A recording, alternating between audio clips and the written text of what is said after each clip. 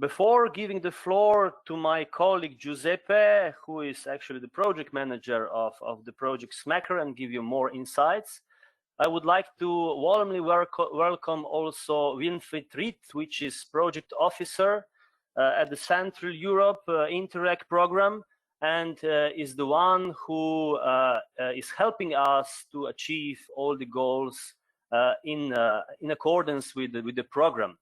First of all, I would ask Winfried Rizzi if he has some welcome speech, some welcome words to all the participants.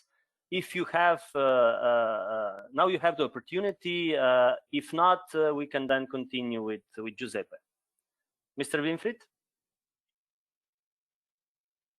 Thank you for this warm welcome. I have no speech for you. I'm here to listen to scientific evidence, and I'm looking forward for interesting presentations. Good luck for the meeting. Thank you very much, Mr. Project Officer. So first speaker today is Giuseppe Liguori. He will present some insights of the SMACR project. Giuseppe is a legal expert and experienced project manager.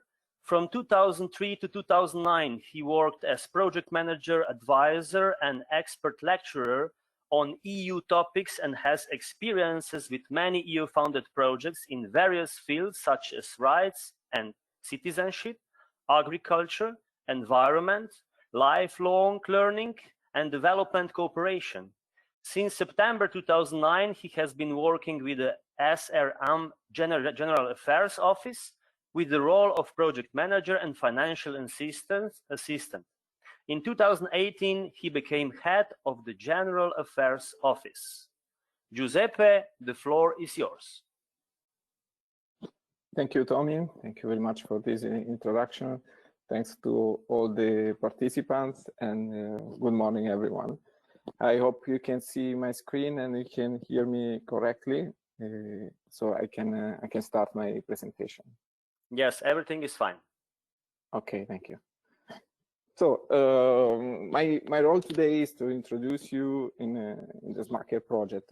This SMACR is an acronym that is made from this word: soft measure and action for behavioral change and knowledge to embrace peripheral and rural areas. We share the same issues. We share some issues in this project. The partners in the project share the same risks and the issues related to being at the periphery of main transport networks. And we also, as partner of this project, we also identified the same main challenges: to cope with inadequate and underused services, to cope with the excessive cost, to react against lack of last mile services and proper intermodality, poor communication information to users, and an high average use of private car. SMACR wants to address this issue, and we want to start from promoting demand responsive and sustainable public transport and mobility services. And these services, this transport are made to connect the local transport system to the main transport corridors and nodes. We based our approach on 4 pillars. So the project is based on these 4 pillars that I want to show you briefly. The first pillar is understanding. So we started our project through a best practice review and share the result of this best practice through specific training program to the partners and other stakeholders.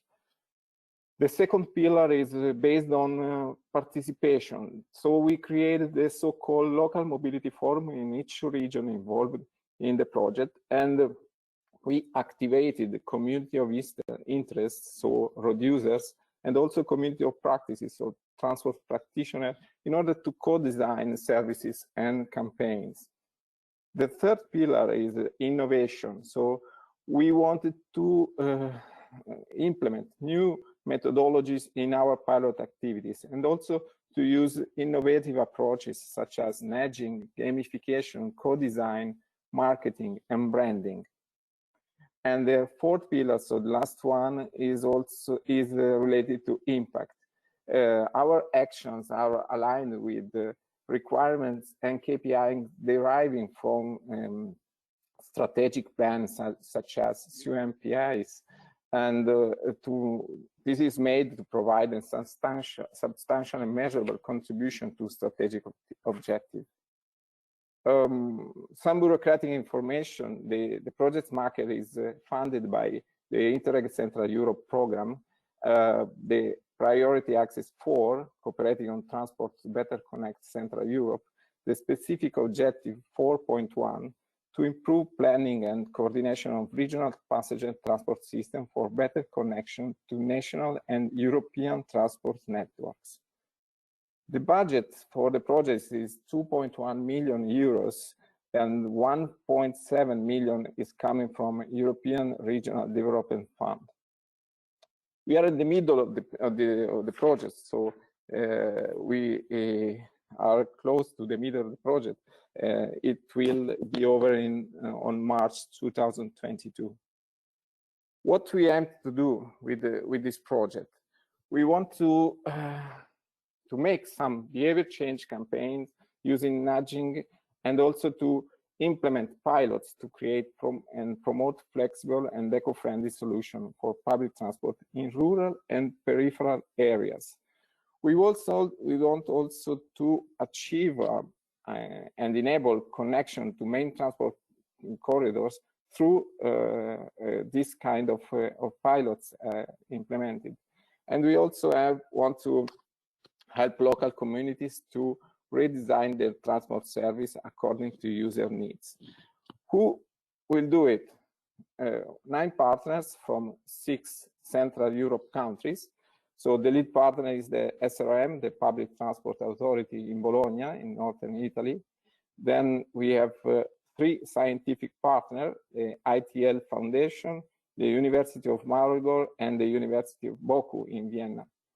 Then the other partner regions are the city of Gdynia, the municipality district of Prague-Suchdol, the city of Muska Sobota, the Public Transport Authority BKK in Budapest, and the regional management East Tyrol in Austria.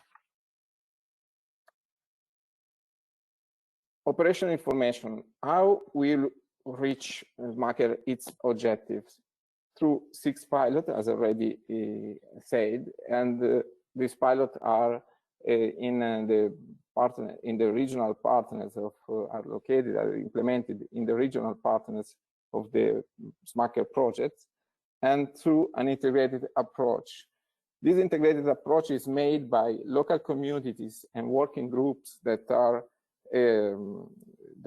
made at local level, but also is made by an external support given by an additional level of governance that we call in the project SQPM, as a SMACER Quality Partnership for Mobility. And today we will have 2 speakers from this high-level group in the agenda, Mrs. Kamperla and Mr. Wolek. And also the integrated approach is made by the enlarged transfer program. This enlarged transfer program is made by 10 non-partners, 10 cities, 10 stakeholders that are called to be part of this of the working group in SMACER through a call for interest that we launched a few months ago. And we are in the we selected almost all the participants to this group. So today we have one of the events that is made for creating the community with this group of participants. In terms of output, they are classified from the program, the Central Europe program. So we have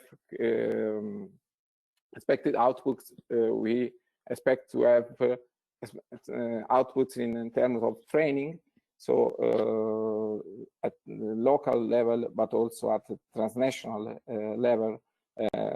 As I said to you before, the largest transfer program is one of these training that we expect to have today. The strategies, we have regional strategies for planning the service in rural and urban peripheral areas, but also one transnational strategy that is the results of all the strategy that we plan at regional level.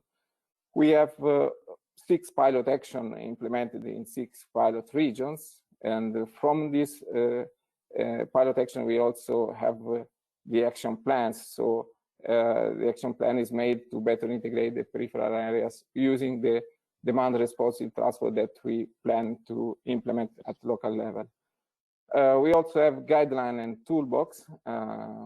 So one guideline for the RT planning and implementation, and one online toolbox for behavior change and DRT measures. And also we have output in terms of communication. That is, this is made in order to influence attitude and behavior at local level, but also to enlarge the audience of the partners, recipients, through newsletter and other deliverable that we send to interested stakeholders. The scope of the market in terms of communication is to introduce a brand new service or solution in the Central Europe region involved in the project, but also to identify winning solution to be transferred to project partner and outside the project area. And today we have one of these example. In fact, the following presentation will be given by a representative from EUSDR, so the EU strategy for the Danube region that we host today, Mr. Franc Žepič, that is the coordinator of the priority area 1B. And 1 month ago, the project market was hosted by the EUSDR working group in the University of Maribor was the speaker in this working group. So this is my last slide. I would like to thanks again all the speakers, all the moderators, the organizers, and to wish to all the participants a profitable day with this webinar. Thank you.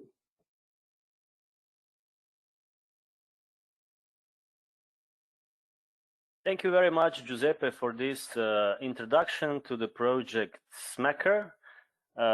So now we know what is the SMACR about, and we will continue now with the second presentation of today, which is called European Strategy for Danube Region. This presentation will be given by Mr. Franc Žepič. Mr. Žepič works at the Office of International Affairs of the Ministry of Infrastructure in Slovenia. His tasks are, among others, coordination of the priority area 1B dedicated to rail, road and air transport of EUSDR, participation as the member of Action Group 4 Mobility of EU Strategy for Alpine Region, and the thematic steering group 2 Transport and Energy of the EU Strategy for Adriatic Ionian Region. Mr. Franc Žepič is as expert on different fields of transport and is active on the ministry. And I'm giving the floor to Mr. Franc Žepič to present today's presentation. Franc, the floor is yours. Thank you very much, Tomislav. Thank you very much, Tommy. And thank you for giving me a chance to address you today at this, at least in my opinion, a very important event, which is dealing with even much more important transport topic. I would also like to welcome all the participants, in particular those that are coming out of European Union. I am glad that with these online events, we are being able to bring together also people from places like Barbados or Australia that are normally having a huge challenge in order to get the funding for the travel across the globe. I'm going to say a couple of words about the Danube macro-region, where I'm a coordinator, and I would like you to notice and see that since 2009, in the European Union, a new concept or approach of people cooperating, coordinating activities, working together has been established. And basically, it started with the EU strategy for the Baltic Sea region. It was continued in 2010 by EU strategy for the Danube macro region, in 2014 with Adriatic Union macro region, and the last one for time being is Alpine macro region. As you may see from my slide, Slovenia is the only country that is part of 3 macro regions. It gives us a huge responsibility, but also some challenges, in particularly relating to be active in all of 3 macro regions. The Danube macro region has 4 thematic pillars. At least for myself and for many others, the backbone is connecting the Danube region, which is transport and mobility. It has been coordinated by 4 countries. For rail, road, and air links, responsibilities are taken by Slovenia and Serbia, and for inland waterways by Austria and Romania.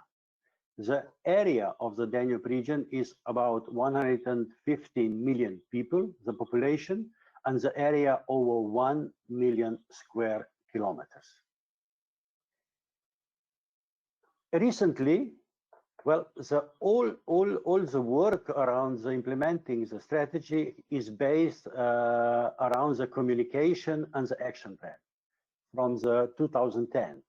Action plan has been recently revised and adopted in April 2020. The actions remain basically the same as in the previous action plan. I'm not going to go through all of them because we do not have time.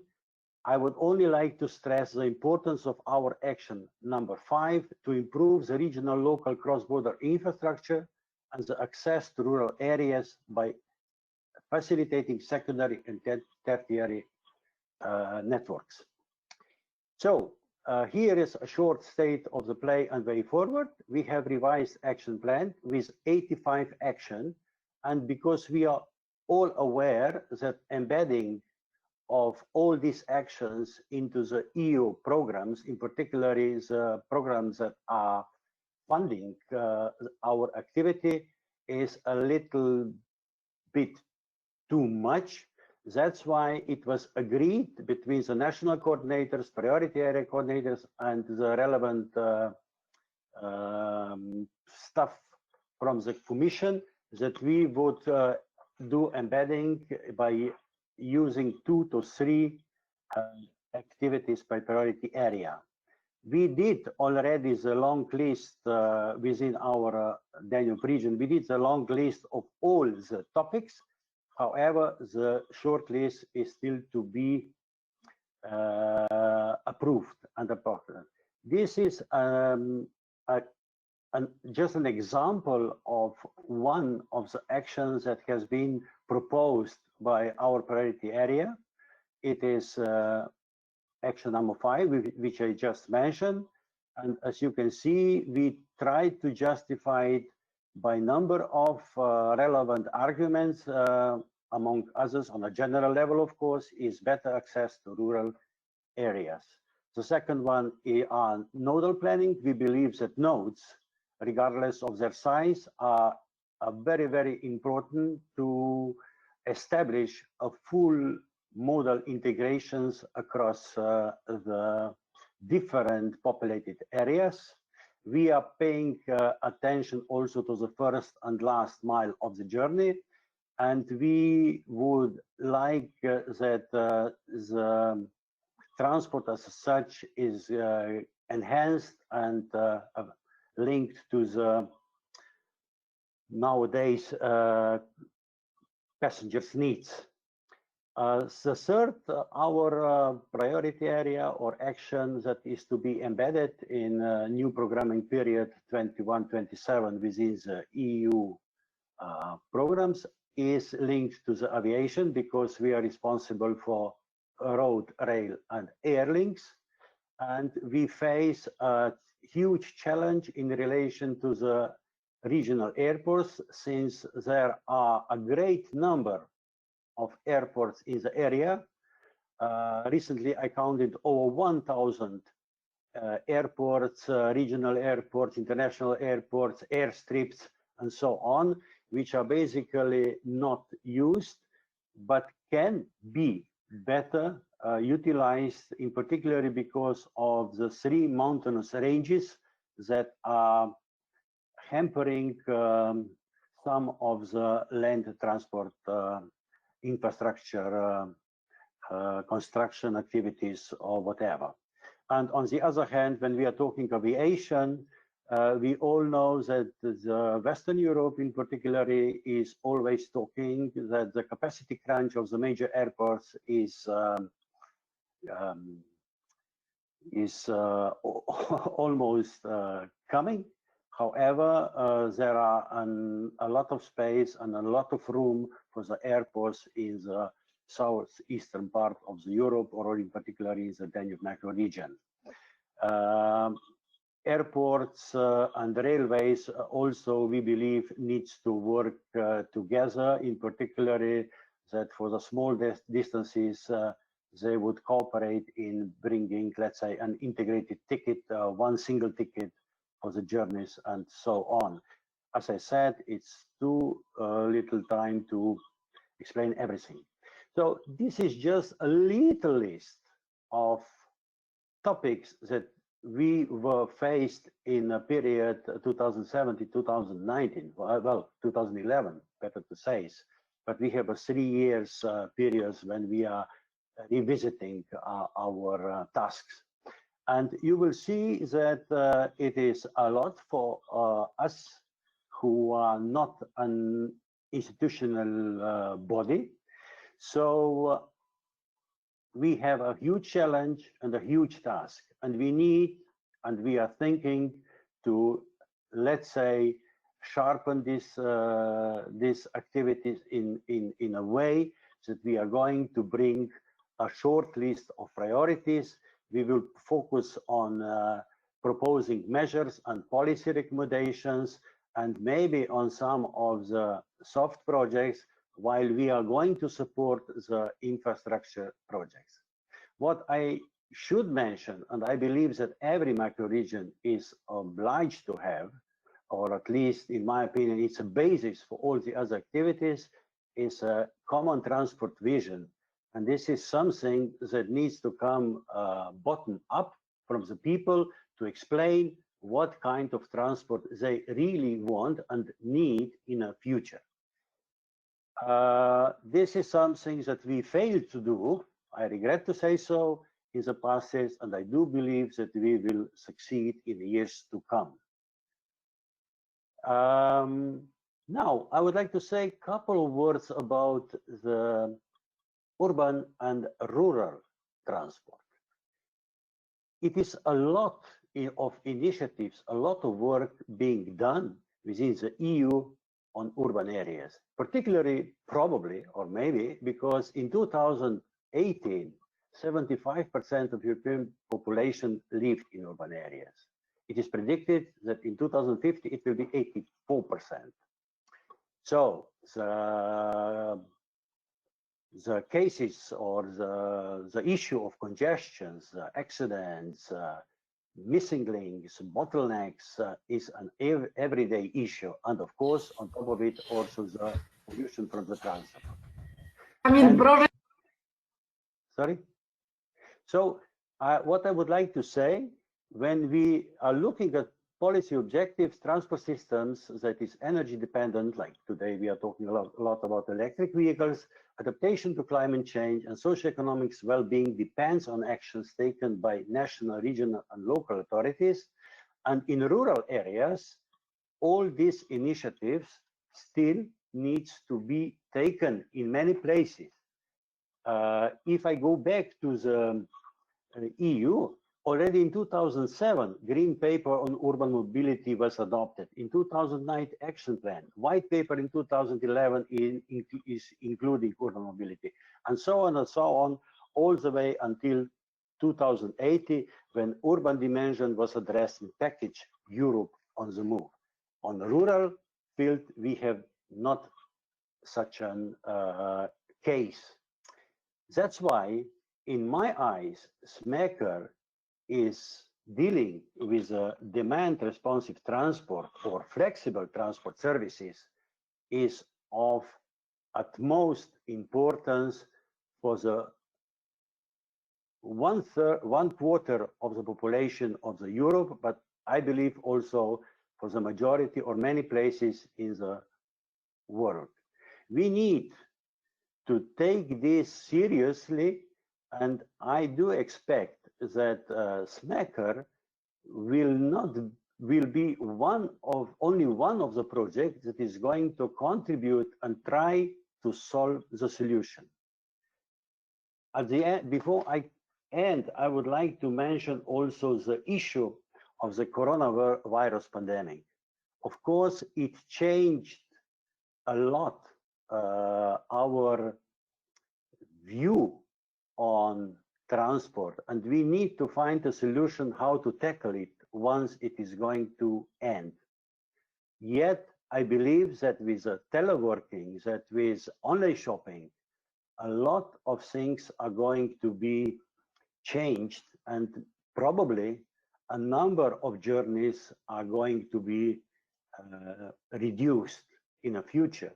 Yet, in particular in peripheral areas and remote areas, we need to take for all those who need desperately public transport or semi-public transport or demand responsive transport. In particular, I'm talking about the young people without a driving license, about the elderly people that needs to go to hospital, about all those that want to go to cultural events in the urban areas, in cities, and of course, on all those that are disabled and need assistance within the transport.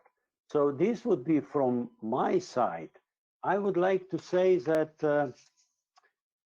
today I'm going to listen and learn from all of you, and I'm looking for a very, very interesting and fruitful day. I want that you will join it too. Thank you very much.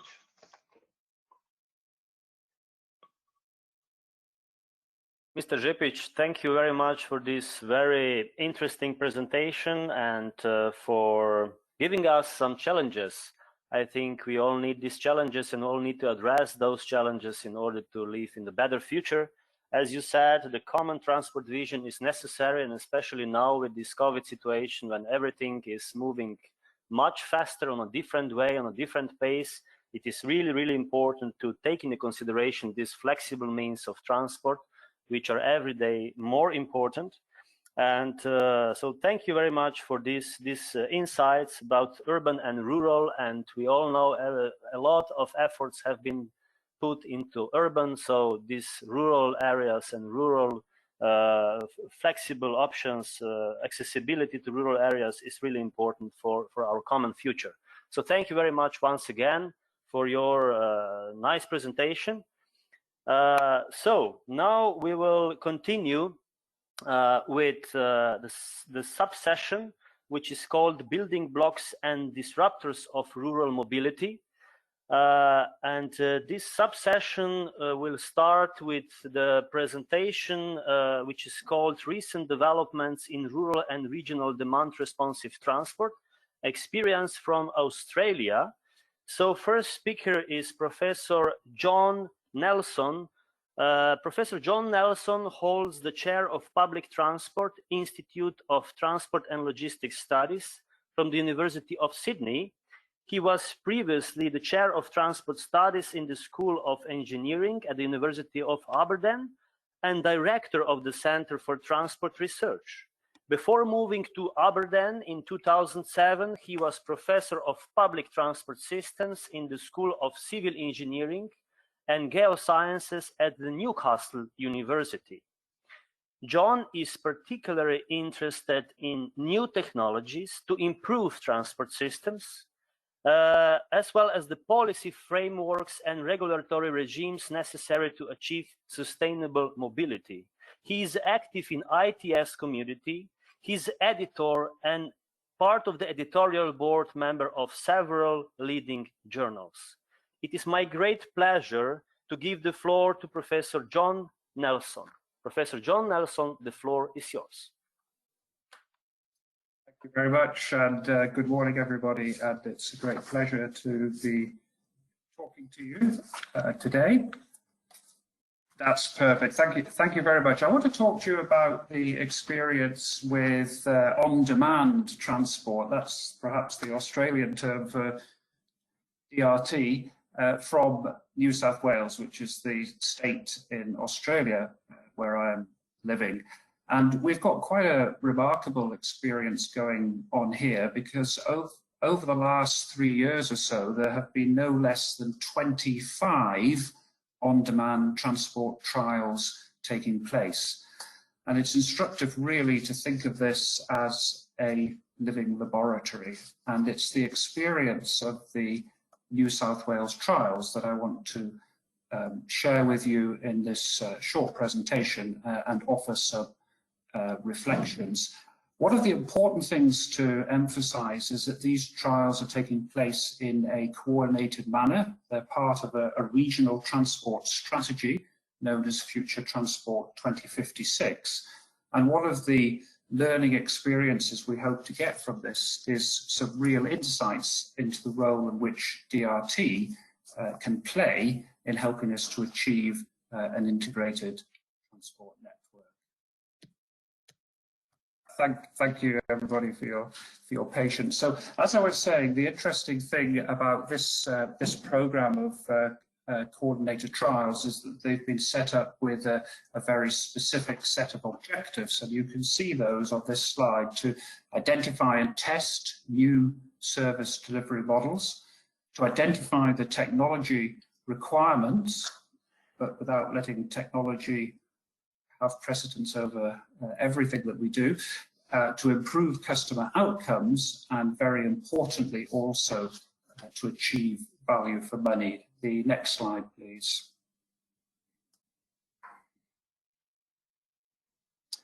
Just a couple of snapshot statistics. These schemes are operating in both the metropolitan and the outer metropolitan regions. That's essentially the area around the Greater Sydney area, and also the rural and regional.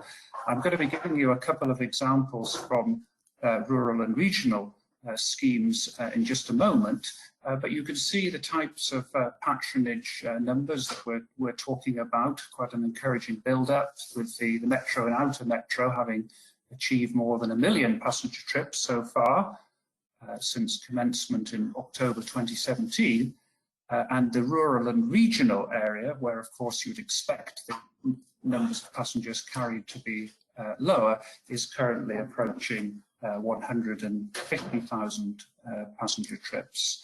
Next slide, please. This is a typology which I think should be reasonably familiar with anyone who is interested in demand responsive transport. It's just our attempt to depict some of the different ways in which DRT services can be implemented.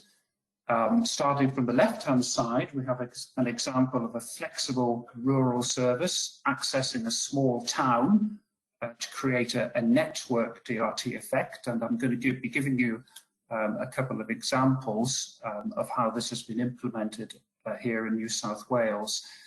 The example in the middle of the diagram is a flexible feeder for interchange DRT, which is also quite commonly used. And the example on the right-hand side is a flexible service to a specific location for what we sometimes call destination-specific DRT. Now let me move on to briefly introduce 2 case studies for you. So the next slide, please. For the first example, we're going to a small town in northern New South Wales called Moree. It has a population of just under 7,400 passengers, and almost exactly 2 years ago, a decision was made to replace 3 fixed route services with DRT, a single operating zone where a service picks you up at or near your home and drops you off at the destination of your choice.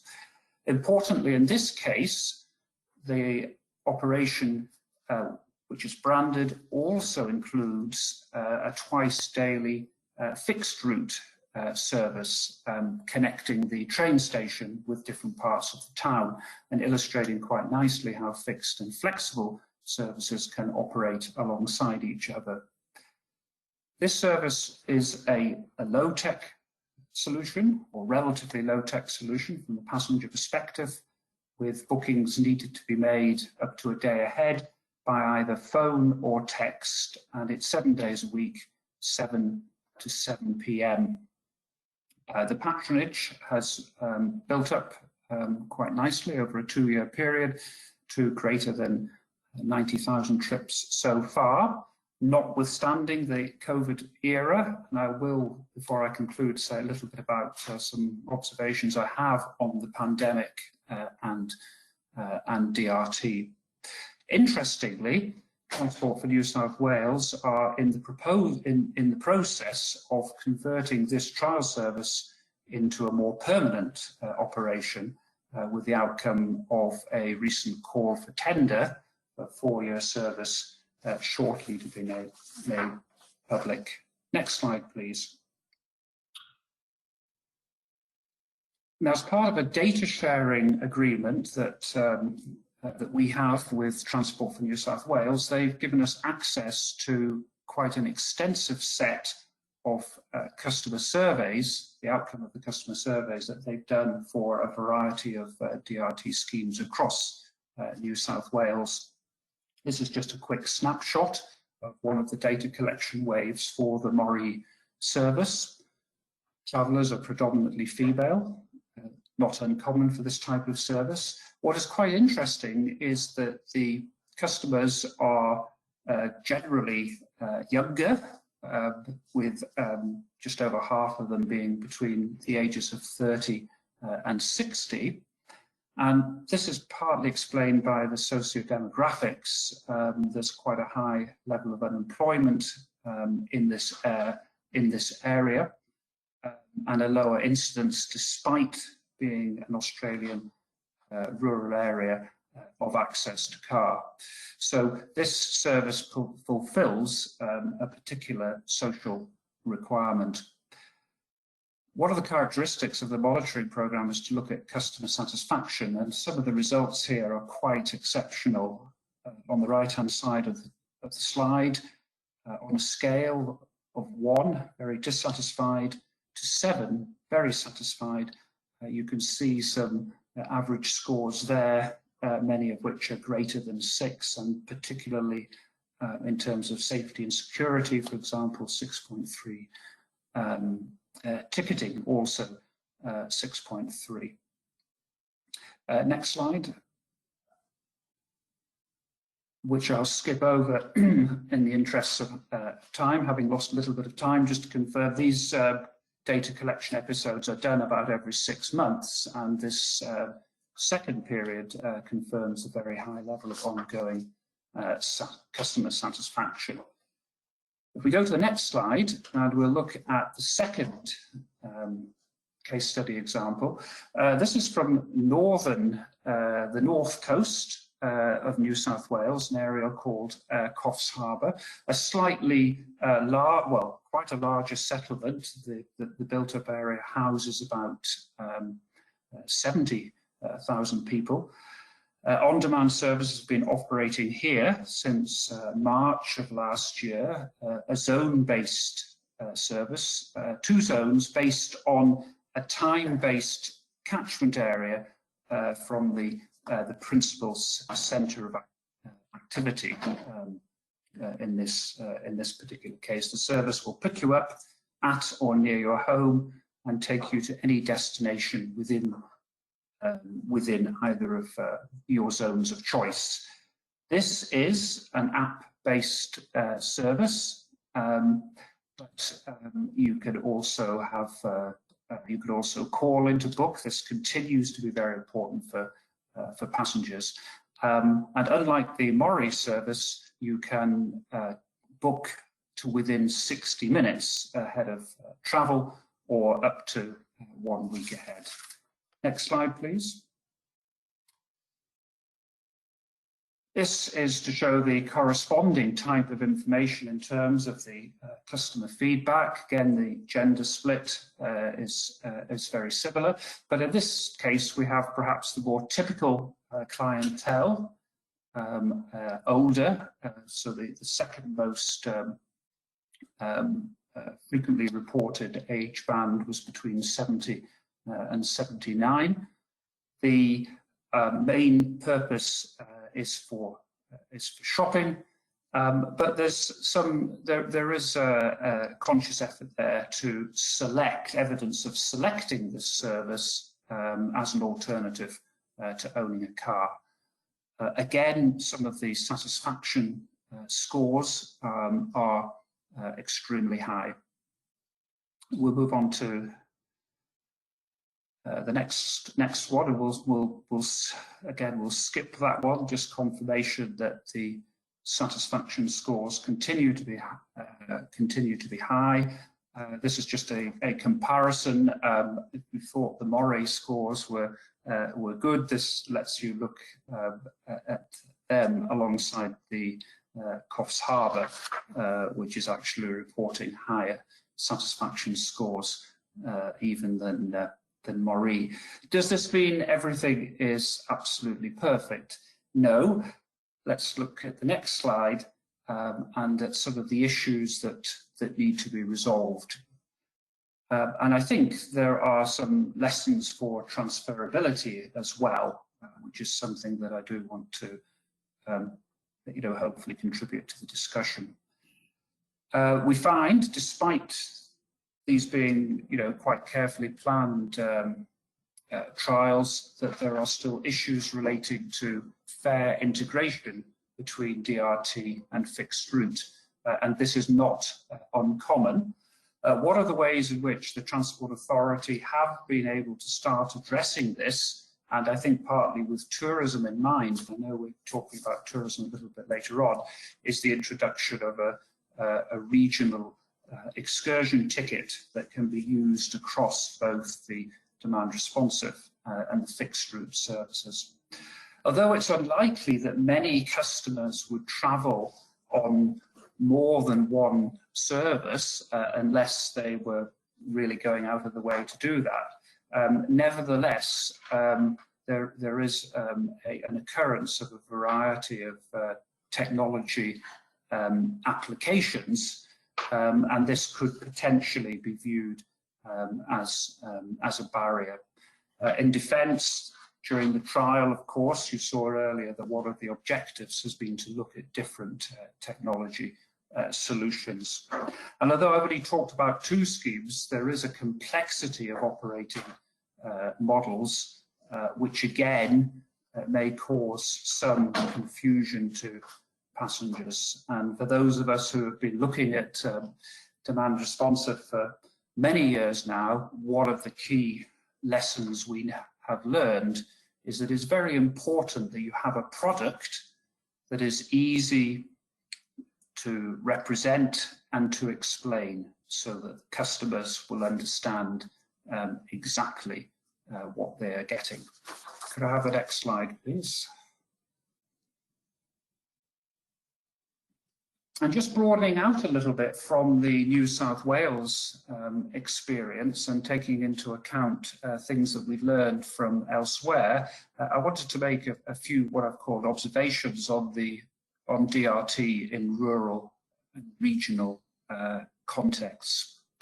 As with much of public transport service planning, there will always be a trade-off between coverage and frequency. But in terms of thinking of a few design guidelines, I would offer the following. We know that DRT is particularly suitable for providing access to higher frequency routes that serve job locations. And this, of course, adds to the social inclusion dimension. And we know also that integrating DRT with fixed route services will allow greater cost effectiveness. If we are going to convert low demand fixed services to flexible or demand responsive services, then looking at the characteristics of the geographical area being served and the time of day that one wishes to serve as well is important to reduce variable costs. Whilst, again, for those of us who have been looking at this problem for a number of years now, these may already begin to appear self-evident statements, it is a fact that sometimes they can be overlooked. We need, where we can, to create operational areas that are geographically large enough to reap economies of scale using smaller vehicles. And it's also important to look for commercial niches so that spare capacity can be effectively utilized. Something that we've got a lot more experience of now is what happens when you introduce new operators, or indeed not so new. It may be community transport, it may be taxis, but bear in mind that it may be TNCs. Bear in mind that conventional operators still do not always understand DRT. And there's a technology piece as well. It is important to ensure the use of appropriate technologies. Can't overestimate or rather overemphasize that phrase sufficiently. If we could skip forward 2 slides, and I will just move into the last topic that I want to refer to, just take a few minutes. This is to make some observations on DRT and the pandemic, because this is something that I've been looking at fairly recently. One of the things that Transport for New South Wales do is they publish all of their patronage data for all of their DRT schemes through their open data hub, which anyone from anywhere can access. It's aggregated to a monthly level, but it's still fairly useful.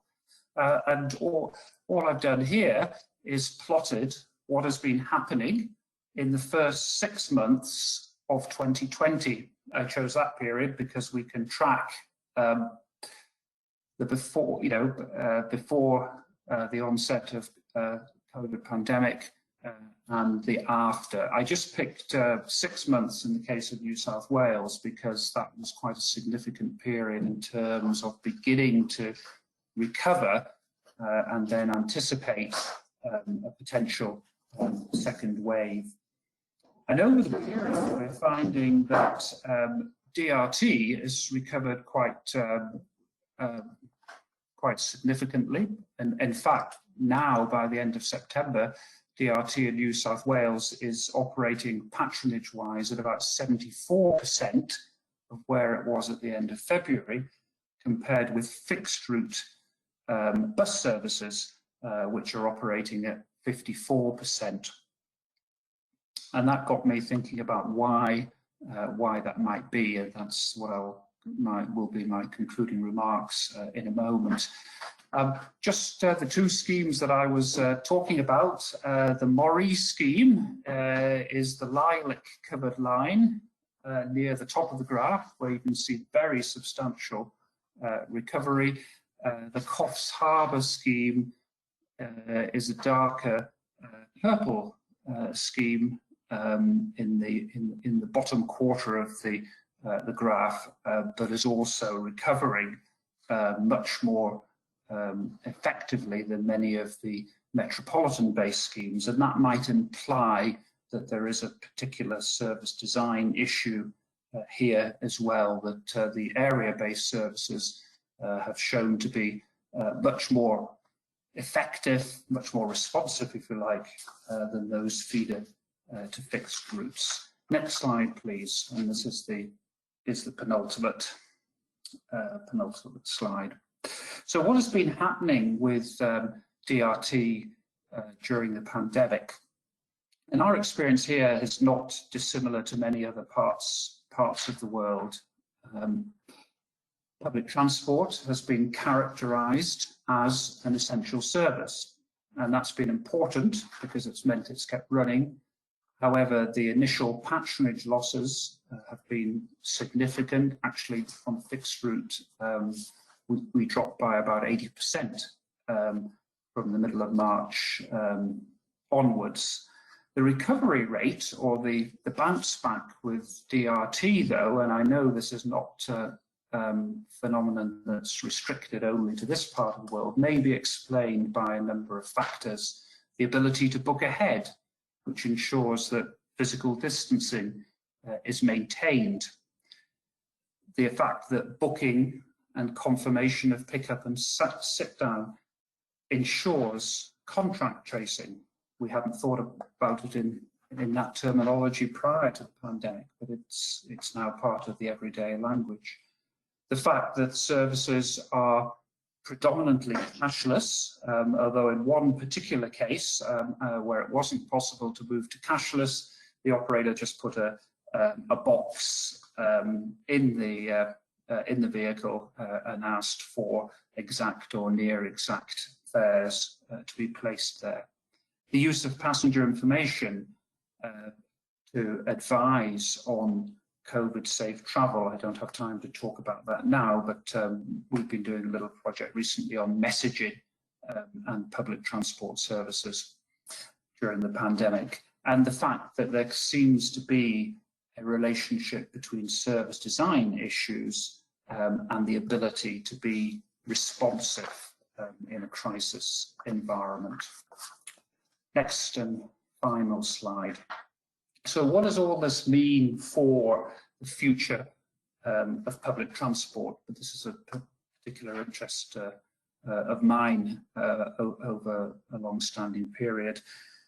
I think one of the questions to ask is, does the experience with DRT in 2020 offer some insights for the future of public transport?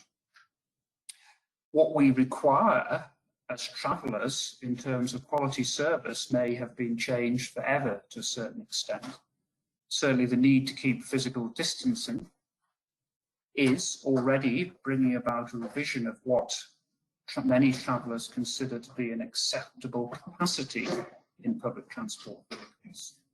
So the days of heavy overcrowding may be something that we don't want to return to. Seat reservation, a more personalised service. Could we do this in local public transport? And the travel pattern being exhibited by, and this is my phrase, the current normal, because we're not yet at the new normal, implies that public transport customers have become more adaptable and indeed, in some respects, less predictable. And they need greater flexibility, particularly, just as with today's conference, more and more of us are working from home. So might a more personalised transport offer with elements of flexibility be seen as more attractive going forward? And might it be the case, just to finish or to continue with this optimistic note, that in some locations, regional, rural, and of course metropolitan, it may prove to be more efficient to run on demand instead of fixed route services on a larger scale than we've been able to do hitherto. On that point, I will conclude, and thank you very much for listening.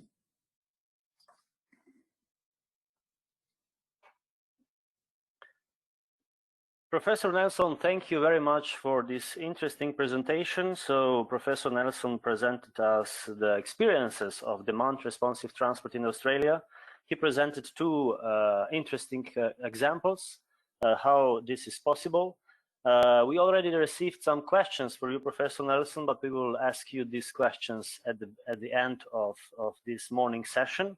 So please stay with us in order to answer this question afterwards. So we noticed that this demand responsive transport recovered much faster than the fixed routes. And Professor Nelson also mentioned what are the reasons for that. We know that during this COVID pandemic situation, the social distance, the physical distances are tackled, and this demand responsive transport is the future, maybe also to take over some activities of the physical of the fixed routes at the very moment.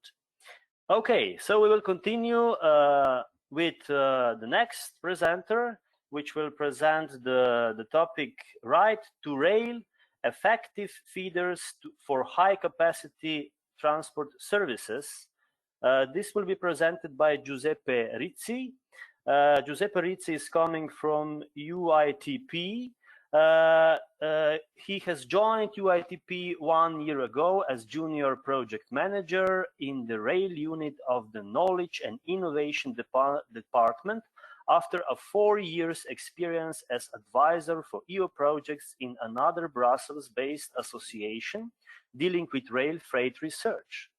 In UITP, he coordinates and supports the coordination of Right to Rail and some other projects, and is actively involved in 3 urban rail projects. Since February, he was appointed as manager of the UITP Regional and Suburban Railways Committee. Mr. Giuseppe Rizzi, the floor is yours.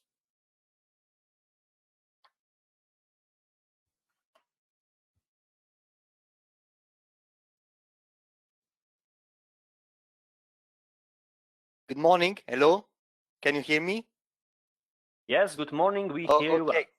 Thank you very much for the invitation and for the presentation. So and thank you also for giving me the opportunity to introduce you a general presentation of Right to Rail project and also a snapshot of the activities that we are carrying out now in the project. So I will start my presentation starting from the very beginning. So what's behind the project and why we decided to work on this. Well, I don't see my slides. Okay, so we started from the analysis of the current situation in urban and rural areas, which is more or less similar to what we see here. 1 person per car driving for reaching their destinations, their jobs, their leisure destinations, and this is a situation that is quite common in our cities, but also in our rural areas. And of course, everything would be great if there would be only 1 person per car, just 1. But we know that the situation is more similar to this one. A lot of people driving alone, and you know, it's creating quite a lot of problems. For sure, congestions, and the streets are more or less like these, but also affecting times or delays, and also affecting our moods because we get frustrated, we get stressed, being stuck in the traffic all the time. So these are some of negative externalities, but they are not the only ones, because we have congestion for sure, but we also have accidents and problems for safety. We also have emissions, of course, and it's not even cost effective because there is a waste of money driving alone. So we were thinking about how to improve this situation, and we decided that the optimal scenario would be to shift from a situation of single car occupancy of many cars to something more similar to this, of people allowing other people to jump on their cars and just sharing the rides.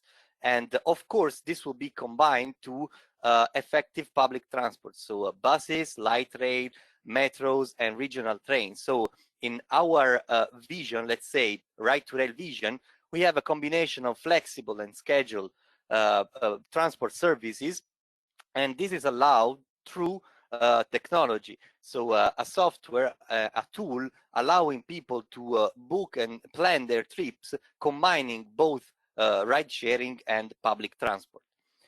Which are the objectives of the project? The objectives of the project are to encourage carpooling for sure, and ride sharing as a complementary, as a feeder for public transport, and in particular for rail, and to enhance the performance of the overall mobility system, reducing road congestion and environmental impacts, reinforcing the mobility offer in particular in rural and low demand areas, but not only, in particular. How do we do so? Basically, we are working on a framework for combining flexible and scheduled transport services, as mentioned, and software components for improving travel planning, booking, and ticketing. Well, ticketing will be an issue in the second part of the project. It's not at the moment clear if we will be able to integrate also the ticketing part, and also to produce some recommendations for replicability. And for this purpose, a call for transferabilities and replicability of the right-to-rail activities will be launched in the next months. Which are the impacts of the project? To increase the number of passengers using public transport, for sure, to improve the rail connection with the rural areas, to minimize environmental pollution while traveling, and also to propose additional criteria to people for informed decision making when planning a trip. And to measure these impacts, KPIs for sure will be investigated and measured throughout the whole length of the project, which will be 30 months. Before a clarification, we were speaking about ride sharing, on-demand ride sharing, but in right-to-rail, we also include in the definition carpooling and ride-hailing. Basically, we were making a deep investigation of literature review about ride-sharing and carpooling in general, and we came up with the right-to-rail, so to say, definition of ride-sharing, which is referring to the common use of a motor vehicle by a driver and one or several passengers in order to share the cost. And this is we have two, let's say, cases. The first one is the common use of a motor vehicle for cost compensation in the context of a ride that the driver would do anyways. So this is referred to carpooling. But also the common use of a hired vehicle among one or several passengers which have the same or different destination in order to share the cost. This is a professional driver driving us somewhere, like to the airport or to, I don't know, to the museum, whenever. And in Right2Rail, we are going to demonstrate our outcomes of our research in four, let's say, operating conditions, 4 demo sites. First of all, Padova. In Italy, it's one of these. The mobility app will be tested with rural commuters and mainly students, because Padova has a strong university vocation. So there's plenty of students commuting every day. Of course, not now, but because university are having distance learning, but in general, it's we hope that when the pilot will be executed, the situation will be a bit different from the current one. So we will integrate the functionalities of Right2Rail in the Ferrovie dello Stato app Nugo. Ferrovie dello Stato is also the Italian railway undertaking, and it's partner of the project, and it's owning also the bus fleet in the region of Veneto, where Padova is. The second demo site will be Brno in Czech Republic, and in particular in the South Moravia region. The objective here is to encourage commuters to share vehicles for reaching the public transport hub. In South Moravia, there is a good network of buses, but some areas are not well covered. So the idea here is to encourage people to use their private vehicles, to share their private vehicles, to get other people to the closest station or the closest public transport hub in general. In Athens, the demo site is a 20-kilometer air rail corridor from the center of the city to the airport. And in this case, we will encourage the combination of carpooling and park and ride. And for this purpose, a park and ride facility company is supporting the project. So they will offer some free rides, free parkings for people who share their car. And also in the Helsinki, the final demo, Vuosaari area is an area in the outskirts of the city with now a strong demographic expansion, and we will test and integrate in the travel planning app an automated shuttle bus, combining, well, allowing people to get to the closest metro station. We will organize local events to engage with local stakeholders, of course, when this will be possible, and when the pilots will be executed, which will be according to our time frame, starting from late 2021. So this is the consortium. It's 17 partners from 10 countries, covering quite a lot of European countries and also quite a lot of fields of expertise. And now I'm gonna give you an overview of what we have been doing in these first months of the project. So first of all, we started analyzing the ride-sharing situation in Europe, starting from the legal framework. So this is a table, one of the tables that we produced. In this case, we analyzed for each country if ride-sharing is allowed, if it's regulated, and also comments. So what we discovered is that the ride-sharing market is regulated only in some countries, let's say in few countries. In other countries, some platforms are banned. For instance, Uber is an issue. In general, not clear legal framework is there in many of the countries. Let's say that the Baltic countries are a bit more advanced than others.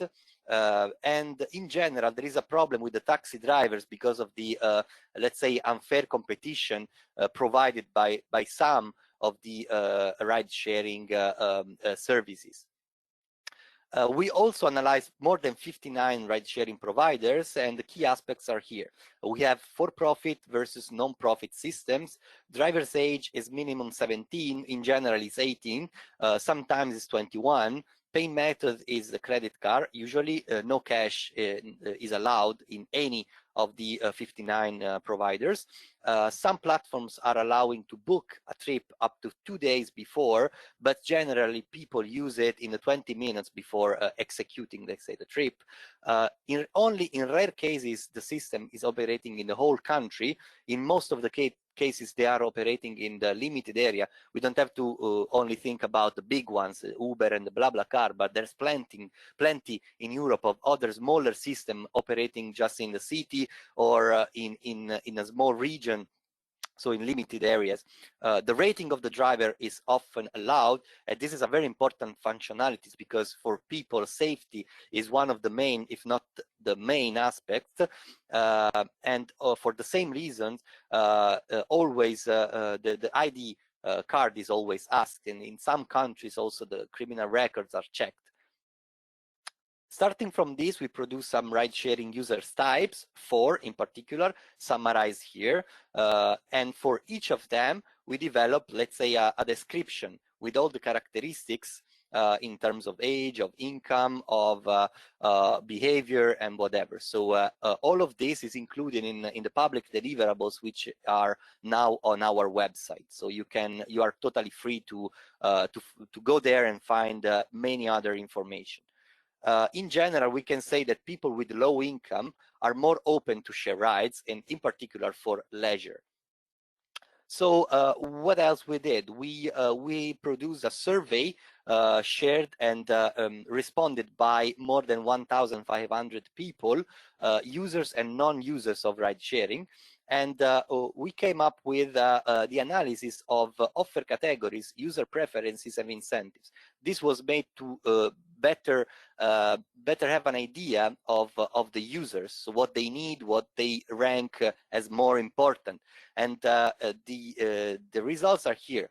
Which are the offer categories most important for the users, for the majority of them? Offers that are quick, short, reliable, and cheap. And about the preferences, people prefer to have short overall travel time with few number of changes, live notifications on trip status and connectivities, and in particular this is true for the younger people, even if we had quite a lot of age ranges in our surveys. And also flexibility is important, so this means refundable trips. So this is not only applied to the short distance, but also long distance trips. And with regards to the incentives, for preferring one offer compared to the other, these are the most important. Discounts for sure. This is an economical incentive, let's say. Gamification, which is an intangible benefit. Also the opportunity to get some ancillary services, for instance, meals or snacks on board, newspapers or whatever. And also environmental impact is ranked really highly by people. And starting from the analysis of these, we produce 7 clusters of travelers, and this is also on the deliverable 2.4, which is on the website, covering the different characteristics of people. We also analyze through the same survey TSPs, which is drivers of ride sharing, and also travelers of ride sharing. And we discovered that, quite surprisingly, they have the same, let's say, the same key aspects, which are operation, convenience, cost, time and safety. These are the same categories, let's say, but in some cases there are differences. For instance, for the travelers, convenience means easiness to find a ride when public transport is not available, while for the driver, the convenience is the reward, such as discount in parking slot. As said before, the safety is really important for both. And in fact, travelers prefer to rank the experience, to rate the experience, and also to have more information about the driver, such as even the personal information. Of course, they prefer to avoid night rides, and they prefer to have more than one person in the car. And this is particularly true for women. But also for the driver, it's more or less the same. They want to know who is coming in my car. They want to avoid also, they prefer to avoid night rides, and they prefer to have more than one person in the car. In general, we can say that we discovered through the surveys that people who experience ride sharing at least once highly rated. And this is particularly important in our project. This means that if you try it once, then you are open to do that again. This is important because we noticed that in general in Europe, there is still a huge resistance to the utilization of this kind of services.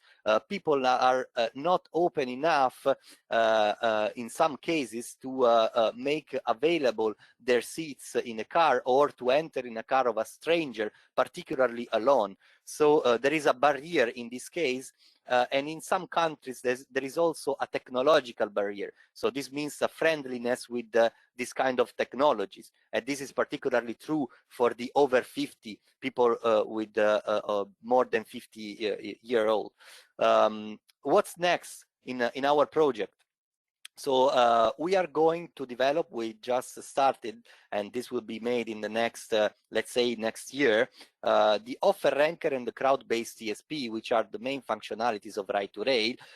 The offer ranker is a tool allowing people to get the travel offers in the exact order matching their preferences. So if I am a person caring quite a lot about the environment, the environmentally friendly options will be ranked on the top, and the most pollutant on the bottom. The crowd-based TSP is a tool allowing people to offer rides. I'm going to the airport and I'm driving alone. I have 2 or 3 seats. I can put these 3 seats available, and people will jump on my car and we can go together. And of course, we will try to understand which are the algorithms for better synchronizing the shared mobility with the mass transport. Enhancing the so-called travel companion. What is the travel companion? Is a tool, a personal application developed by Shift2Rail projects, which is helping people to access the functionalities of Shift2Rail, and in particular of the IP4 pillar projects. And these are, for instance, the booking functionalities, planning functionalities, incentive functionalities, activities around me functionalities. So people can access all these functionalities through a personal application, which is now developed. And we are going to demonstrate our research, our production, and in particular the app in 4 European locations, as mentioned before. And for sure, as also said, we are going to perform an impact assessment and a general evaluation of the KPIs at the end of the project, which is going to be May 2022, according to our plan. For sure, we don't know which the COVID situation evolution will be. As said, we plan to start the demo activity in the second half of 2021. So we are going to basically monitor the COVID situation and hope to close the project on time in 2022. So there's quite a lot of other information about what we have been doing in these months on our Right to Rail website that you can see here, and then you can also subscribe to our newsletter. We just issued the first one, and that's it from my side. So thank you for your attention.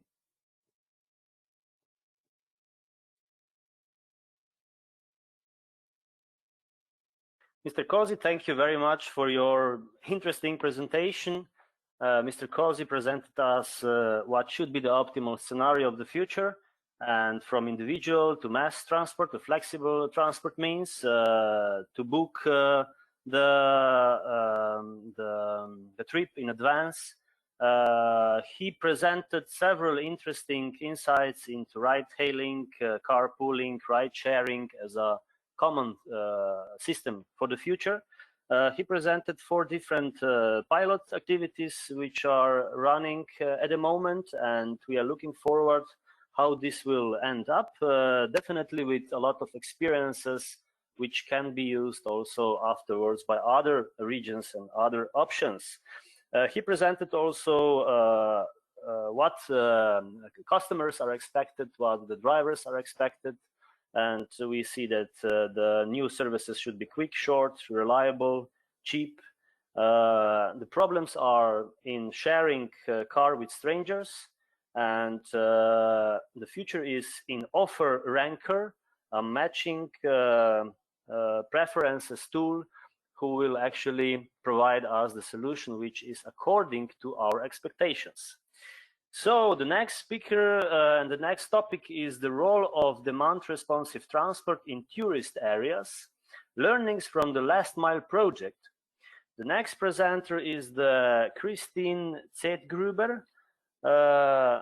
A short introduction of her. The Christine studied spatial planning with a focus on sustainable development in rural areas at the Technical University of Vienna, and has been working for the Viennese planning office komobile W7 for 8 years now. Christine is experienced in the management and coordination of cooperative projects, especially in the field of sustainable mobility, thereunder the Last Mile project in Interreg Europe program. Besides, she is managing the Austrian National Consultancy program called Mobility Management for Leisure and Tourism. Furthermore, Christine is involved in different planning projects at local and regional level. Christine, we are looking forward to your presentation, and the floor is yours. Thank you, Tommy, for the introduction, and many greetings from Vienna. I skip the overview and start directly with the contents. The so-called last mile is still one of the major challenges for sustainable traveling.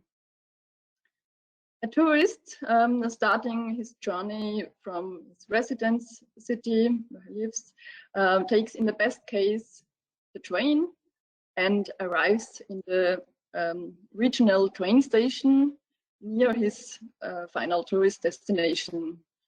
From there, he seeks for connections to his hotel, and from there to different points of interest. Well, there are already some factors that strongly influence the first part of this travel chain. For instance, the travel time compared to individual transport, the number of changes of train, the price, and also what to do with the luggage, especially if you have heavy luggage. But even more complex can be the here displayed last mile, this last stretch of the journey from the transport hub in the region to the individual destinations. The public transport offer in rural areas, where a big part of tourist destinations are, is often not attractive in this case, because you rarely find door-to-door connections at the time you would need them. This is due to many different factors. I guess they are known among you, that these factors make it almost impossible for a regularly going bus system or train system to supply all these settlements, all these touristic accommodations in peripheral locations. Therefore, our vision of sustainable traveling is in great danger. Due to a lack of door-to-door offer, or sometimes it's just a lack of information, the uncertainty and the feeling of discomfort win and bring many tourists to decide on the car for the whole trip. That means for the arrival, like many others, and for various on-site trips. The consequences are traffic jams, the arrival related to GHG emissions, pollutants, noise, overcrowded parking lots, and all this in actually quite sensitive natural areas. In order to steer against this usual behavior pattern, demand responsive services could complement regular public transport and thereby realize the door-to-door mobility. In best practice examples, we can see that a sophisticatedly planned system can benefit inhabitants just as well as tourists, and thereby bring the best possible value to the region, its social inclusion and its economy. This vision was the reason to start the Last Mile project. Many foregoing projects were known dealing with the topic, but still practitioners faced a lot of unsettling or hindering factors for implementing especially small-scale systems on a long-term sustainable basis. Therefore, the Last Mile project wanted to concentrate on framework conditions which are hindering the implementation of small-scale services and provide policy recommendations on how to improve these conditions at national, at regional and local level. Besides the improvement of framework conditions for flexible transport, of course, it was also about a practical exchange of good or also not so good practices and experiences, and the common learning of success factors. The Last Mile was a project under Interreg Europe in the first call. It ran from April 2016 to September this year. We recently finished it successfully. It comprised 6 regions from 6 European countries and an advisory lead partner, which was the Environment Agency Austria. You can see the locations of the partners, and I recommend you to check the still running website of the project for more details. The project was divided into 2 phases, whereas phase 1 was the core part of the project with an intensive and regular interregional exchange. The regions made in this first phase a detailed analysis for their own framework situations and of the state of the art in the regions, and all the single results flew into a synthesis with recommendations. The project partners themselves finally incorporated these recommendations in regional action plans, which they developed in the frame of the project as well. And in phase 2, they actually started the implementation of these actions and monitored the progress. Our final conference, where we would have liked to disseminate our project results, unfortunately was another COVID-19 victim and could not take place. It was actually planned for April in Innsbruck. So a first step before the studies was to create a common understanding of flexible last mile solutions.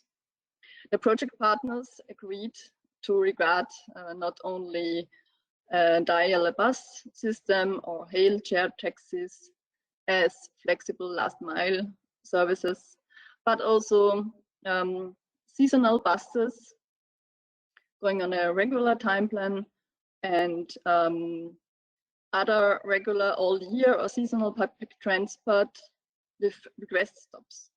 And besides, also sharing systems like a car sharing or a bike sharing, which are connected to public transport hubs and can also serve for covering the last mile. The policy recommendations formulated by the project partners concern several fields, from legal regulations to management to financing, and including also awareness and information schemes.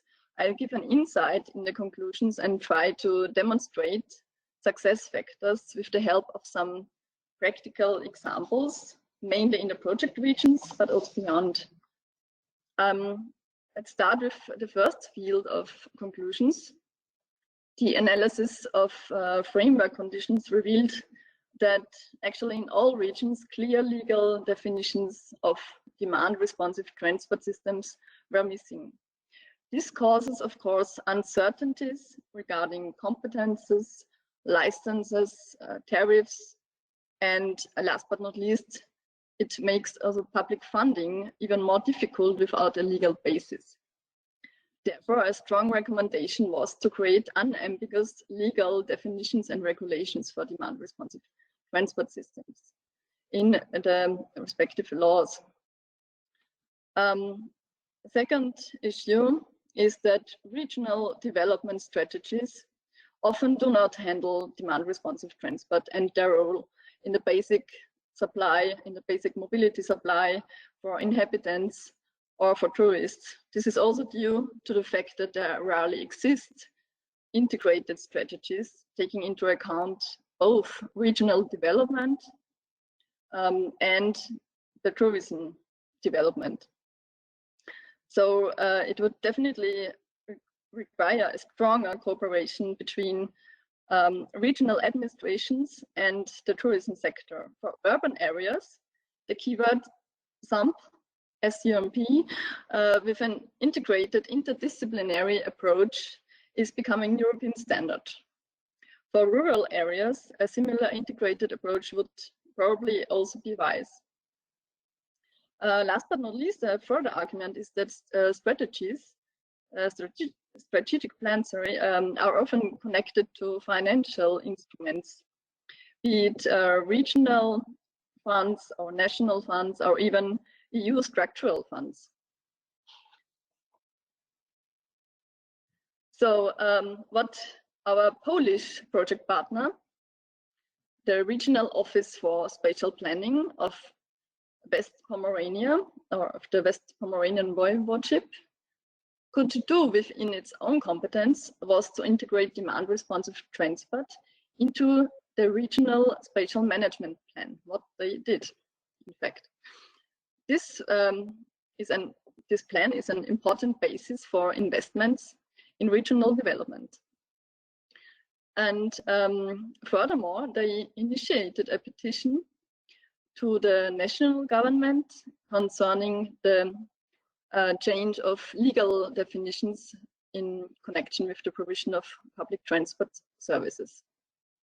This petition is still ongoing and the outcome is still not clear, but they received some positive intermediary feedback at least. And the Košice region in Slovakia was even one step ahead in terms of legal frameworks.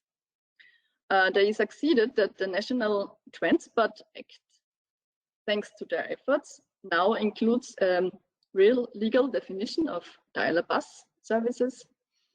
And this, according to the project partner, this enables now private co-financing of shuttle services, which are carried out in a public interest, which was not possible before, and thereby the possibility for tourist enterprises to support from their side mobility services for their clients, for tourists.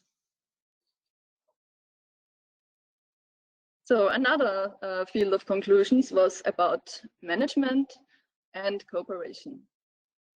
Management, this refers, for instance, to organizational efforts like to integrate flexible transport services in the overall public transport system and thereby use synergies in the management. Another recommendation was to install a kind of support system at regional level in order to coordinate the implementation of demand responsive transport at the local levels, because it turned out that single municipalities are often overstrained and they need all support in organizational and legal support in management of the information policy or in acquiring funds. And this support in the best case, the support comes from an superordinated level, like a regional administration or another coordination body. About cooperation, that refers to multi-level and multi-sectoral cooperation.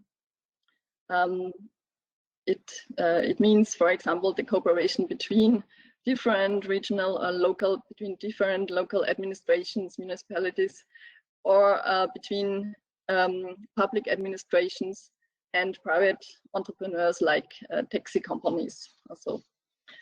So I have a practical example from East Tyrol. You know, East Tyrol is also participating in SMECA, and I hope I won't repeat so much in this case.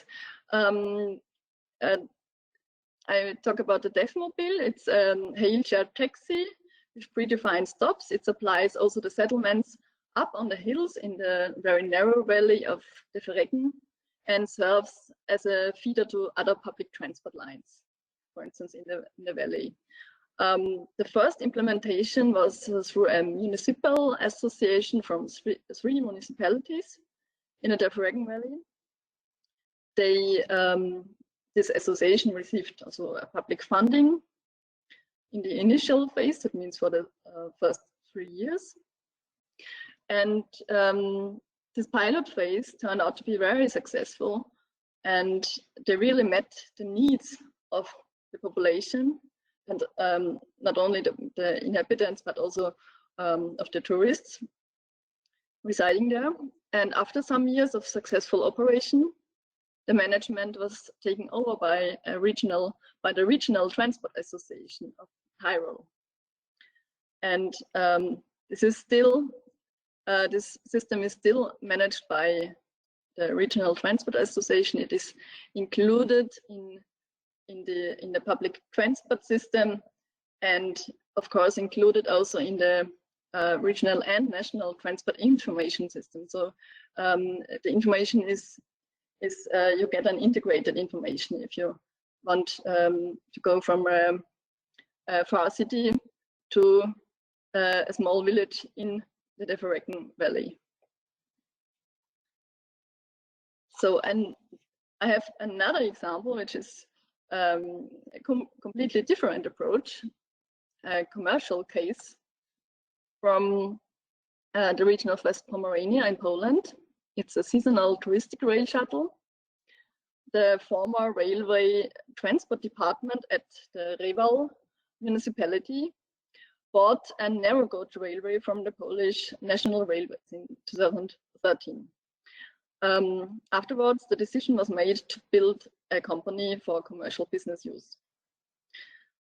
This company turned out to be very successful. In 2016, in the summer season, 159,000 passengers used this service. It was 8,000 more than in the foregoing year. That's the numbers I have. So, and the company's income is growing. They also received support, financial support in the investment phase for the revitalization of this railway, support from the regional operational plan of West Pomerania. This is also co-financed by EU structural funds. And the company, the business plan of the company is actually to keep close cooperations with different tourist entities in order to provide tourist packages, and also cooperation with a bike rental system where they offer free bike carriage, they make events, etc., etc. And also in the off season, it is possible to hire this railway privately. So it's a well-developed business model and an interesting approach as well. Let's come to another conclusion about finance. Of course, this is evident. The analysis on existing barriers for the implementation of demand-responsive transport revealed, among others, that in many cases, the high investment and running costs and combined with the insufficient financial support for small municipalities are the main barriers for implementation such services at local level. Financing schemes also, even those designated for mobility, do often not support soft actions like communication with users, education and awareness raising. This adds to this problem. Besides natural sources of funding, the funding possibilities for flexible transport were in the frame of regional structural fund programs, so from EU funds, were also analyzed in the project.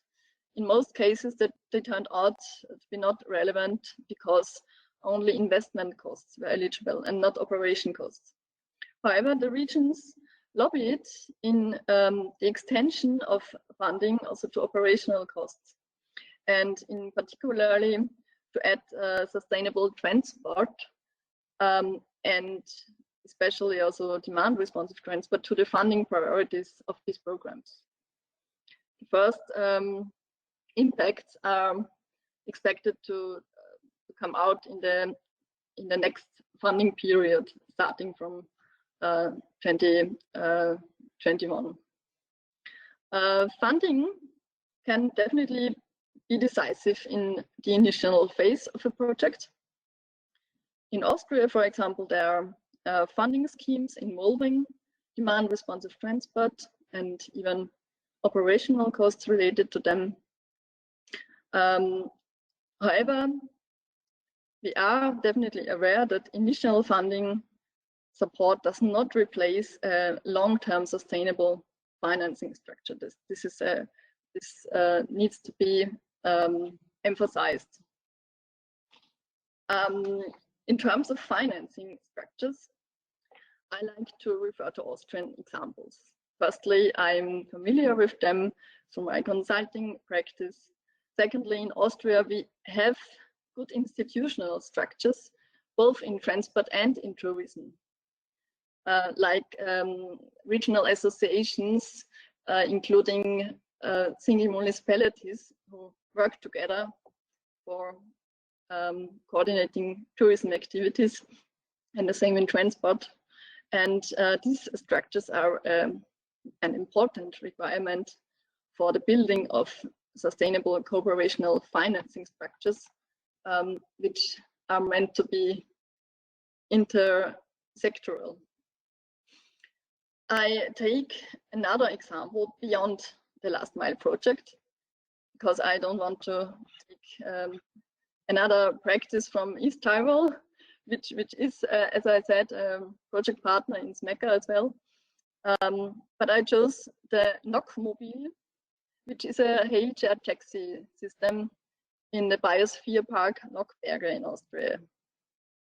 The system has predefined stops, and it has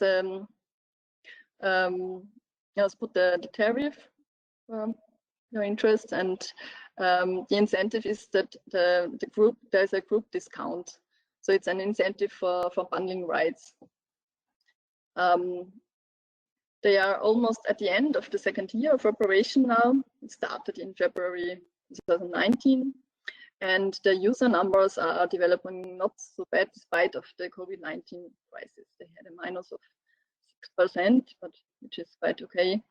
And they're looking forward to hopefully prospering next season, next year.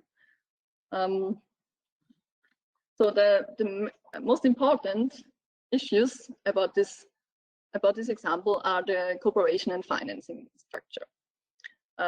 It is based on a cooperation between the Carinthian Tourist Mobility Center, the Biosphere Park, and 3 tourism regions, including the regional tourism associations and the municipalities.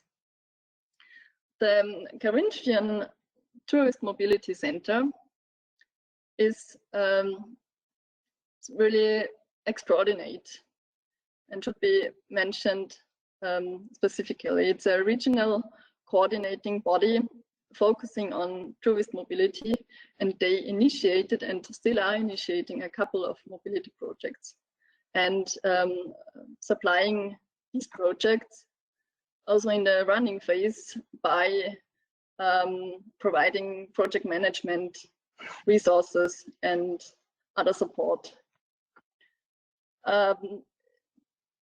The one-time expenses were 50,000 euro for basic infrastructure and for the demand stops, and the running costs per year are now 160,000 euros for the contributions to the transport companies, for the disposition system, for technical support, call center, product development, marketing, etc. These costs are covered by municipalities and the local tourism associations. As I said, the Carinthian Tourist Mobility supports the project with the project management for cost-free. And for the first 3 years of operation, they also receive a national funding from the so-called Klimaaktiv Mobil initiative. This is a national funding program from the federal government. And it's about 30% for investment and running costs. So I summarized just a few keynotes for sustainable financing, what one should consider. The first priority should always be to create a high quality offer.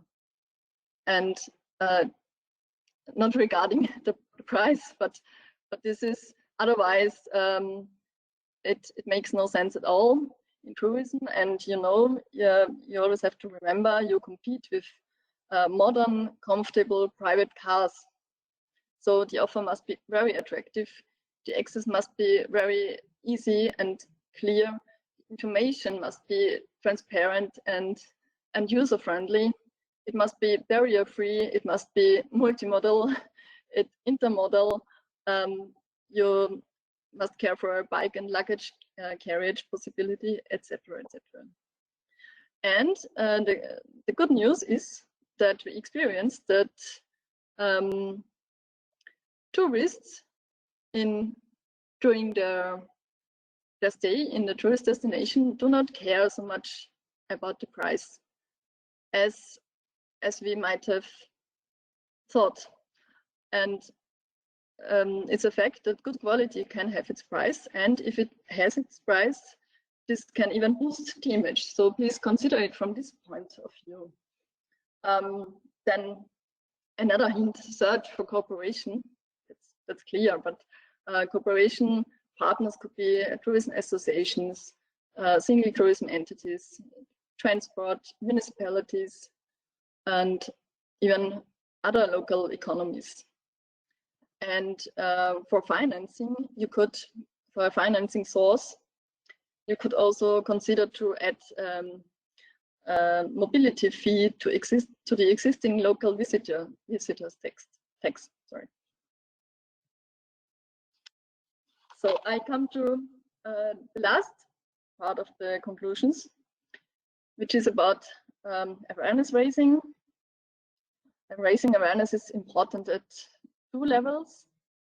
On the one hand, to involve the stakeholders and decision makers, and on the other hand, awareness raising among the end users. In last mile, we had obligatory local stakeholder groups. This was a requirement from the Interreg Europe program, but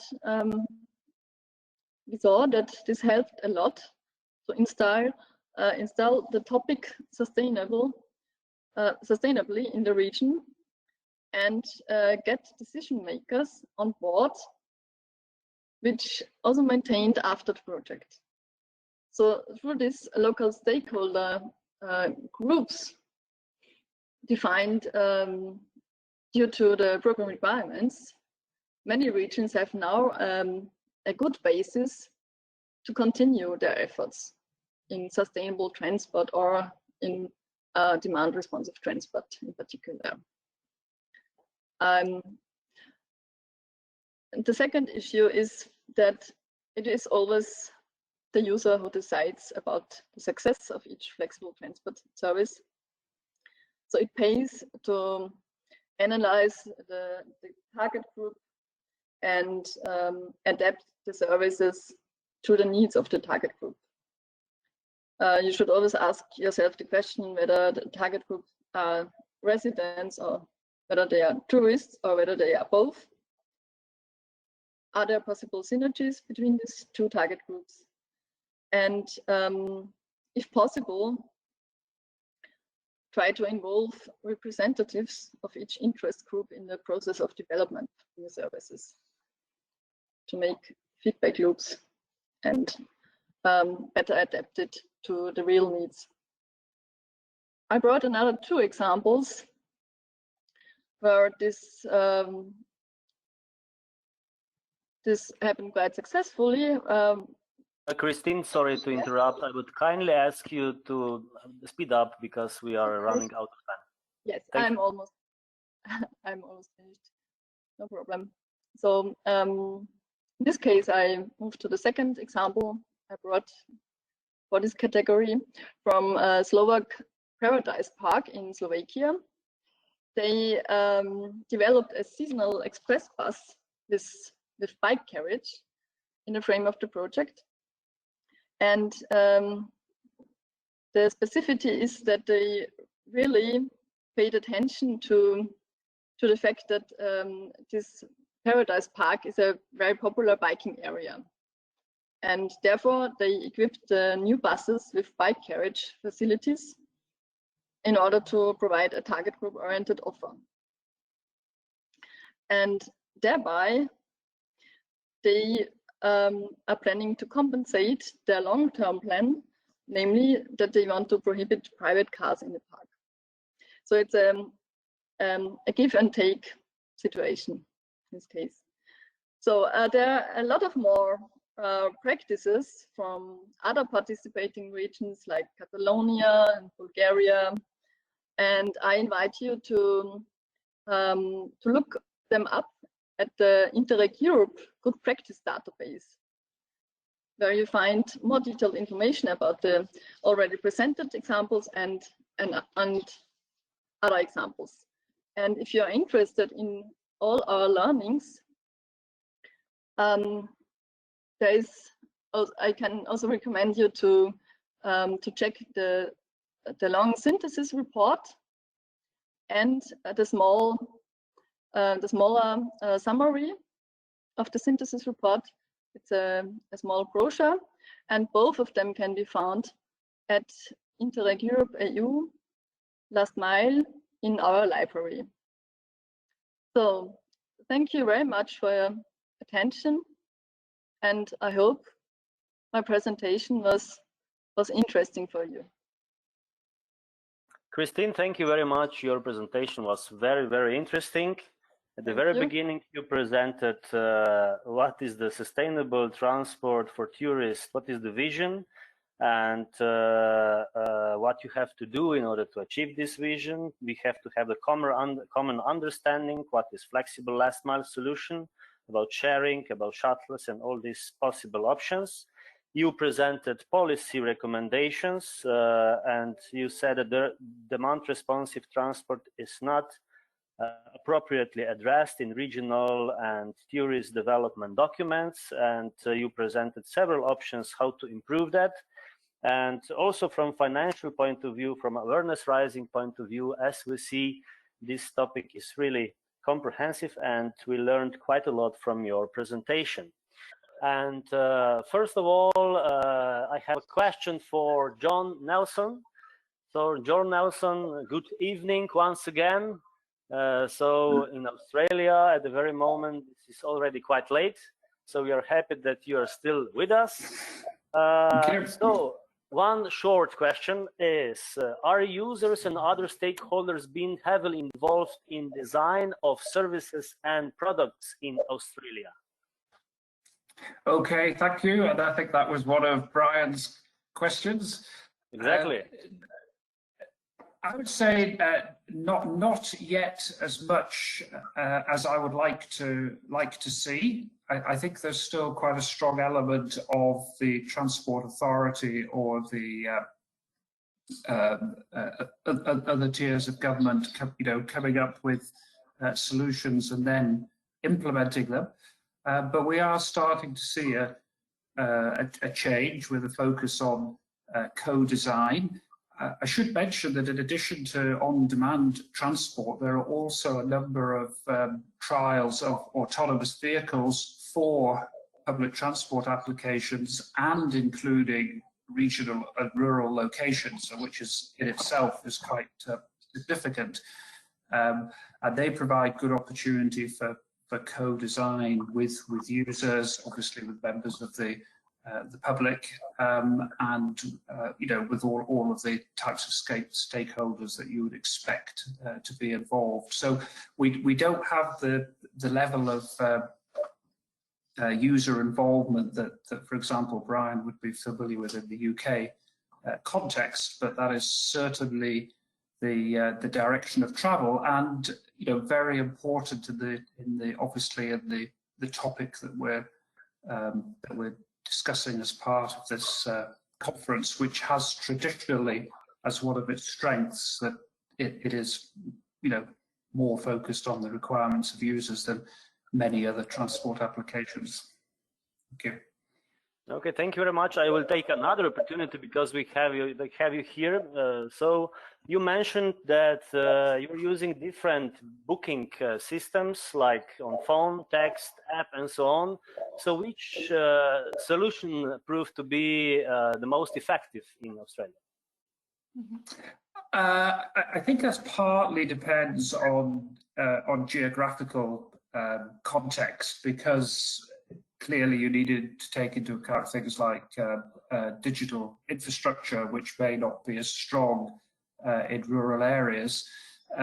But I think irrespective of technology, the ones that prove to be the most effective are those that tend to be the simplest to use. We're doing quite a lot of work with older travellers at the moment as well, and whilst their tech savviness, if you like, is increasing markedly year on year, the ability to still be able to telephone somebody in a call center is very much valued, and we see this also in the autonomous vehicle debate, that the human interaction still needs to be there. So I think a web-based option in parallel with a telephone option is probably still more favored here.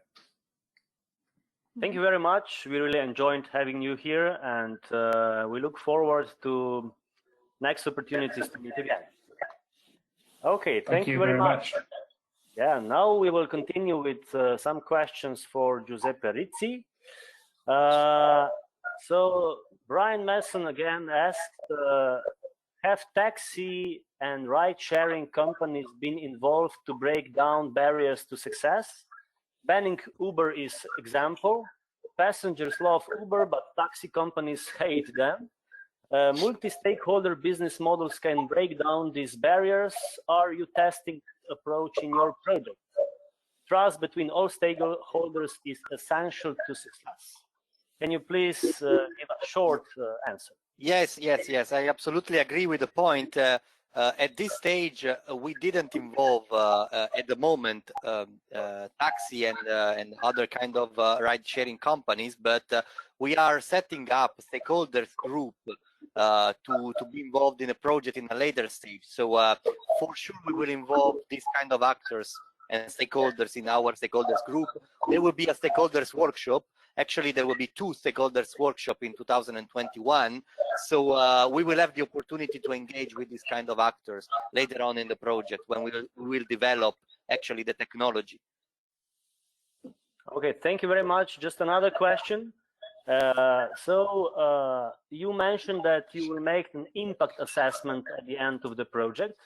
Are you also thinking about to compare the results in relation to cultural differences? Because you mentioned that you have these pilot projects in different countries, and this might be also an element which will influence if the system will be successful or not. Yes, absolutely. Every pilot is different from the other, and in the demo implementation plan, we also defined the specific characteristics of the people to be engaged in the different pilots. So we will take into account even the differences that every country, every demo site has. There is already a demo implementation plan that you can go on the website. It's publicly available, in which we are setting up the first targets, let's say, specific for each of the pilots. But the indicators that have been already set up in the demo plan will be monitored and or even modified after the stronger engagement with the people in the different demo sites. So we are organizing also local events with local people in order to engage more with them, let them know which is our offer, but also to understand which are their needs. Okay, Giuseppe, thank you very much also for your participation. It was really interesting. I really love your energy, and you are full of power and full of ideas, and this is what we are looking for. And the last was Christine. So Christine, we've got one comment. So in Scotland, Brian said that in Scotland we use demand responsive transport to coordinate hill walking festival in the hills. Over 200 people use service every day. Demand responsive transport can provide great service, carrying rucksacks to hotels and bed and breakfast. Also good for music, dance, crafts, arts, events. So just confirming that this is really important. But I will have one question for you. You mentioned many important measures which needs to be taken in order to improve the current situation. What are, from your point of view, the most important measure to achieve your vision? So your vision is to move from existing paradigm to sustainable door-to-door solution. Mm-hmm. I think, yes, it's difficult because there are so many factors. But the most important starting point is to get those on board who are competent or have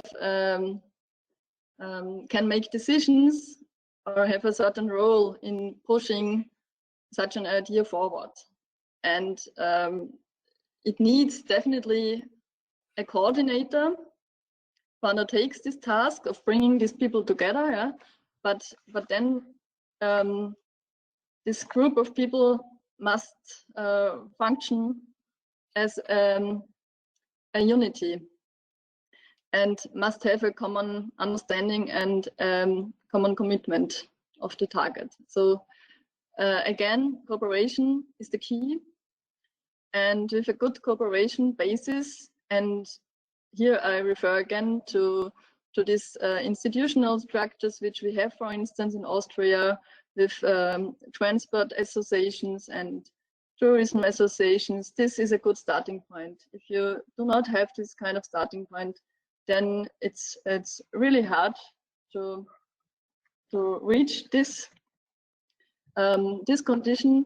But as I mentioned also before, in our EU project, in the last mile project, these local stakeholder groups, which were obligatory and which at first seemed rather as a unpleasant task for some project partners to collect stakeholders and put them in a local stakeholder group and commit them.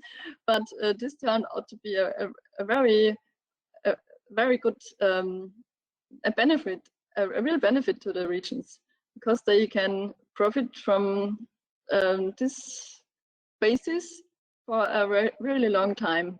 And I'm optimistic that through this, for example, all these efforts started in the last mile project will be now continued in the regions in a different speed, of course, depending on the initial situations.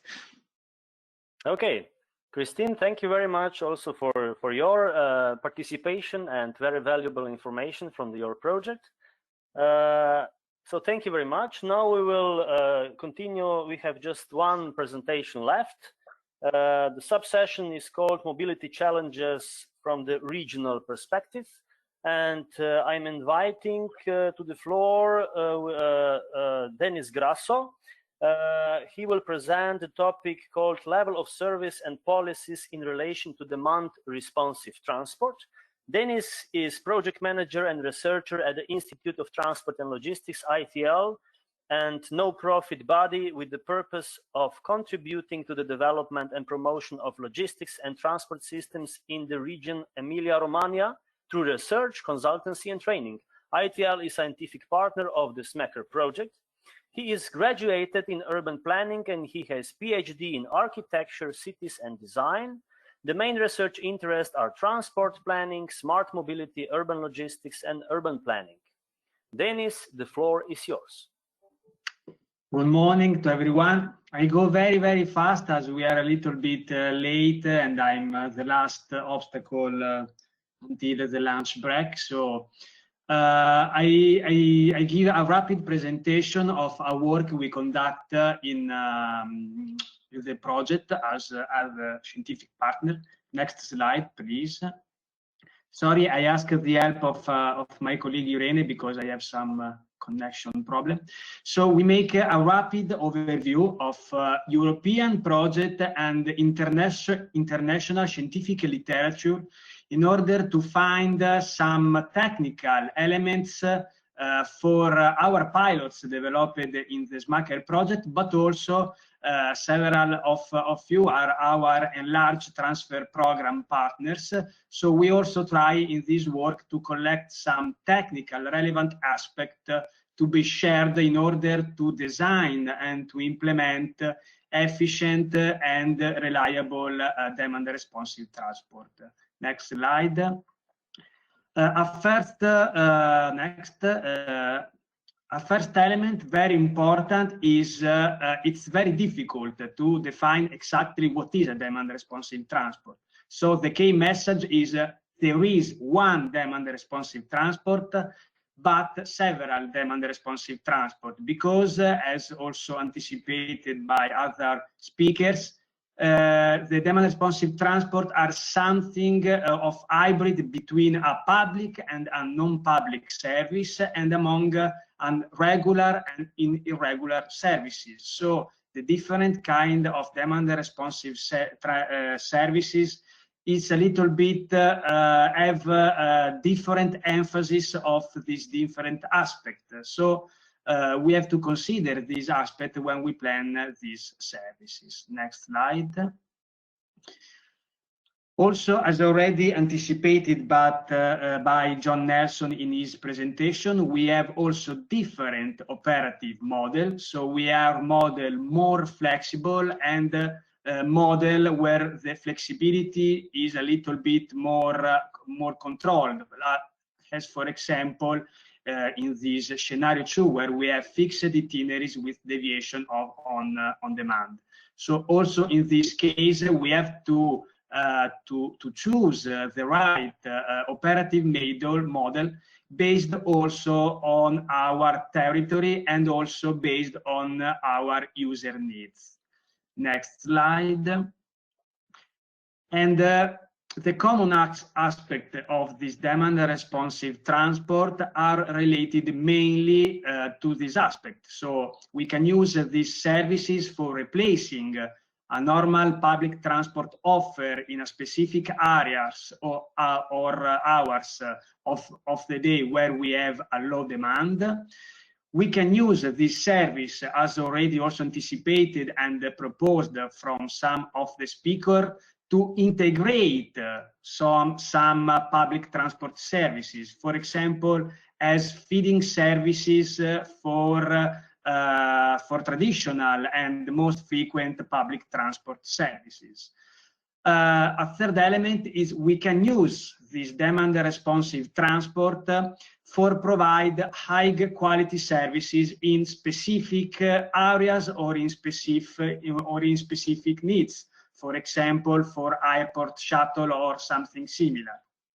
And the fourth dimension, which is very popular when we speak about demand responsive transport at international level, is the use of this service for the transportation of disabled people. There is a lot of service who are activated for this reason. So as a first part, next slide, what we did. We start with an analysis of the main international literature on this topic. I don't go in deep in this report because we will share this presentation. So if you have some specific interest, here is the topic of each of these reports. So there is some European, some international reports. Next slide. And all of these reports tackle different aspects of demand responsive transport. So, for example, here there is some of the topic. So, in the next slide, we will present only some of the aspects we think are more interesting as evidenced by this report. Next slide. And this probably is one, from our point of view, one of the most interesting aspects. As evidenced by the OECD, most of these demand responsive transport scheme are dependent from financial sponsorship. So it's from public funds or European funds. And also when this initial funding was removed, they soon disappeared. So often, not always, but often there is some problems related to the economic sustainability of this service. And in this report, we found some of the potential solutions. So we need probably to use a little of creativity also to try to define more reliable business model.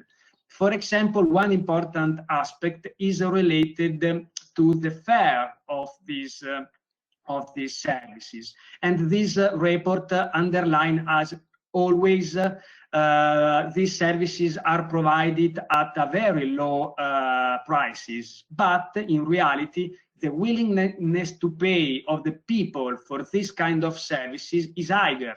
So probably in many cases it is possible also to define some ticketing with higher prices for this kind of service.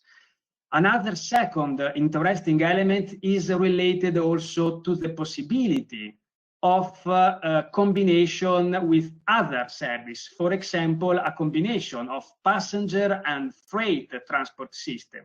For example, we found some evidences, as in the UK, the postal service also provides some kind of demand responsive transport. So where, when, and if the condition are present, probably we can also try to merge different kind of services. And another quite popular solution, mainly not in Europe, we found that there is several cases from Japan. It's also in some way the provision of a part of these services uses the volunteer driving minibuses. So also in some way also this kind of solution are possible. Next slide. Another interesting aspect is related that the development of these services is not easy, it's very complex, and it required a consideration of a lot of aspects. First of all, the user needs, which is fundamental, and also a very important aspect that usually in some pilot is not adequately addressed is related to the marketing information, because we can plan the best service for our area, but if we are not able to communicate our project, our initiative in a correct way, it's very difficult to have success in providing these services. And another interesting aspect is that usually we need about 2 years for implement and launch a reliable and efficient demand responsive transport. Next slide.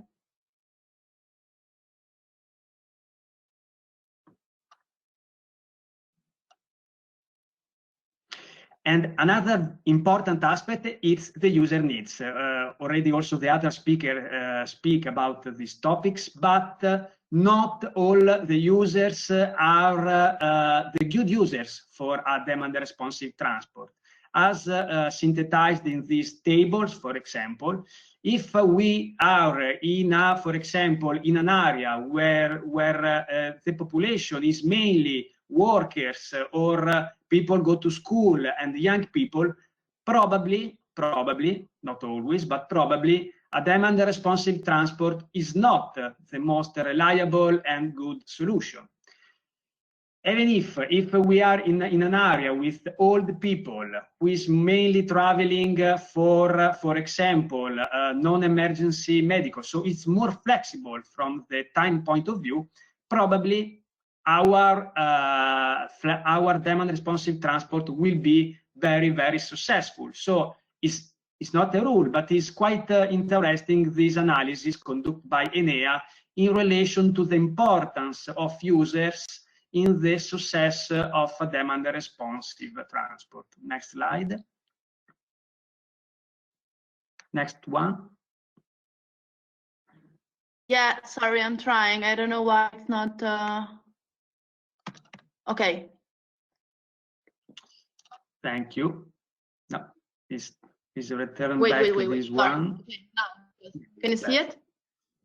Yeah, Okay. yeah, perfect. Sorry. And yes, I go very fast on this slide, only to underline, as in Interreg Europe make like I don't know, a checklist of the different aspects we have to consider when we define and when we plan a demand responsive transport.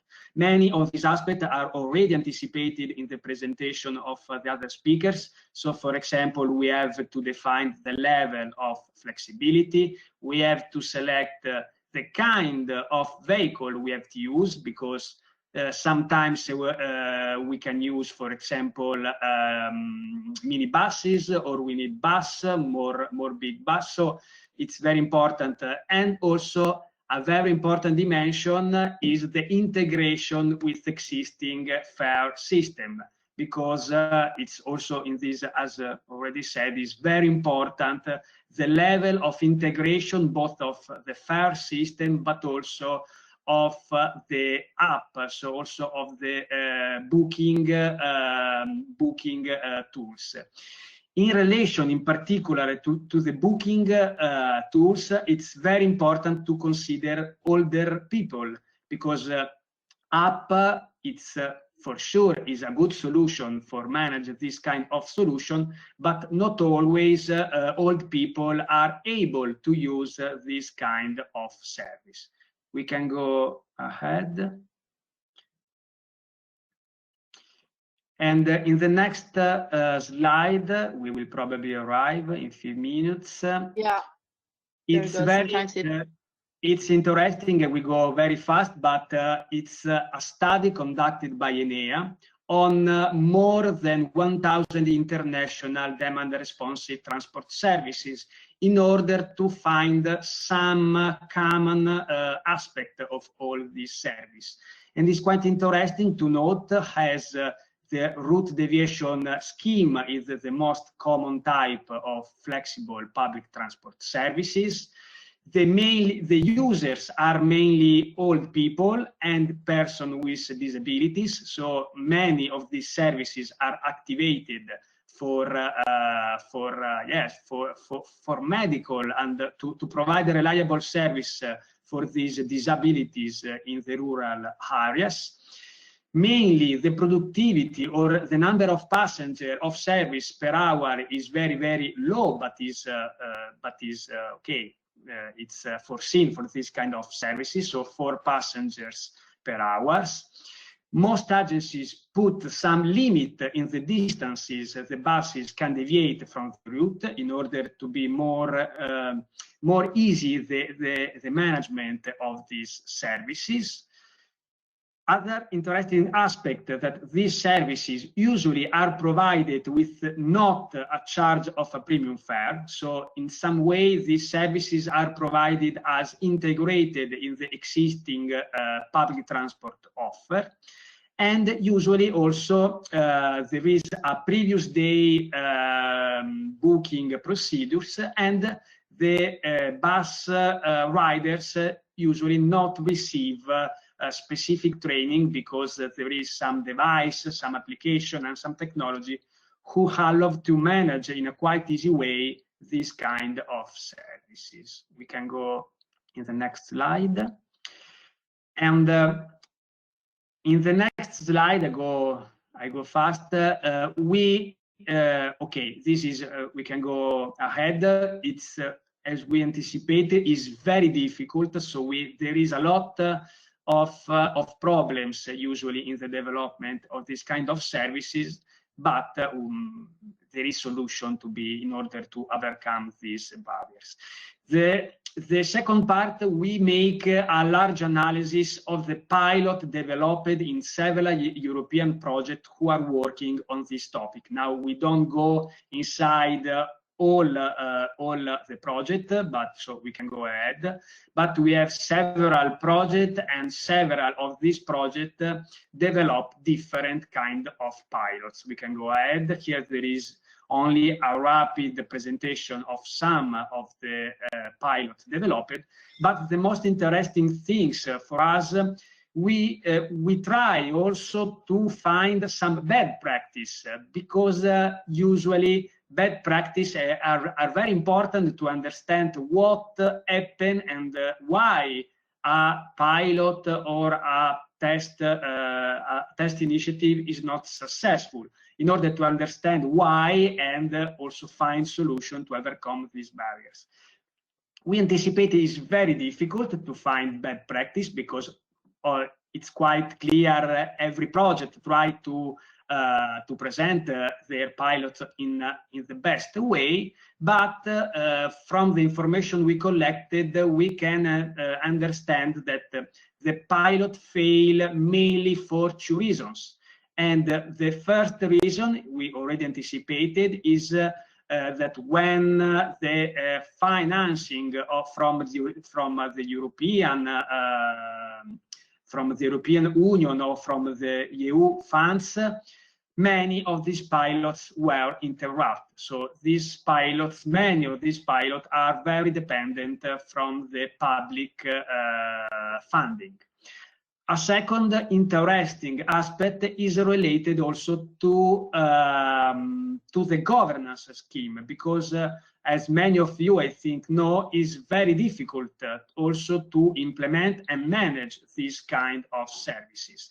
And also they need a deep equilibrium among public and private operators. So it's not easy, and sometimes the failure of these pilots is related to something happen in the managerial and management point scheme. So something is broken, and the pilot was interrupted.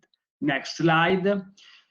Also, we go very, very fast, only to explain or only to present this who we define as a bad practice, but depends from some point of view. But in any case, this is quite interesting, and also it's quite important from our point of view in order to understand what can happen. So also the needs to find a equilibrium between public and private services. So this is an example of Canadian cities with who is called Innisfil.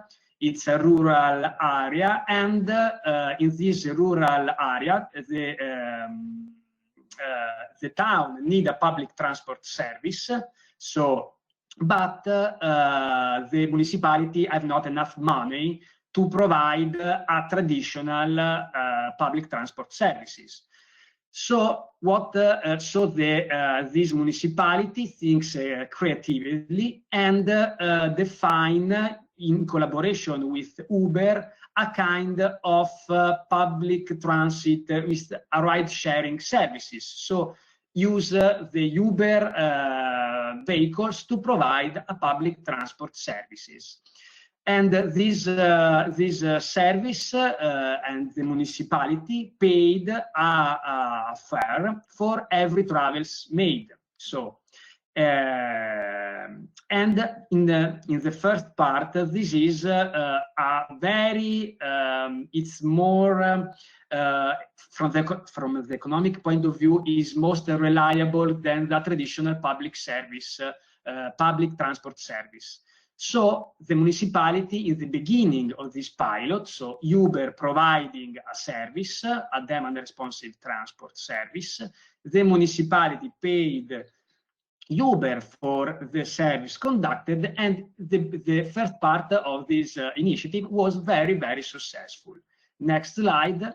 But the problem related sometimes to this kind of service is that the success of this initiative is the beginning of the end of this experience, because this service was very successful. A lot of people decide to use this service, so in the end the municipality have to pay more than the initial cost they have to pay for a traditional public transport service. So in a second time, you need to introduce some kind of limitation in order to reduce the cost of this service. This is only an example to say that when we plan sometimes a public transport service, we know the cost of this service. In other case, it's more difficult to have a clear vision of this cost. So also this aspect, this uncertainty, has to be considered in some way. And next slide for the conclusions. I go very fast. So what we understand from the analysis of European projects, European pilots, and international literature, that it's fundamental in order to have reliable demand responsive transport to have a good fleet management technologies. So we need reliable tools able to manage in a better way our fleet. There is also the need to monitor in some way the vehicles with onboard unit. And as already anticipated, it's very, very important to consider the communication to final users. without a good communication to final users, we can have problem to have a successful and used service. Next slide, who is the last. So we try here to synthesize a little bit some specific aspects. So we need the technologies. There are different kind of barriers in developing this service, but there are also a lot of opportunities related to these services. And in particular, also the future development. For example, in many of the paper we analyzed, it's underlined the role of autonomous vehicle in the future in providing this kind of service in a more cost-efficient way, for example. Okay, it's not a short period evolution, but in any case, also the technological evolution can help in providing these services in a more reliable and cost-efficient way. I think I can conclude here. There is in the presentation also more details on the conclusion, but we have already anticipated in the previous slide, so we can close the presentation here if you have some question. I go very fast, so I'm sorry if I'm not so clear in some aspect. Dennis, thank you very much for your presentation. It was very clear, it was straight to the point, and it was full of information which are, I would say, quite valuable for everybody who thinks about implementing this demand responsive transport. So thank you very much for your presentation.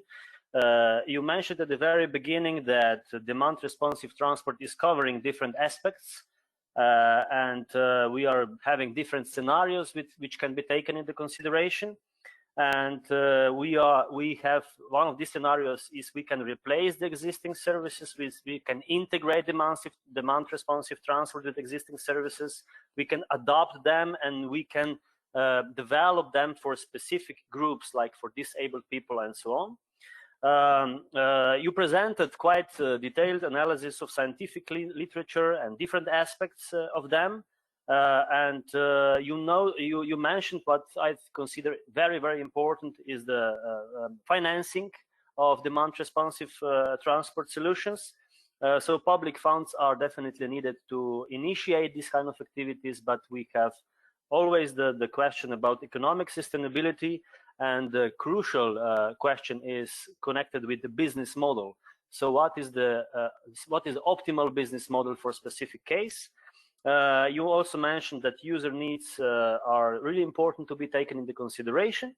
You also mentioned this huge study of 1,100 demand responsive transport systems in Europe, which is quite interesting and relevant, and we noticed which are the most important aspects to be taken into consideration when building up this kind of system. And you concluded with some best practices and bad practices which we can learn out of. So thank you very much for your participation, for your very valuable contribution. Thank you very much, Dennis. And just to conclude our morning session, I will just say that Brian Mason was the most active member of the audience, which asked and explained several issues. So I will just conclude with some of thoughts which was provided also to the presentation of the Denis Grasso. He mentioned that post-bus is great in theory. He mentioned that the Japanese visited Scotland to see their demand responsive transport and post-bus services over 12 years ago. And today, yes, of course, we have more or less internet shopping and deliveries. We don't have so much post anymore, so we need to integrate all rural services to include people and freight using demand responsive transport technologies and resources. We can just confirm that we are also thinking on the same way. So the other issue is, which was raised, is that building trust with different stakeholders is really, really important for establishing demand responsive transport solutions. And Brian also mentioned that EU projects have developed to break down those barriers identified within implementation of DRT services. Without this project, we would not break down barriers to change. So from that point of view, I think we can finalize with this morning session. I will have just last question for you.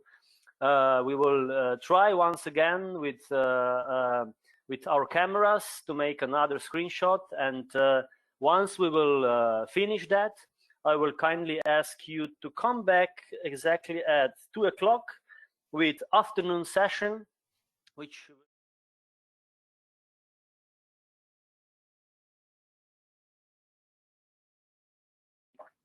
back to the webinar on demand responsive transport in low population density areas organized within the SMACR project. And warm welcome to all those of you who have just joined us. First of all, let me start with a couple of announcements and apologies, actually.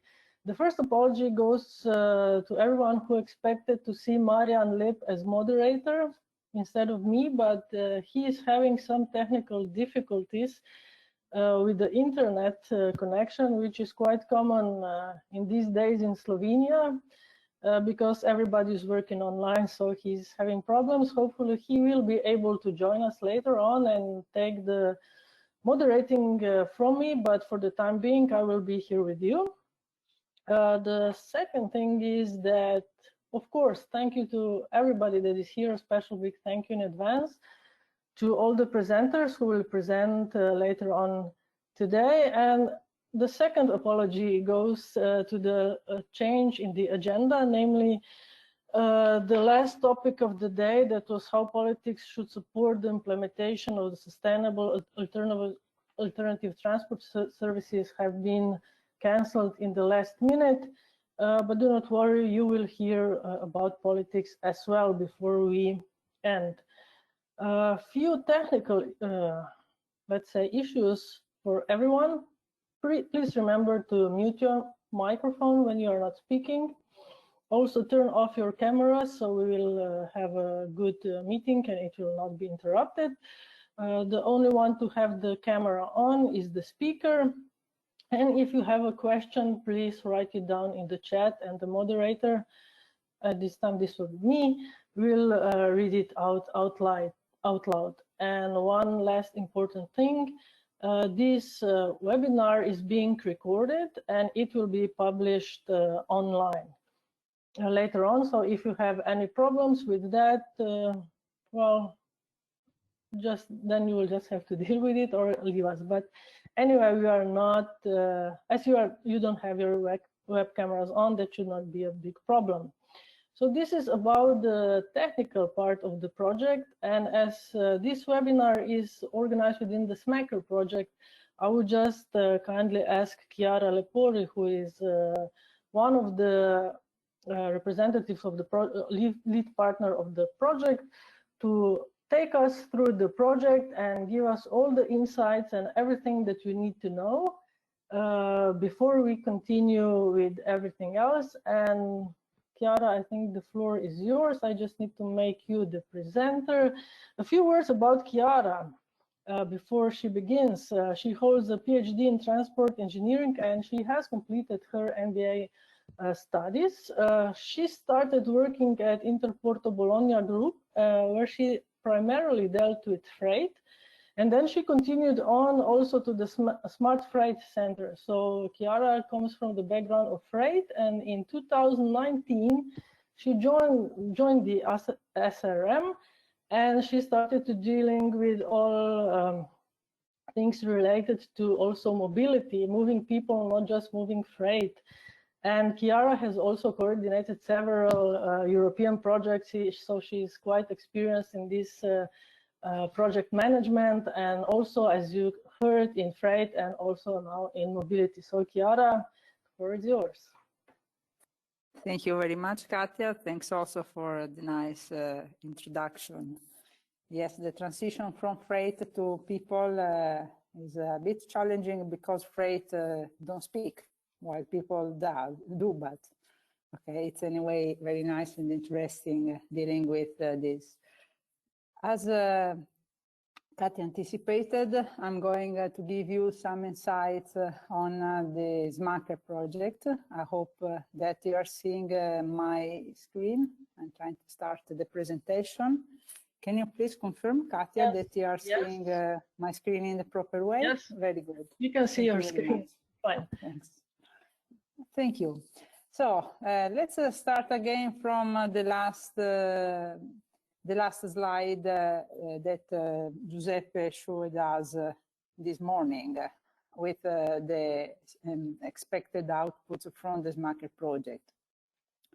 Now we are going to see which is the status of accomplishment of these outputs as they are addressed by SMACR some way.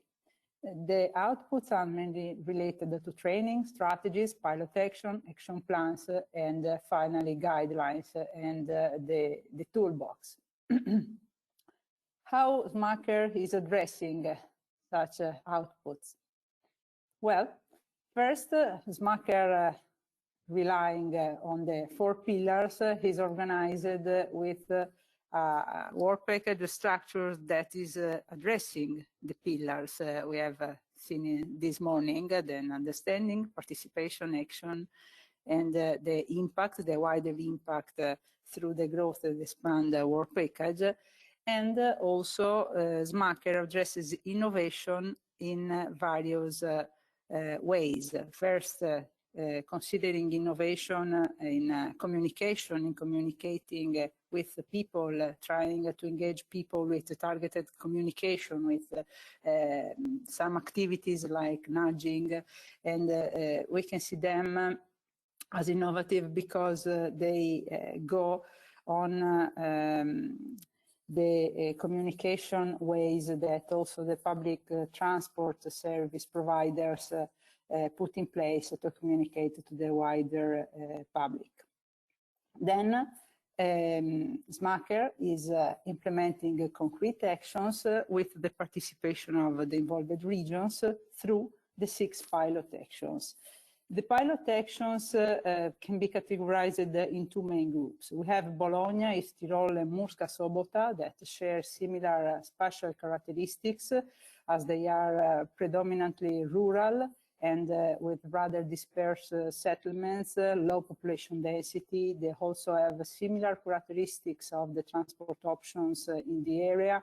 They suffer from scarce accessibility of touristic sites by public transport, for instance. So this is why they are focusing on tourists too as target group of passengers. We can also note that Murska Sobota is focusing also on commuters, as Bologna is focusing also on residents, targeting the scarcity of public transport offer through the offer of DRT services. On the other hand, we have the Gdynia, Prague, and Budapest pilot regions that have a suburban character. They are different from the rural areas. They have a higher density than the rural areas we mentioned it before, but they are not dense as the city centers they are linked to are. So this means that they are focusing on commuters and residents in their pilot action more than on tourists. Anyway, all these pilot regions have in common the level of public transportation that doesn't meet the mobility needs and is some way inefficient or inadequate. And people are mainly using private cars for their mobility needs. All the pilots, the rural and the suburban ones, are anyway implementing 3 main types of action: improving the access to mobility information, promoting public transport and sustainable mobility option, and improving the public transport services and the infrastructure. In such improvement, it is included also the IT side, especially 3 of these 6 pilots are making strong investments to improve the IT infrastructure, developing some let's say platforms, IT platforms, and especially an app for booking the DRT service, and also for supporting the drivers of the DRT service in doing their job. These pilots are Murska Sobota, Budapest, and Bologna. Anyway, you will see later on in the session with the stories from the region more details on this. Going back to where we are so far as regards the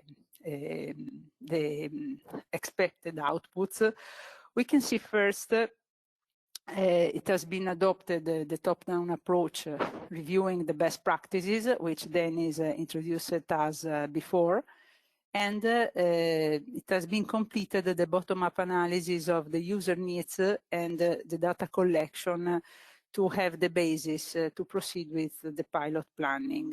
This is translated in achieving the outputs related to the strategies. So the regional strategies for planning the demand responsive sustainable services, and then the transnational strategy for the same point. From the regions, we have elaborated transnational strategies that can be supportive for planning such a kind of services in other rural and peri-urban areas.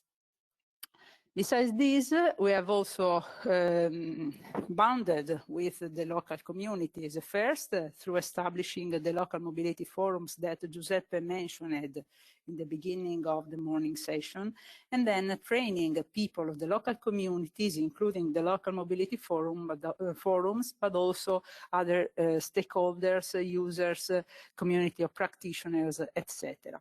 This is translated in achieving one of the training expected output, which are the local to global trainings. On the other hand, we are also proceeding with the enlarged transfer program that we'll see later in a bit more detail, and currently the achievement of this output is ongoing. Today is the first ETP event we are holding. Going to the pilot actions, we have seen that we have 6 pilot actions. Thanks to the previous achievement related to strategies too, we have been able to complete the planning of the pilot actions in all the 6 regions, and to start implementation of these pilot actions. Of course, given the difficult times we are now, this meaning the COVID pandemic, and being some of these implementation, including the public transport services, some of them are delayed. For instance, in Bologna, we planned to start with our DRT service in June, and of course this was not possible because of the restrictions due to the COVID pandemic. Anyway, it can be said that activities in all the 6 pilot regions have started, at least as regards communication and nudging, which is anyway an important component of this market project, an innovative aspect of this market project too. Together with the implementation, we have also started the evaluation and monitoring system. So anyway, as anticipated, you will see more details on all the 6 pilot actions and their implementation status later. We have further outputs related to the action plans and the guidelines and the toolbox. Where we are so far, we can say that with the current action, we have anyway started putting the basis for elaborating the regional action plans through the SMACER findings that are exported, that will be exported into such regional action plans and will be then transferred into the political mainstream. On the other hand, The strategic political recommendation will be also collected in guidelines that will target not only public bodies, policymakers, public authorities, but also the public transport service providers, the users, and the business dimension, with the enterprises, small, medium enterprises, etc. So also this is an output that we are working on. Furthermore, my presentation is now stopped and I don't know what's going on. Can you see the slide? We can see the slide, and we can also see that you are moving your pointer, but nothing. But nothing is happening. Very good. Okay. Nothing else. No, everything is normal. I can try to stop and restart. Yes, please do.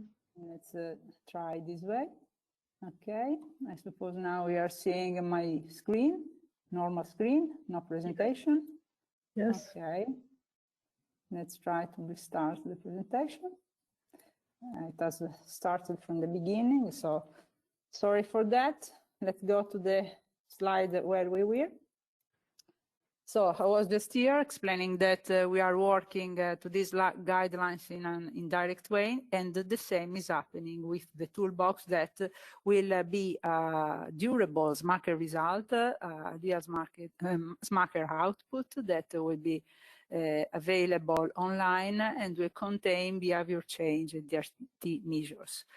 All these three outputs are foreseen to be released at the end of the project. So we are on time working on them. And of course, also the event today is an important part for achieving such outputs, because we are anyway collecting information from the outside and trying to give information from SMACR to the outside. Further relevant ongoing achievements, just to conclude this short SMACR session. As anticipated, today we are starting this enlarged transfer program, which foresees two let's say, in-person events, today in Maribor, Italy, and the next in Vienna, and one webinar that will be done in a few months, organized and held in a few months. Anyway, today we already have in this webinar some followers of the enlarged transfer program that is involving different authorities, various authorities in the Central Europe region, in the Central Europe countries. So thanks to all the ETP followers that are joining us today. And another important achievement already mentioned this morning is the SMACR Quality Partnership for the Seamless Mobility Governance, which is an additional layer of governance in SMACR, and is composed by qualified stakeholders, one per SMACR partner, that are ensuring more quality to SMACR activities, are professional experts in the field of DRT, and are supporting SMACR, providing their experience, their comments, and their guidance. Also today, we are using their experience. The first meeting was in Budapest. The first meeting of this SQPM was in Budapest in October last year. And today we're having the second meeting of this group as, okay, Mr. Lepp, Dr. Lepp is part of the SMACR SQPM, and also two speakers in the following session are SQPM members. So I think I can leave the floor to them, to the next session, and thank you all for your attention. Thanks, Katia. Thank you, Chiara. Now I think we have all learned a little bit more about SMACR project, and it's really good to see that SMACR is going also outside partnership and trying to involve also followers and to share the knowledge, the good practices, and also what we learn that is not working, that is not good, and to share everything. So now we are going to the first session, which is first session, yes. Policies and action plans, ETP training on Interreg project, experience sharing, and so on. And we will go to, I'm hearing some background noises, so can you turn your microphones off? Thank you very much. We will go to Brian Mason. And Brian, before I give you the floor, I will say a few words about you so that everybody will know who you are. So you are actually, Brian is actually a very experienced transport professional with more than 46 years experience in public transport operations in rural and urban areas, policy, business models, community engagement, accessibility, training, product design, and so on. He also has more than 20 years experience in working on European projects involving partners from all over Europe and also from the globe. Besides that, he is at the moment working also as an expert advisor for EU project SMARTA 2, which is designing ride-sharing solutions in Romania, Austria, Portugal, and Greece. And Brian, I will give you the floor. There you go. So Brian will be presenting us the delivering demand responsive transport using ITS in a virtual agency. Brian, I think now you have the presenter's mode and you can share your presentation. Same problems I had this morning with the screen button not working. But then let me share the presentation for you. No problem. Weird. It worked at lunchtime. Anyway, yeah. Thank you for the invite to come today while we get the presentation sorted.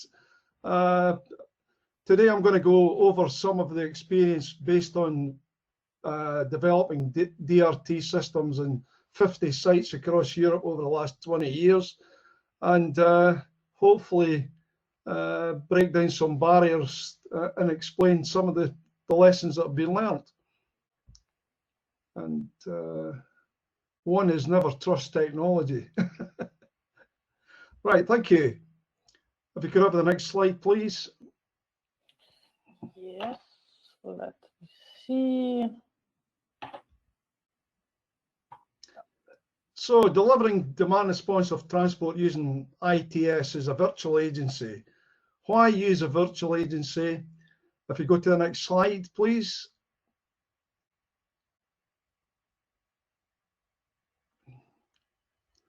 Go to the next one. That's just about me. That's not important at the moment.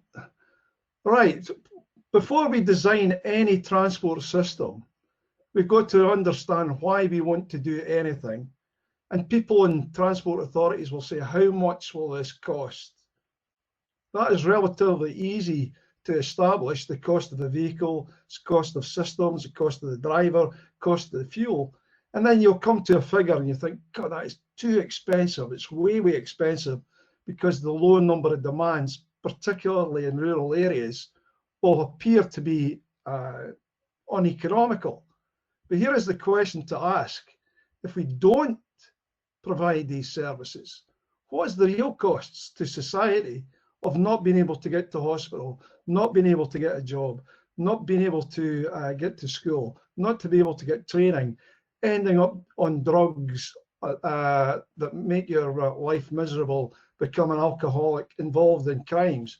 So one of the things I've come across in the sites I've worked in over the past few years is when you actually look at the true costs of what you're trying to do in societal terms, the costs of public transport provision, if you maximize the use of existing resources, are nine times out of 10 far cheaper than the cost to society of, for example, someone ending up in jail will cost about 50,000 euros a year to look after them.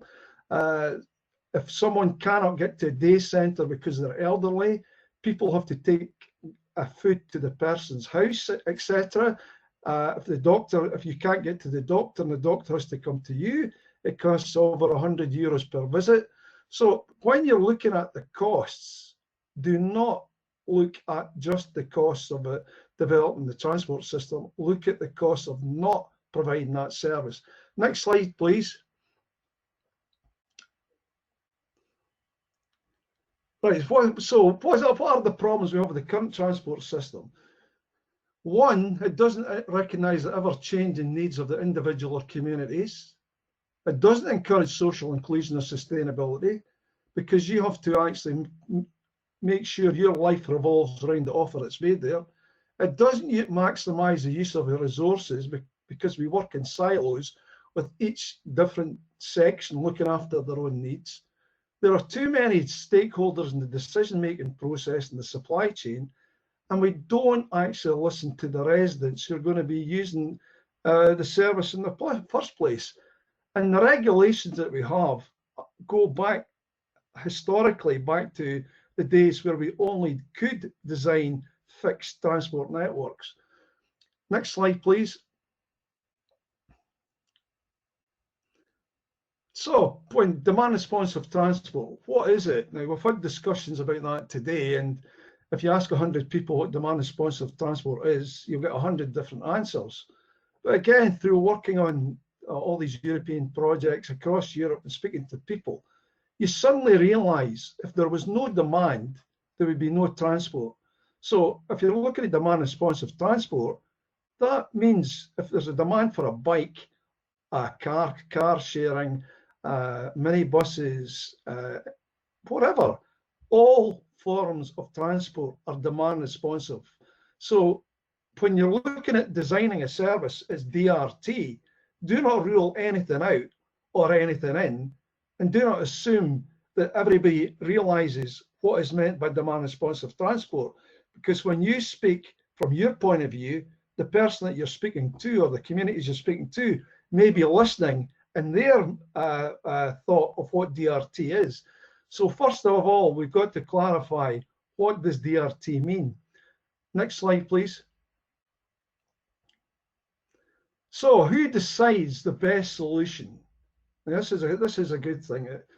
Transport authorities and stakeholders often decide, oh, there's a new fashion DRT. We must have a DRT system because the town next door or this country next door has DRT, so we must have DRT.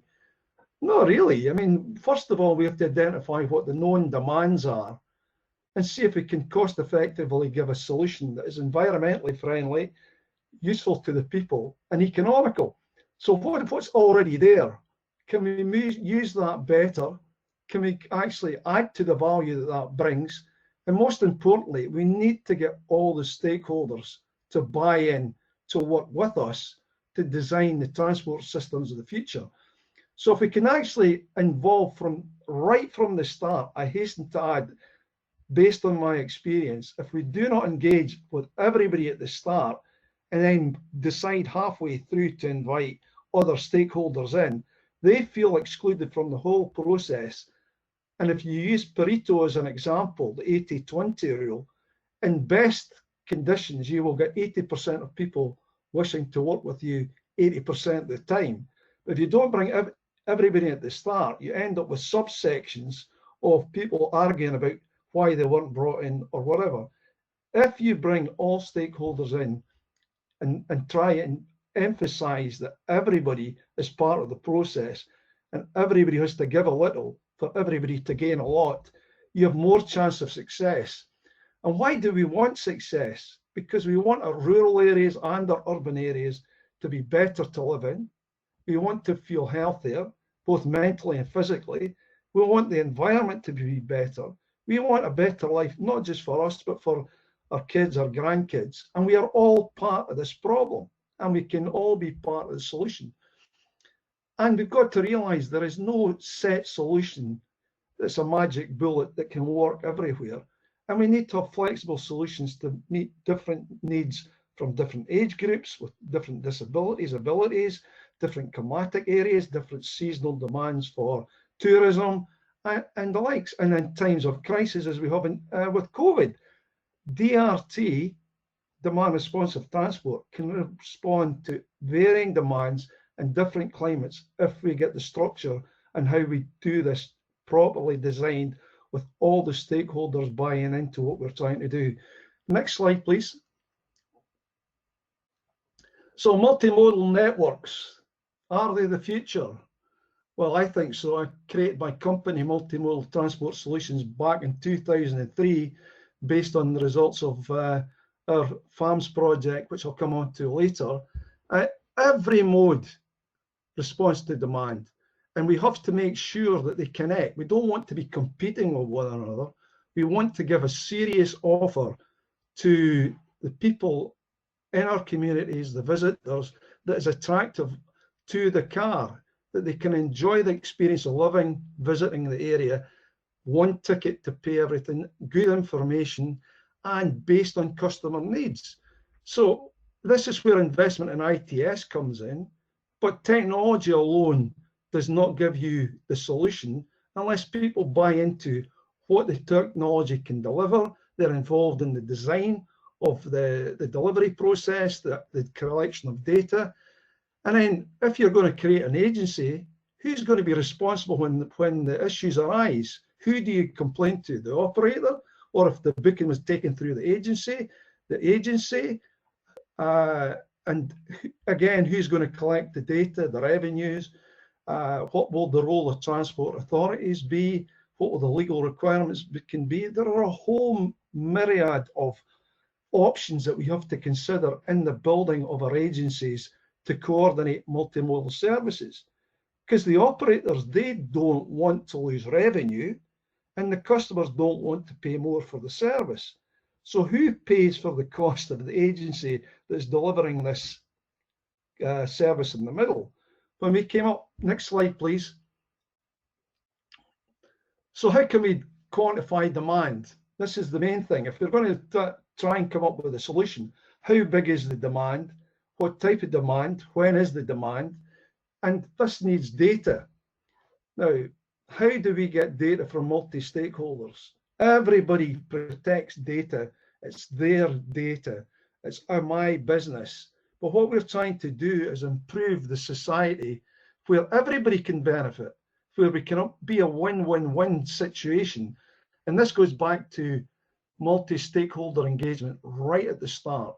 We found this in the European Union New Bits project, where we were commissioned by the European Commission to look at how we can sustainably derive business models to maximize the return on investment for ITS. And again, that project highlighted the difficulty breaking down barriers to collect data, because unless we can get good quality, reliable data, we cannot make good quality decisions to decide on what type of services we want to design. So once we get into multi-stakeholder business models, where everybody agrees what the problem is and sees the benefit of sharing the data, you're on to a winner. But again, someone has to be able to control this data, control the information coming in and out. And we've got to also remember that we need to take the people who are going to be using the services here, that they share their data, their needs, their preferences with the operators and the stakeholders, so they can actually understand the type of services we want to deliver. So it's a team effort. No one organization can achieve this on its own.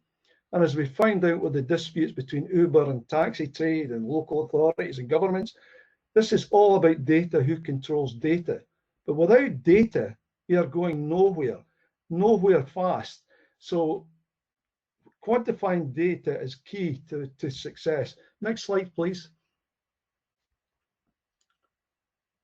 Now, the farm's virtual agency model. This was developed back in 2001 with my own organization, which was a non-profit making organization in Angus, and ATAF in Florence, and CITA, the National Bus Companies of Italy, where we looked at creating a virtual agency. And on the left-hand side, you can see all different age groups from the day you're born to the day you die, being able to communicate with the virtual agency in the middle, which would collect your data requests for traveling. And on the right-hand side, you can see the virtual enterprise, which, this is an old slide. This is before bike sharing and car sharing came into the equation. The whole supply chain covering everything can be match to take the demands with an agency in the middle that actually brokers the needs from the society with the supply chain and delivers cost-effective services in the middle. That is the concept. We thought we were going to be the next Bill Gates and make lots of money from this. However, who pays for the agency? Next slide, please.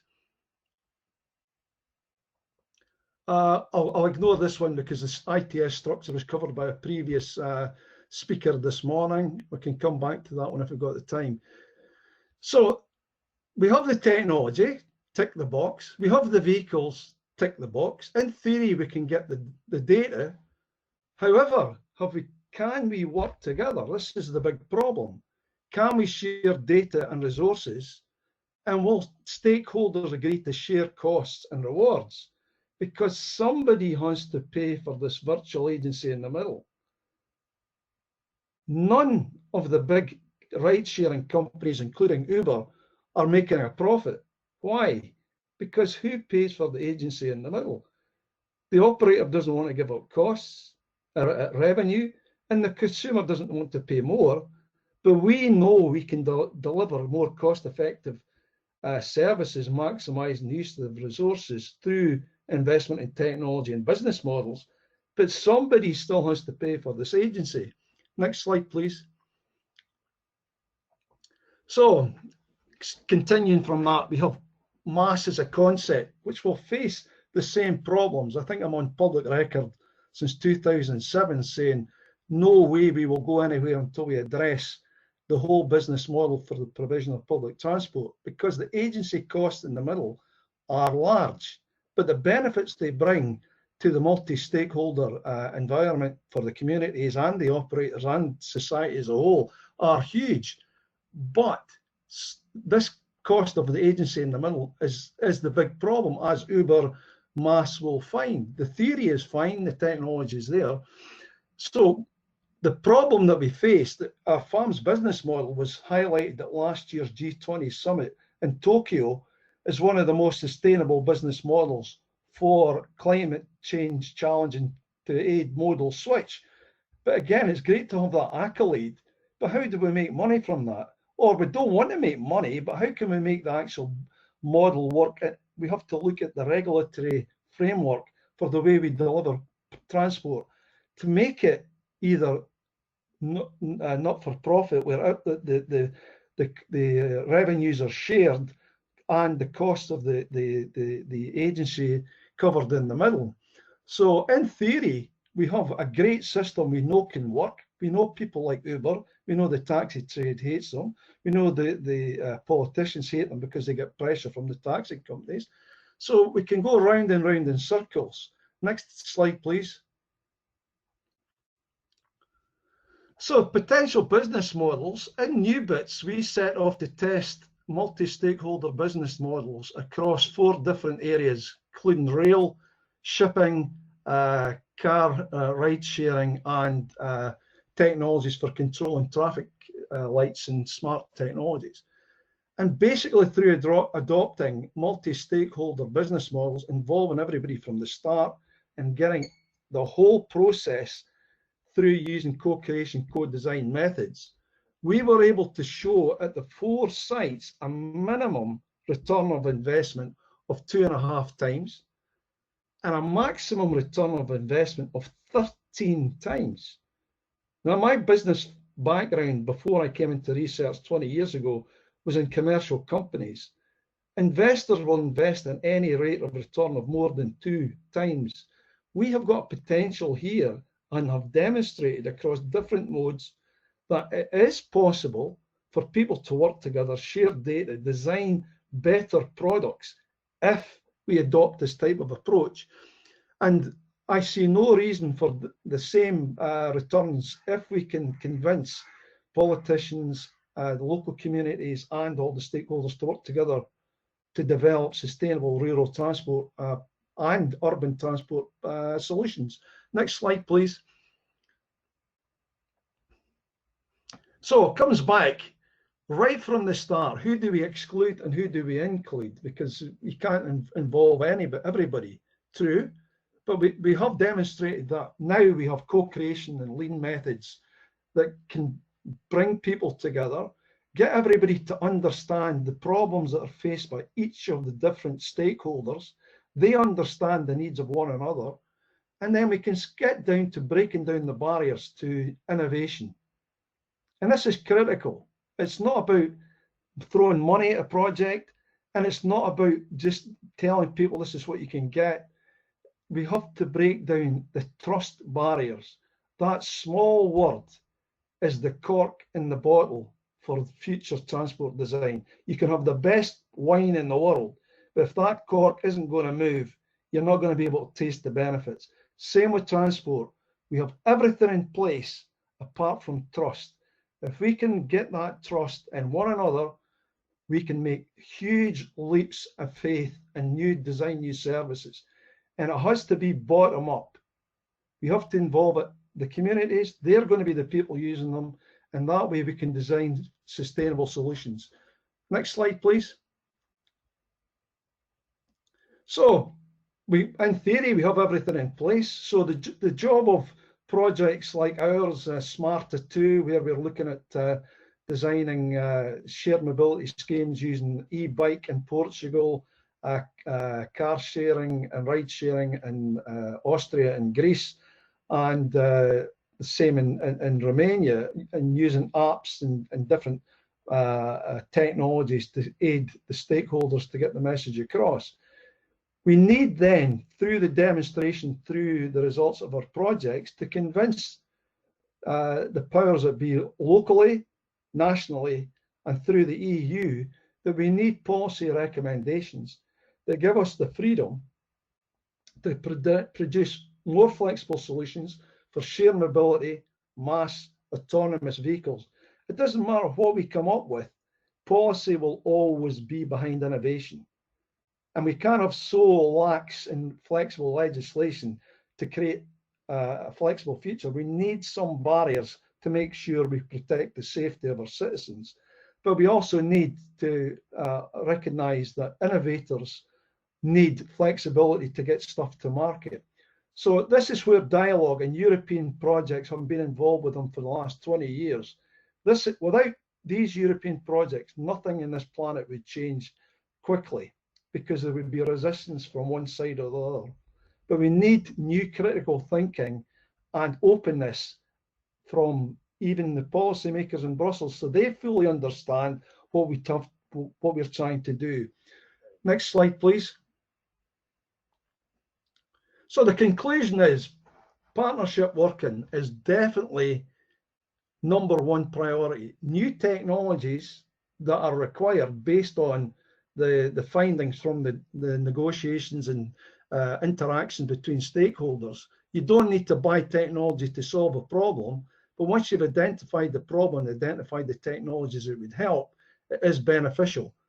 Business models are now available, such as farms, and the multi-stakeholder business models through new bits can help design better services. Meeting ever-changing. If you solve a problem today, that's not the end. It will be a different problem next year. We need to continually review what we do. But this will only happen where everyone's involved. I've got to, seriously, I cannot recommend highly enough that it will only happen if you involve everybody from an early stage.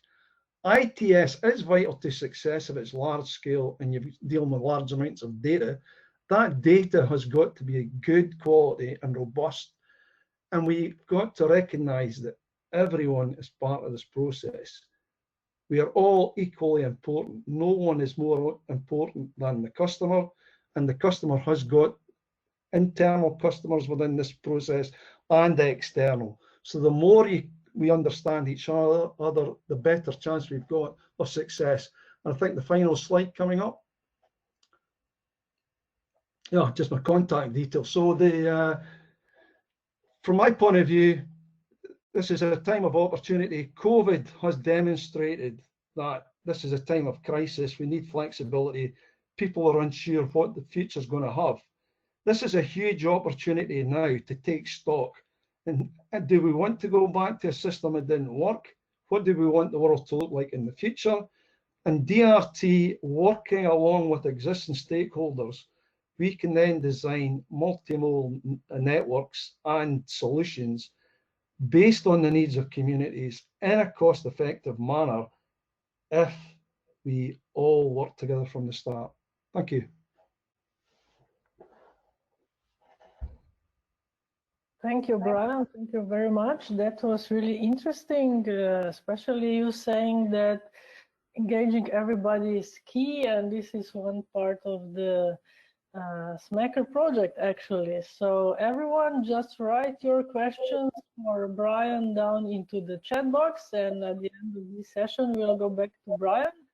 And now we'll go and see what is happening in actually in some of the regions in Europe, and we are going to Ravenna with Nicolas Scanferla, and he will present what is actually the experience in Ravenna. A few words about Nicola before I give you the floor. Nicola actually graduated in architecture, and then he worked in the field of public works related to constructions of buildings and streets. And from 2003, he's dealing with mobility issues and is leading the mobility planning office of the city of Ravenna. And this office deals with mobility of people and freight, with public transport, road safety, mobility plans, mobility for people with disabilities. And also he's also active in European projects. So Nicola, now we are going to you and looking forward to the Ravenna experience. I will just make you the presenter. Now you can share my presentation. I share my presentation is online, yeah? Yes, we can see it.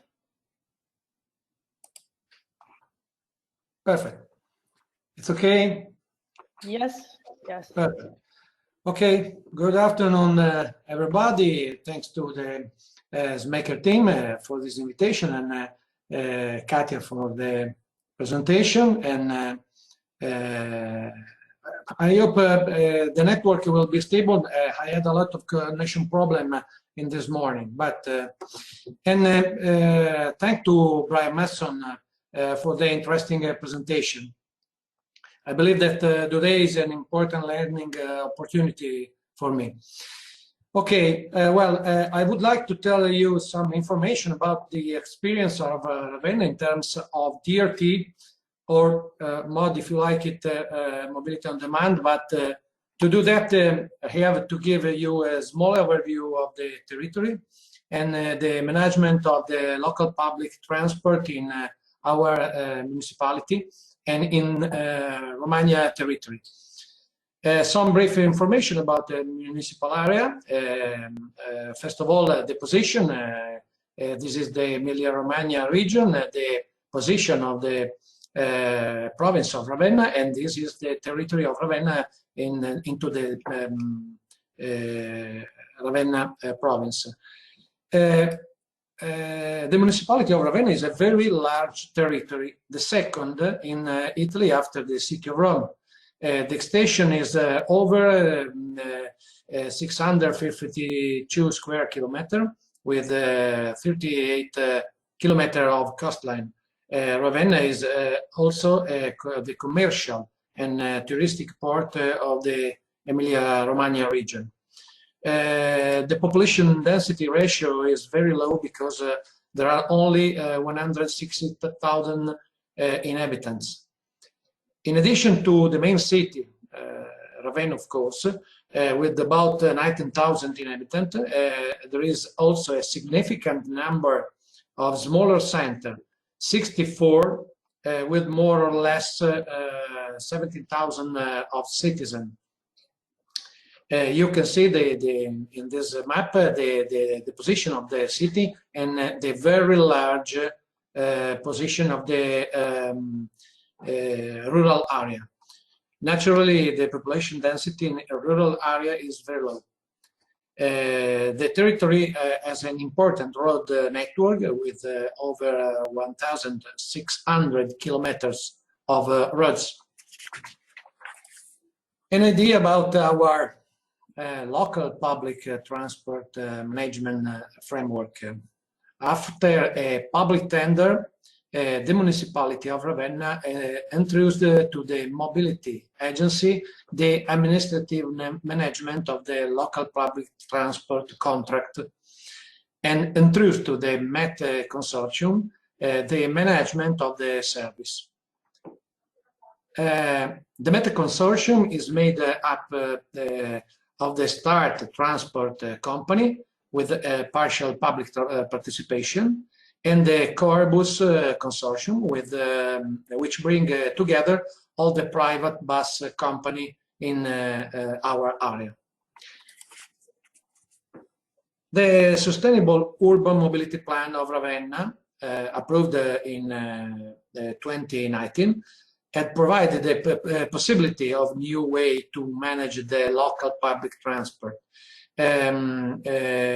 organized to satisfy citizens, in particular in the north and in the south area of the municipality.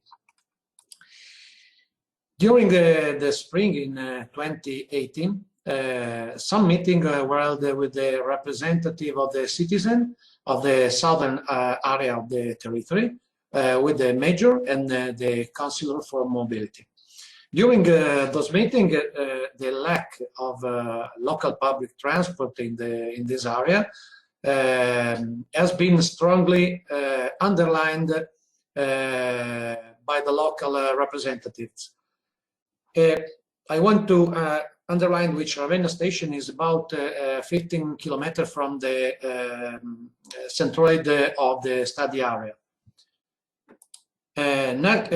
We naturally made the first check aimed to verify the citizens' indication, number of connection between the study area and the main intermodal hub of the city of Ravenna, the railway station, number of lines in the area, the number of journey made and relative timetable, and the number of passenger carried, the verification of origin and destination matrix through dedicated interview, and the localization of a public place or a place of public interest, like a public office, markets, supermarkets, sports area, public health places, etc.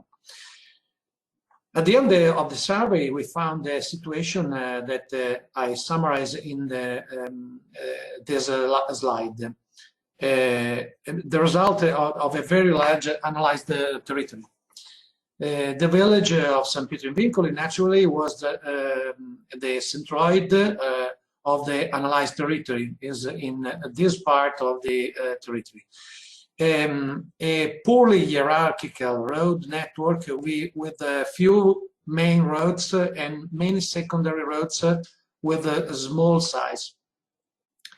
A local public transport service provided almost exclusively at peak times and only for a few categories of citizens, like students or workers. The LPT service only passes along the main roads. Many people could not move between nearby a small center, like in this map, and the main service could not be reached with travel between neighboring center through the use of the local public transport. The categories of users who needed to move during the central hour of the morning and in the afternoon were excluded. For example, people who had to reach the public health place or the market, who usually need to be accompanied, generally the older people, and during the morning transfers, or people who have to go to cultural or sports center, or for various kinds of activity, mostly young people, and during the afternoon transfer, or other people who must reach essential place of the social and cultural life of the territory, or to reach the city of Ravenna. To answer to citizen request, we have identified the main objective. First, to extend the service in order to be closer of a wider range of population, cover soft timetable, improve the relationship between origin and destination in the study area, particularly between village and public places, improve territory coverage. The strategy. So the strategy identified to solve the problem were the following.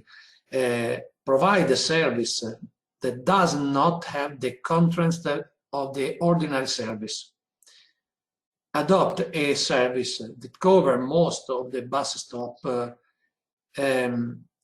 Use a line and passenger control software that could return data about the service, and start an effective communication to involve the citizen and of the territory served. The action to solve the strategy identified are the following. The action are the market research to identify the software. In relation to this research, I want to show you a short video to illustrate the use of the app chosen for the management of the service. Definition of the territory interested by the service and the economic results. This is a little video.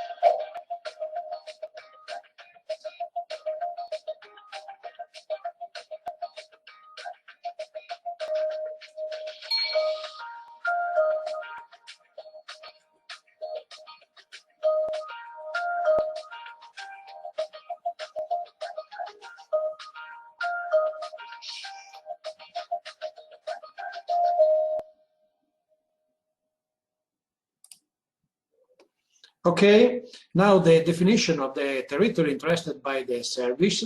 If you can see the slide, there are a lot of village interested by the new service, and the economic results.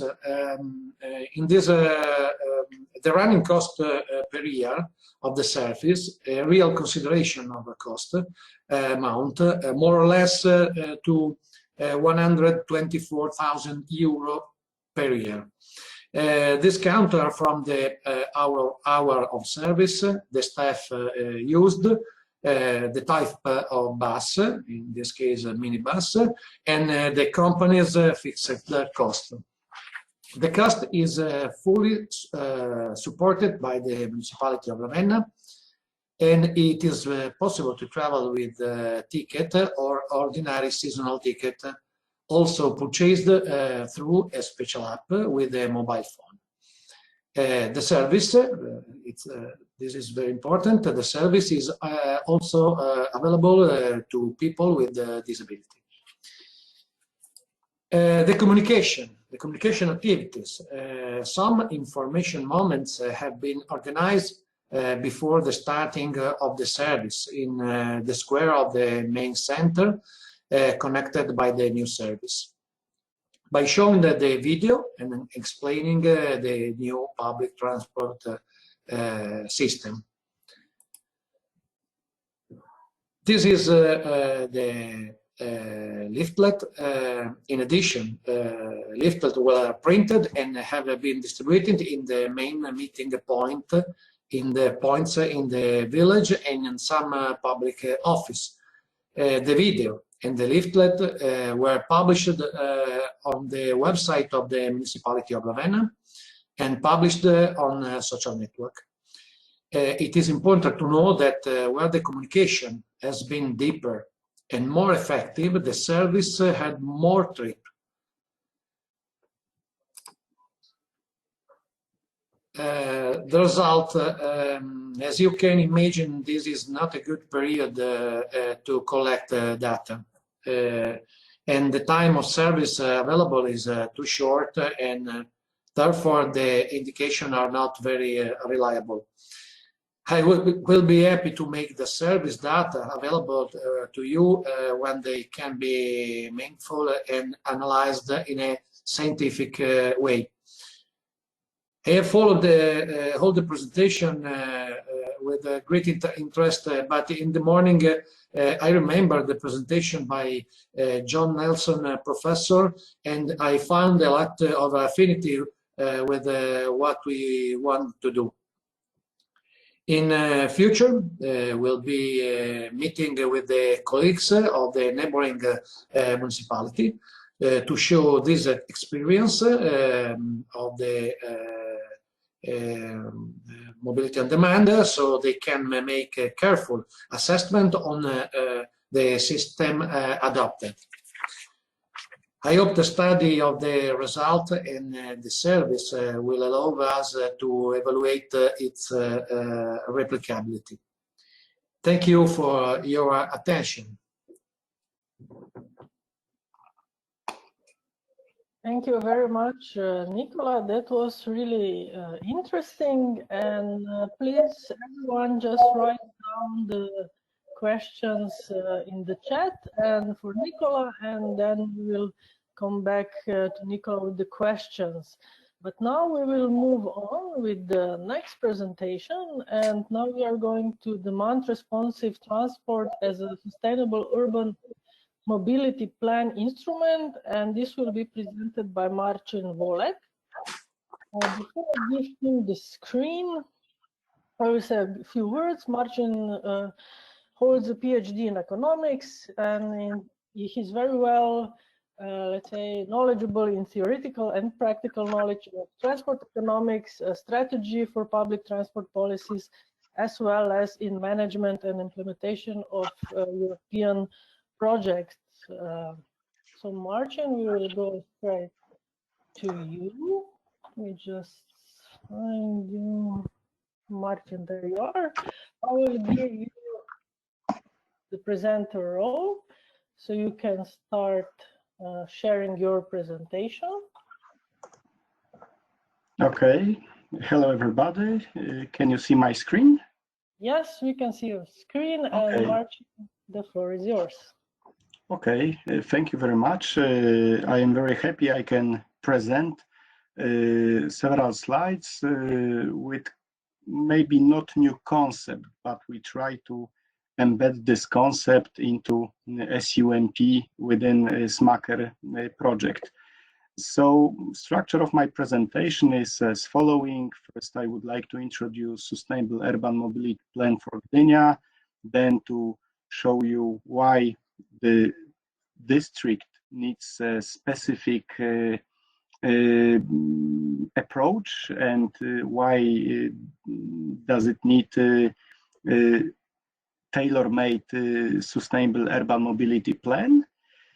Then we would like to show you review of quite small Polish experience according to DRT and final recommendations. So Sustainable Urban Mobility Plan for Gdynia. The city of Gdynia is part of metropolitan area together with Gdansk and Sopot. Gdynia is a dynamic harbor city with nearly 250,000 inhabitants. our sustainable urban mobility plan was elaborated within Civitas Dynamo project. It was adopted by the City Council in 2016. The main challenge of this SUMP was growth of individual motorization as well as suburbanization. Our SUMP focused on public transport, freight, walking, cycling, as well as on changing transport behavior of Gdynia's citizens. Here you can find 4 main goals of our SUMP, which were attractive and safe urban space, safe and efficient transport system, rational transport choices, and effective freight transport, because our harbor is located almost in the center of the city. Therefore, there is strong impact of harbor operations to daily traffic and daily life of our city. And what was interesting, it was elaborated with a high level of involvement of different stakeholders. Main challenge was growth of individual motorization and suburbanization. Many or majority of larger and medium-sized cities in Poland face a suburbanization process, which has different nature, but the result is that people are moving to the outskirts of the city or to neighboring communes, which transforms themselves into housing areas instead of rural or forest areas. Here we have short look on Gdynia. Here is the harbor, the center of the city, and the district which we are focusing on in Smaker project is marked with this red line. So we can see that it is kind of island surrounded by forests, and to some extent it is separated from the rest of the city, and it has a little bit different spatial nature. Our research together with Public Transport Authority of Gdynia in 2015 has revealed that between different districts we can find completely different level of individual motorization. Here we can see the percentage on the right side of this slide. We can see different percentage of households with access to at least one individual car.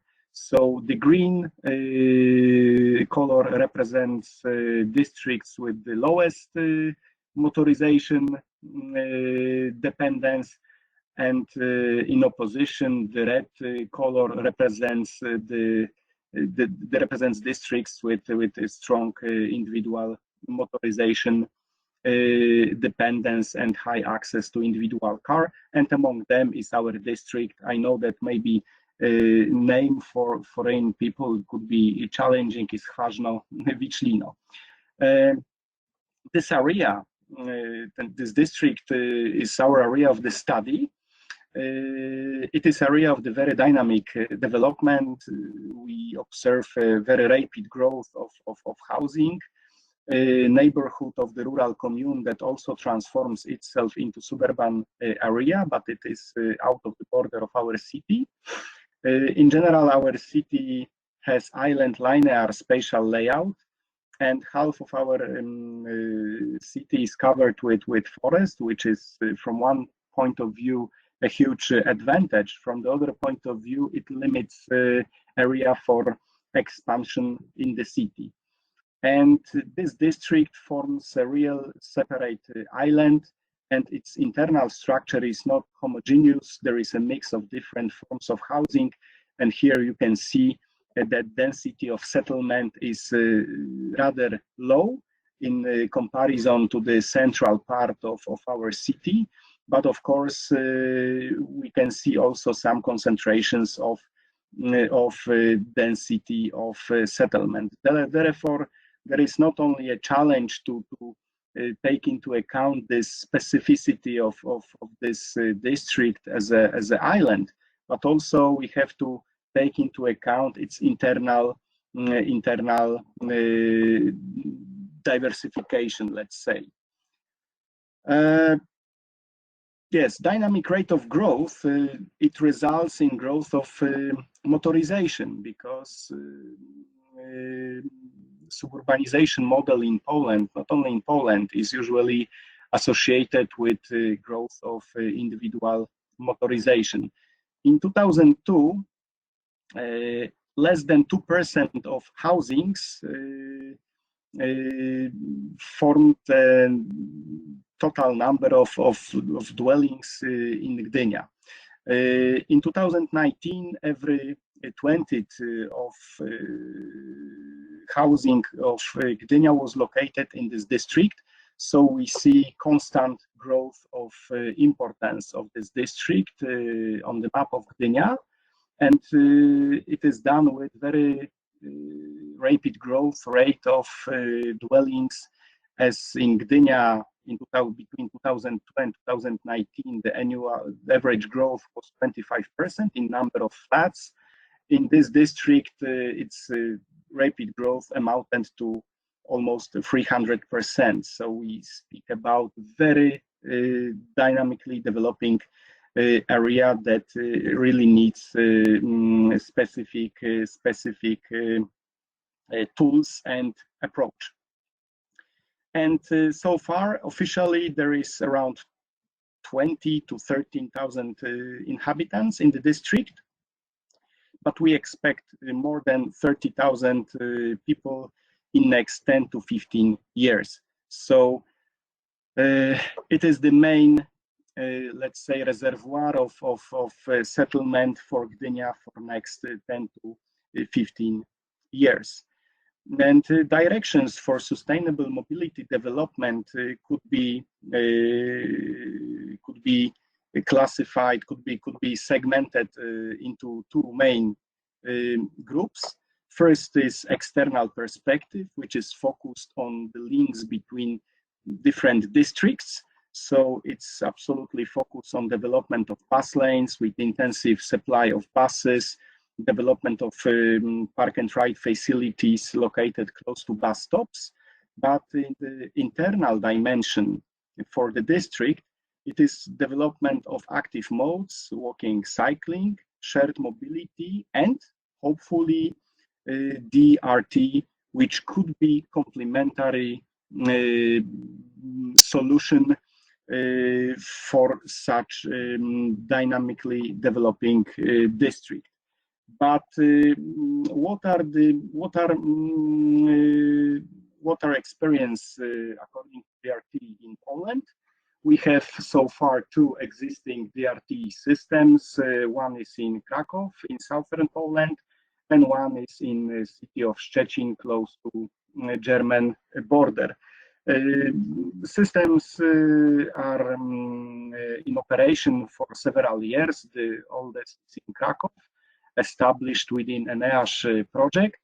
There is partly dynamic road flexibility, rather limited number of vehicles, 2 vehicles in Krakow, 6 in Szczecin, different operators in Krakow. This is in-house operator owned by the municipality. In Szczecin, this is private company, but more important is who organized the service. In both cases, organizing authority is municipality or its body. Number of passengers in Krakow, it amounted to around 40,000 people. In Szczecin, it was more than 250,000 people in 2018. Booking scheme is mainly organized by phone. There is some difference in vehicle tracking. In Szczecin, it is possible. In Szczecin, there is also for people with limited mobility service, but both systems are integrated with public transport system. Case is only that cost per passenger is quite high, especially in Krakow, but the system, in my opinion, is also victim of high frequency, and this high frequency from economic point of view, let's say, kills the final economic result. To summarize this case study research from Poland, we can say that both systems were implemented for areas with lower accessibility to public transport, and they were designed as a complementary service to traditional public transport. As Brian said previously in his interesting presentation, sometimes traditional public transport supply is rather inflexible and is associated with high fixed costs, and that was the trial to escape from that. But in my opinion, these systems are not very successful in that case. For public transport operator, it is rather secondary market. We have to be honest. Rolling stock represents different parameters other than in regular urban services. Also, some experience from Finnish, very interesting case of Kutsuklus in Helsinki has revealed that such vehicles could provide spectacular savings in fuel. But from economic point of view, we've seen a high growth of labor costs in Poland in recent years, and in public transport system, labor costs is responsible for more than 50% of total costs of the system. So in nowadays, size of the vehicle is not as significant from economic point of view as it was many years ago. Booking system based on one operator, software for route schedule planning, integrated with main urban public transport systems, simple interface, and also, as I presented, different level of costs. And this analysis has led us to some final recommendations for SUMP for the district of Chwazno-Vichlino, respectively for DRT. The first recommendation is to include neighboring commune of Szemut. This is rural commune, but it undergoes rapid transformation from the rural area to the suburban type area. It is now settled down by many former citizens of Gdynia who expect a higher level of accessibility. So it is very difficult to merge together dream about own house with huge garden with a certain level of urban services, including public transport. But from economic point of view, it is good to have at least two partners who can share costs of running such system. App should be the main tool to reduce personal costs. So we recommend Uber-like solutions. Maintaining phone service is extremely expensive, and especially in the first stage of implementation, it could be detrimental to economic evaluation of the system. Of course, full integration with existing supply of public transport should be provided, not only in case of tariff, but also in case of information, marketing services, customer service, and so on. Such integration could decrease some costs, especially in the first stage of implementation. Strong visibility in the district, supported by low-cost promotional tools. But we see that car sharing, especially scooter sharing, could be strong competitor. In Poland, 14 years old youngster could drive a scooter. So if he or she is 16 years old, he or she could take passenger on the scooter. So she or he could ride with the grandmother or grandfather in extreme cases. So in that case, we see that car sharing, bike sharing, scooter sharing are very strong competitors to this system. And finally, of course, maybe this is not recommendation for SUMP that is under construction within SMACER project, but in Poland, in general, there is a rather strict regulatory framework focused on traditional public transport services, and it makes public transport rather inflexible. So it is very difficult to provide very flexible DRT system under existing regulatory framework in Poland. So thank you very much for your attention. I would be very happy with questions, remarks, especially critical. Thank you very much. Thank you, Marcin. That was really interesting. And now, as we are right here with your presentation, I have a question. Could you maybe elaborate a little bit? What is with the Polish regulatory framework that doesn't allow this kind of solutions implemented? We have Act on Public Transport, which creates some strict requirements, public transport supply, how it should be organized, how it should be offered, and it was developed in time when there was no shared mobility services and demand responsive transport solutions. And in that case, this regulatory framework system needs to be changed, because for example, there is a very strict definition of road, how it should be operated, and so on and so on. So to be honest, this DRT is what is the main advantage of DRT? It's flexibility. It's, I would say, yes, as it is branded, demand responsive, and our regulatory framework is so far against such demand responsive immediate solutions. So our current framework makes a very difficult environment for DRT systems in Poland. Okay, interestingly, thank you. But we still see that there are two examples of DRT in Poland, in Krakow and Szczecin.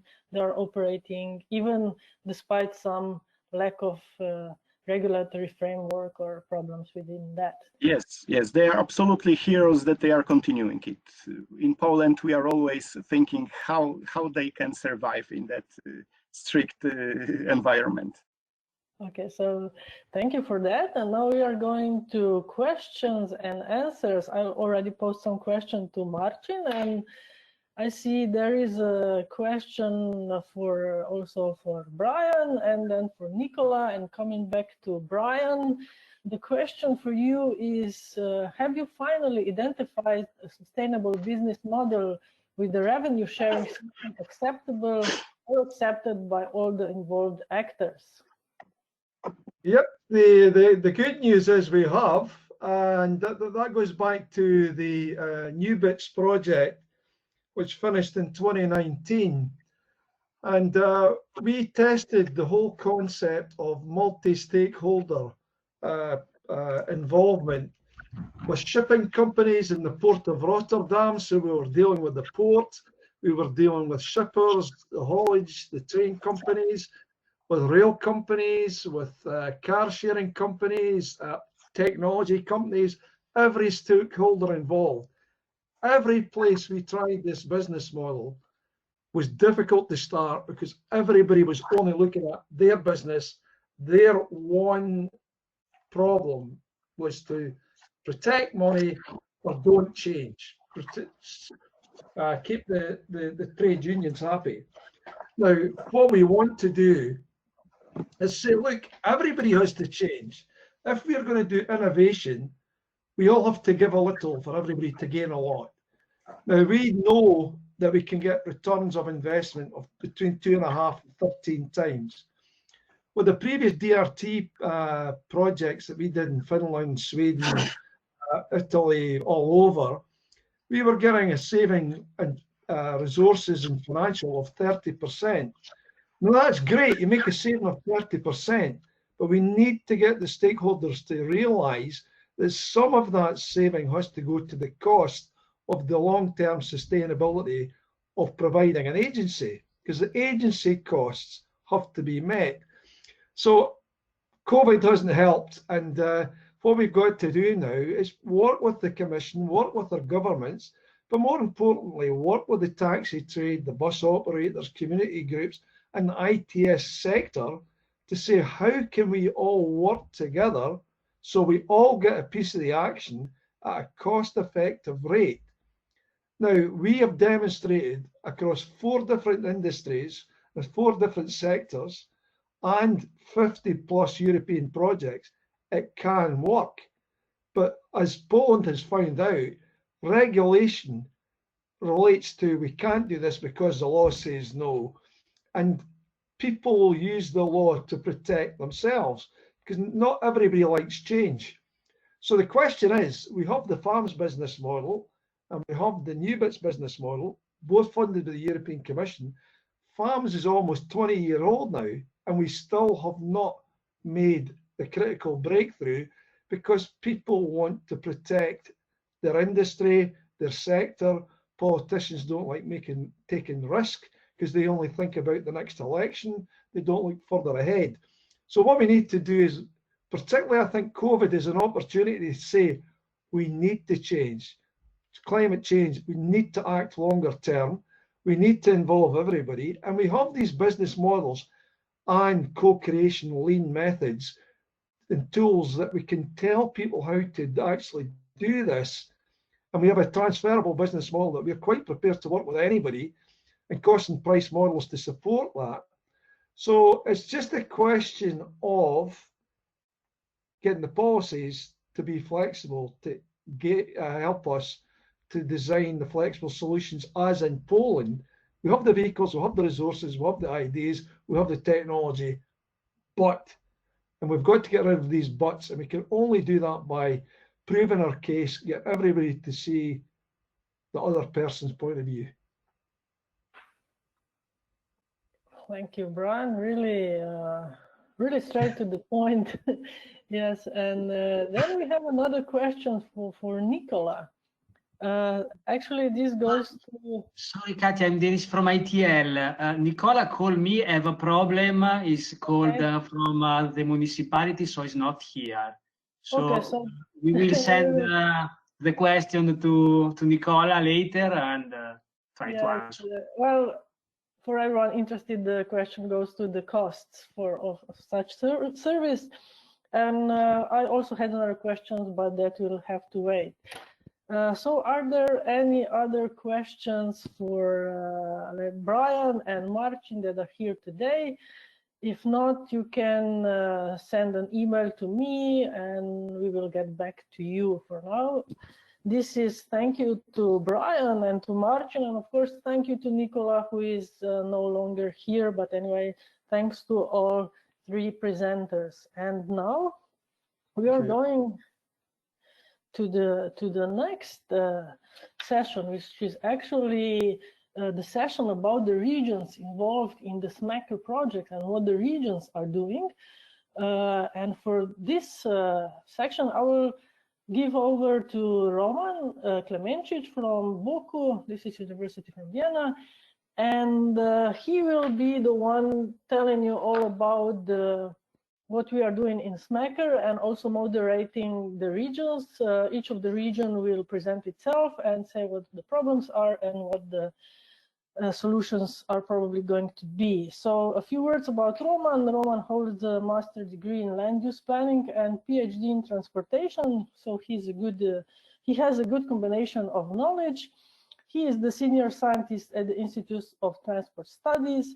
Before he worked for the university, he worked for the city of Graz, specialized in transport planning. He teaches topics on public transport and mobility and so on. So he's really the guy to take us through the session on the SMACR regions. And Roman, I'll just need to find you here and give you the floor, so you will take us to the next session. There you go. Now you are the presenter.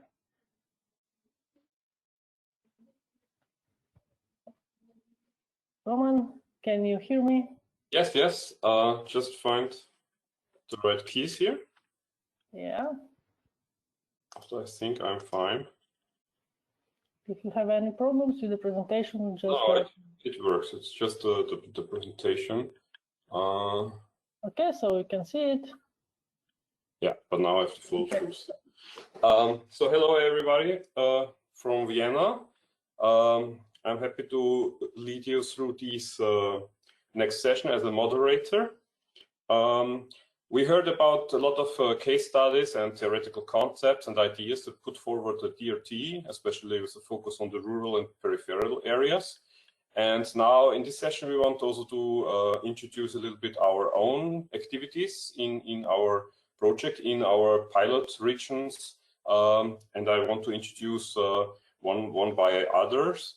And of course, we are a little bit more than halfway through our project, SMACR. And so that means we do not have the final conclusions of our pilot activities in the regions. So this is just the first appetizers, first experiences of our regions, what you got presented now. There will be, of course, a final conference in 1.5 years from now, hopefully face to face. Then we had all get rid of this mess of the pandemic. But yeah, we're very optimistic and have this final conference in Vienna in 2022.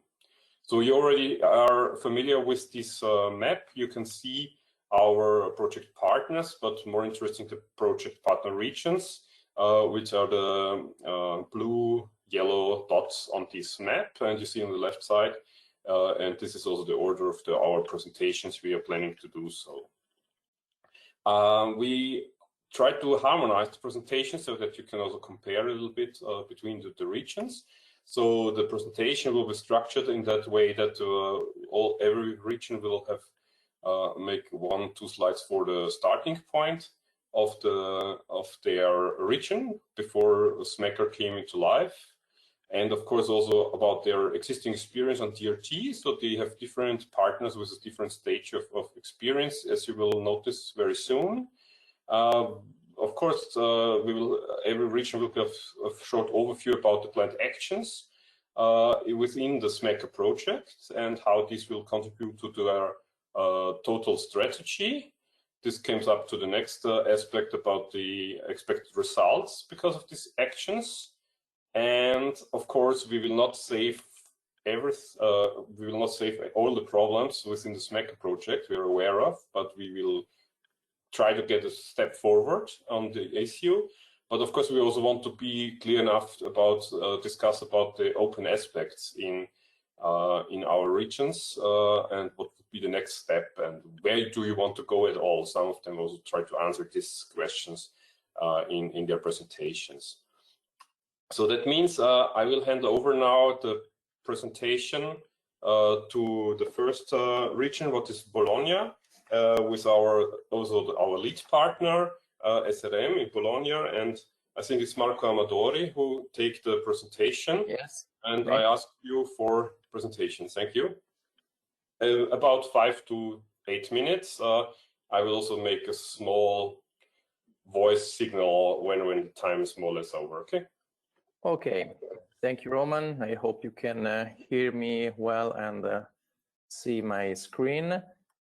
So first of all, a few words about the area where the pilot will be implemented. It is a mountain area south of Bologna. It is very wide and it includes 12 municipalities with many villages and scattered houses. The public transport covers the needs of commuters and students, so there is a good service during peak hour, connecting villages with the schools and train station for intermodality bus plus train to Bologna. But as you can imagine, the area suffers a lack of service during the rest of the day, so mainly off-peak hours and during weekends. So if we consider that in this area there was in the last few years also a big development of tourism, thanks to the many possibility of hikings, summer and winter activities, outdoor activities, and also some relaunched touristic attractions like museum, castles, and so on. This lack of public transport during the period of the week where people can go for a walk or for a visit, this means that these people have to reach this area only by car. In the metropolitan area of Bologna, we already have some experiences with the DRT services. Some of them have been operated for only a few months or a few years, but others are still running. In particular, there are two services in the northern area of Bologna, which is a plan area, a flat area. There are two existing services that we can say they are old-fashioned services. I mean, they have fixed routes and a fixed timetable, and just the trip must be activated on demand. Otherwise, the driver will not start the trip. So it is just to recover some costs, kilometrical costs, but it's closer to a regular service than to a real flexible service. So the level of flexibility is quite low in these cases. In SMACR, the pilot project that will be implemented will have a higher level of flexibility. In fact, both timetables and routes will be created on demand in almost real time. And since the area is very wide, it has been divided into sub-areas. You can see in the picture in the right part of the slide, which is taken from the communication campaign we have already prepared, which each sub-area will have dedicated buses, and this should grant a minimum level of service in each area.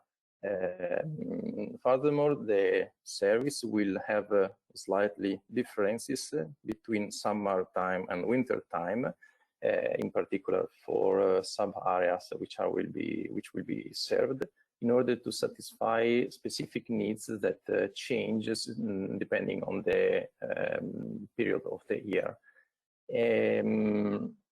As you can see, the main element will be the train lines, and the service will connect train station with all villages.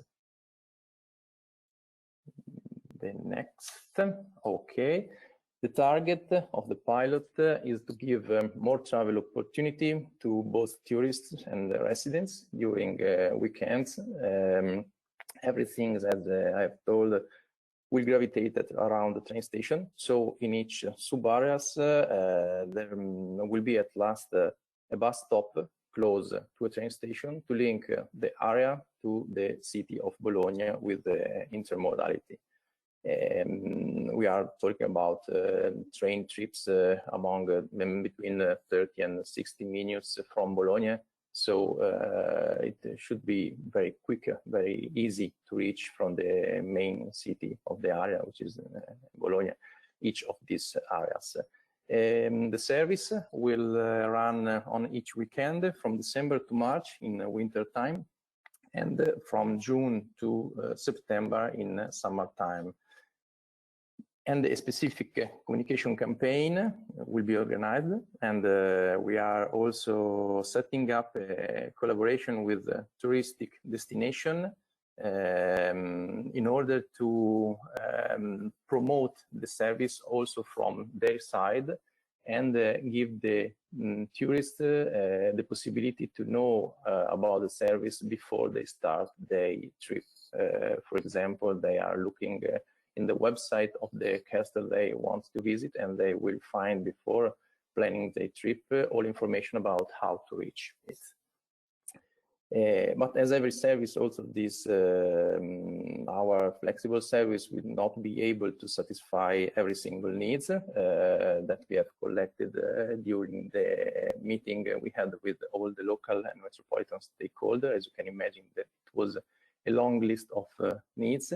For example, evening and night services. Some villages are too far, and so we have not been able to extend the bus routes till them. because of budget limit and some technical limitation anyway. We think that this pilot will provide us useful data on its effectiveness, and in case of positive results that we hope, as obvious, it will be easier to find economic resources for extend the service both in time and in areas served. So we will see if the pandemic situation will allow us, we hope, after the next summer, when we will have some data both from winter service that from summer service, how it was, and we will take some decision for the future. As Chiara mentioned this morning, we were already ready. We already prepared for the summer, the last summer, with the communication campaign, with the service and so on. But unfortunately, because of the pandemic situation, we had to postpone the start of the service to this winter. We will see. We are confident that we will be able to start. We are still ready, and so we are just waiting for the beginning of December to give the start to our project. Okay, thank you very much, Marco. Thank you. And now we are moving from the most southern partner of our SMECA project to the most northern partner of our SMECA project, so from the Mediterranean to the Baltic Sea. And I ask Alicia to take over the presentation about the city of Gdynia. She's working in the city of Gdynia.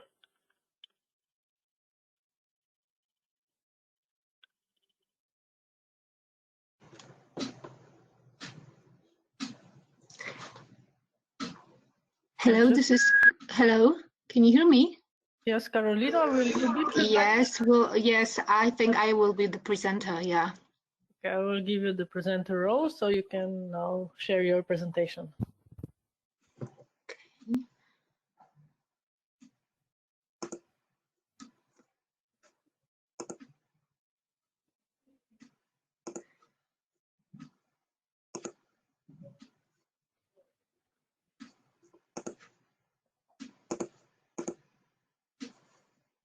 Can you see my screen already? Yes, now we can see it, yes. Yeah, you see my presentation. Okay, that's fine. So starting from the choice of our pilot area, we have chosen Ważno Vicino district, which is one of the most rapidly developing regions of the city, as Marcin Wolek already mentioned in his presentation. But it is also the biggest district regarding the surface area. What is also needed to be mentioned that the estimated number of the citizens is about 50,000 till 2030. So now it is around 12,000. So the growth of citizens is quite high, with low population density. But also residents in Ważno Vicino are very much car dependent. Most of households have 1, 2, or even 3 cars. So this is also very characteristics for this area. And of course, public transport offer is still insufficient because of this growth, which is already taking place.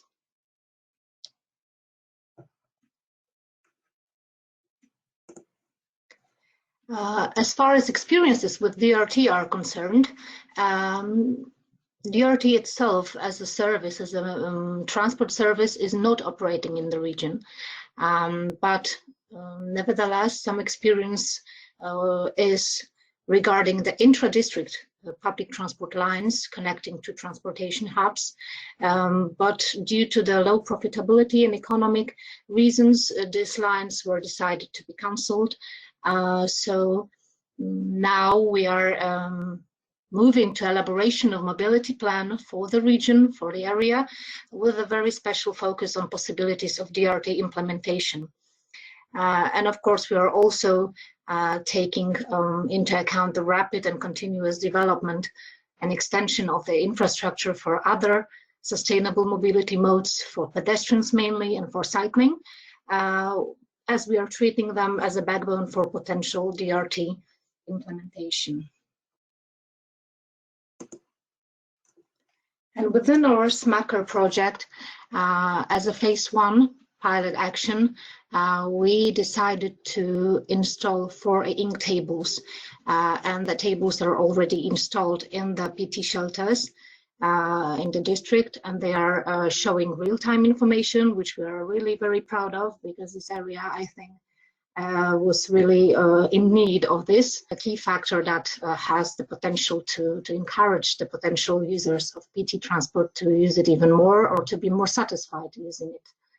And of course, these e-ink tables are also showing traditional timetables, some information on additional events and tariffs, and also transportation hubs where they can change the mode to the other.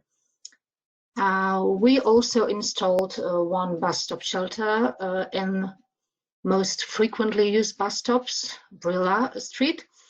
And we also decided to install 17 fish-shaped seats in the closest vicinity of the public transport stops, just to prevent from the illegal parking, as during our work and our LMF meetings, and we observed that illegal parking is really a major problem in the area, which in connection with this insufficient infrastructure for pedestrians is really a barrier to use public transport. And just to encourage the public transport users to feel more safety, we decided to take some steps to prevent from this illegal parking and increase the safety in the region. We also decided to ameliorate somehow the vicinity of bus stops, just to feel the prestige of using this mode of transport, and installed some benches and arranging the greenery in the vicinity of most frequently used PT stops. We also started to use some nudging initiatives, but of course, due to COVID, we also needed to postpone marketing campaign and the nudging initiatives till spring next year. But we already produced 2 short animated movies and a series of 4 posters promoting public transport and DRT in the region, which will be used next year. And of course, we are elaborating the mobility plan for the district. As a phase 2 in spring 2021, we will probably install some stickers and put them on the pavement, just to navigate the inhabitants of the region to the nearest PT stop. We also will produce a transportation pack for the new residents in the pilot area, just to give them a thorough information on the public transport already operating in the region. And of course, also try to encourage them somehow, and will include the PT monthly ticket. We are also trying to design a competition for the PT users with very attractive rewards. And all of the above mentioned elements will be supported with marketing campaign and nudging initiatives, designed and implemented in collaboration with our local mobility forum. And what are the results we expect to have because of our SMACR pilot action? We expect that the quality of the existing public transport offer in the pilot region will increase significantly, and that the existing PT offer, which is considered as a backbone, will give us the potential for possible future implementation of DRT in the pilot region. We also expect that the improved information which we will provide on the existing public transport for the inhabitants, considering the timetables and real-time information, will encourage those which are not yet decided to use this transport mode. And ink locations are supposed to be connecting stops for DRT and the PT backbone system. which is the effect of consultations and early diagnosis to find core areas that are most isolated in terms of transport accessibility in the pilot area. And of course, we expect that the comfort and safety of passengers will be increased. Of course, we are fully aware that there are still some open aspects existing that are not solved by our SMACR actions. And this is, of course, the implementation of the mobility plan, because the mobility plan as a document itself will have some actions included that will need to have some financing, some time framework, and will definitely be realized outside SMACR project. Of course, we are very hopeful for the change of the law on road transport, just to make some more space for the DRT implementation and make it more friendly for us to implement in the future. We also expect to develop an infrastructure for all sustainable modes of transport, for pedestrian, for cycling, because they are still lacking in the pilot area.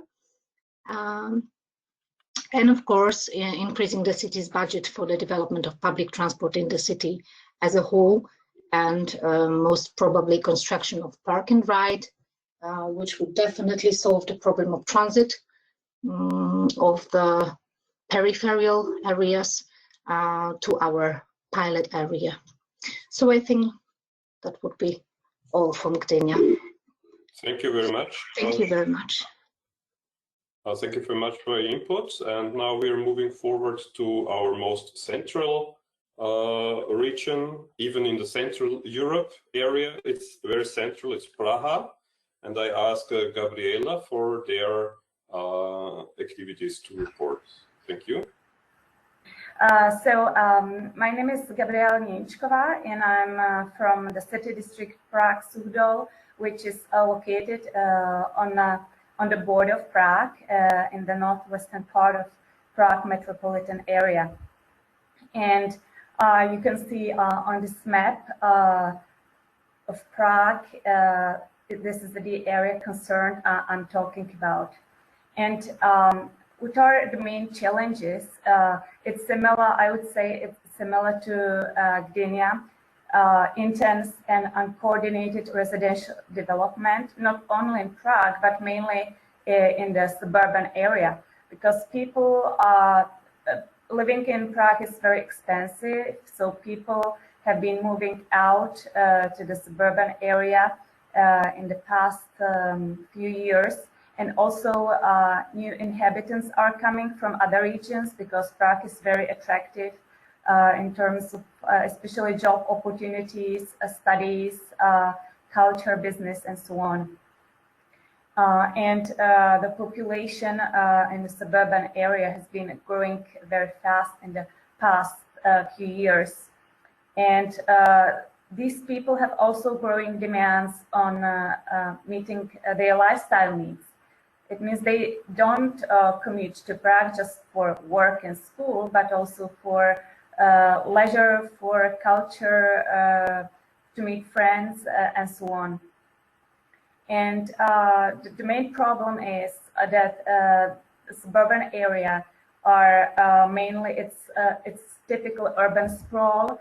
It's very dispersed, and these are mainly like residential areas with insufficient supply of other necessary services. There are not enough schools or healthcare facilities, not enough shopping opportunities, job opportunities, of course. And the suburban area also doesn't have a good supply, good offer of public transport services. And this means that people in these municipalities are very car dependent, and they travel to Prague, they commute to Prague regularly for different reasons, not just for to work and school. And car traffic to the city of Prague has been increasing a lot over the past years.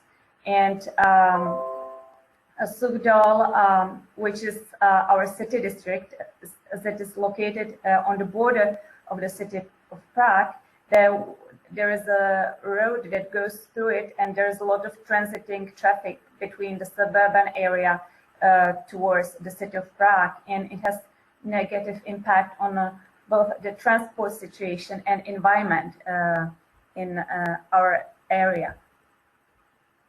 I would mention some positive experience with sustainable mobility public transport in the region. And this concerns not the municipalities, not the suburban area, but our city district. Our city district has 7,000 inhabitants, and there's also a university campus with around 20,000 university students and employees. And it's located quite close to the city center, about 5 to 6 kilometers. And we have very good bus connections. Buses have a high frequency. You can get they connect Suhdol to key transport nodes in the city, like underground station, train station, tram stops, and there is a good availability of public transport stops near homes, schools, and workplaces. And the result is that high share of Suhdol residents and students use public transport. But as I mentioned before, this is not the case for inhabitants of the suburban area, because these bus lines actually end here in Suhdol, while people from the suburban area don't have it easily accessible. They have to travel by car, and if they travel by car, so they rather go straight to the city. Now, in this market project, we are preparing a feasibility study for a new multimodal terminal on the border of Suhdol. As you can see in this picture, the gray area is the existing Suhdol area with houses, residential, both residential area, and we have schools, university, and so on. And this is the first draft of the new multimodal terminal, which will actually allow commuters from the suburban area to transfer to buses and trams, because there is a project going on, the preparation of a new tram line. It's called Podbaba-Suhdol in the neighboring city district. It will, because it ends now, the last tram stop ends about 4 kilometers before Suhdol, or before this terminal. So it will actually extend the existing tram line to Suhdol and make it more easily reachable by inhabitants of the neighboring municipalities. And it will offer a parking area for cars, also bike storage, new bus and tram stops. And this study includes also not just the design of the terminal itself, but also new mobility services and infrastructure, because there will be possibility for neighboring municipalities to launch new bus lines to this terminal that can be used by their inhabitants.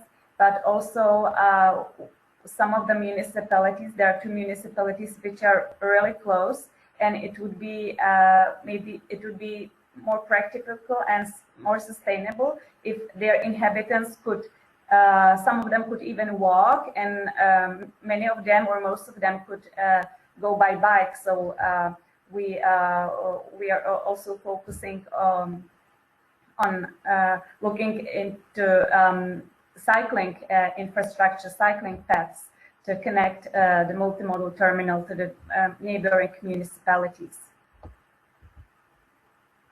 And what are the expected results of Prague-Suhdol pilot action? I would divide it in short-term results and mid or long-term results. Since we've been working we've been working a lot with stakeholders, and also during summer, from June to September, we had several events for general public. So, we also write articles in local newspapers. So we are trying to increase awareness of importance and benefits of sustainable mobility, inform the inhabitants, local residents about both SMECA project and also the existing sustainable mobility solutions and the planned ones. We also expect a broader use of existing public transport services and implementation of a new public transport services and mobility services, which is a bus line that we have been discussing and preparing together with the neighboring municipalities, a new bus line connecting Sugdol to suburban area. And if things go well, it could be launched in September 2021. Gabriela, can I ask you to come to the conclusions because you're exceeding the time? Yes, so I will just go faster. Then we also expect contribution to contribute to faster preparation and implementation of the multimodal terminal and tram line and better cooperation with stakeholders. And mid or long-term effects that are actually dependent on the construction of the multimodal terminal and tram line. And then we expect much broader use of public services, public transport, and bike transport in the suburban area, significant reduction of car traffic to the city of Prague, improvement of the environment, and strong support for sustainable mobility by general public. And next steps, or these open aspects beyond SMECA project, we have been organizing several local mobility forums, and we would like it to become a platform to discuss sustainable mobility issues with decision makers and stakeholders of the region. Then we would like to continue to communicate with users, giving feedback and involving them in the process. Of course, there should be also investments in improving pedestrian and cycling infrastructure, promoting mobility as a service, increasing attractiveness of public transport, and also, which is important, urban planning aimed at reducing demand for transport. And this means, especially for the suburban area, the creation of job opportunities, but also more focus on offering new services, education, like they should build schools and healthcare facilities, shopping opportunities, and so on. So thank you for your attention. Thank you very much, Gabriela. And now we are moving forward to the place where we are supposed to meet all together this week, but it's not possible, as you know, everyone. So we're going to Slovenia, and we're going to the Prekmurje region, what is the very eastern part of Slovenia, and to Murska Sobota in detail. And I ask Tadej to give his presentation about the actions and the expectations of Murska Sobota. Okay, so thank you, Roman. My name is Tadej Pirc. I'm a Murska Sobota SMECA team member, and I will present our pilot TRT bus line. So, in short, Murska Sobota is the urban center of the Pomurje region in Slovenia. The region is scarcely populated and mostly rural. However, its main urban centers are pretty well connected to the main road, highway, and rail networks. Due to the rural character of the region and basically very low investment activity and sustainable mobility, most of the journeys in the region are still done by car. Public transport is then used mostly by senior citizens and school children. In general, public transport is available. Urban centers are connected. but it's available mostly in the peak hours, that is in the mornings and late afternoons on weekdays. So the region's population is just over 100,000, but we welcome approximately 500,000 visitors per year. Most of them arrive by car and, of course, also move around the region by car. The reason is mostly poor public transport connections between tourist and urban centers, and basically a lack of public transport promotion activities. That is why the region decided on a very brave or bold long-term vision, that is to become a car-free region. It's of course a very long-term vision. In the past, there was one failed attempt at establishing a DRT line. It failed because of almost no promotion and nudging activities. Currently, there are some sustainable or alternative mobility options available in the region. For example, several on-demand services for senior and disabled citizens, car sharing, bike sharing services, and park and ride. These last are rarely used, especially park and ride, of course, since Murska Sobota city center remains easily accessible by car and offers enough parking spaces. Our pilot action is then centered around a DRT service on an existing bus line, which is connecting three key points of interest in the region. That's the city of Murska Sobota, the Sobota Lake, which is like a developing tourist attraction, and the spa town of Moravska Toplica, where the majority of accommodation is located. The service is somehow comprised of three key elements: the users, the bus line operator, and the backend office connecting the two. The service is aimed primarily at tourists, but also locals wanting to attend an event taking place at either of the three locations. The passengers will basically be able to sign up for a ride online using their smartphones or the designated tablets in the hotels. Additionally, the DRT will service also locals wishing to visit spas and swimming pools at the spa town of Moravska Toplica. So basically, what are we looking for with this initiative? So since this is the first such initiative, the first real example of flexible transport, we are not expecting anything drastic, obviously. However, it must be said that this is a very important first step towards emission reduction, increased connectivity, public transport accessibility, and the end, of course, also better road safety. This service will also contribute to the image building of the region as an environmentally friendly destination. Like I said, mostly we're targeting tourists, so this will help with this image building. In short, we want to encourage and develop responsive transport for environmentally responsible mobility, which of course also influenced the name and the logo of the service, Responsibus.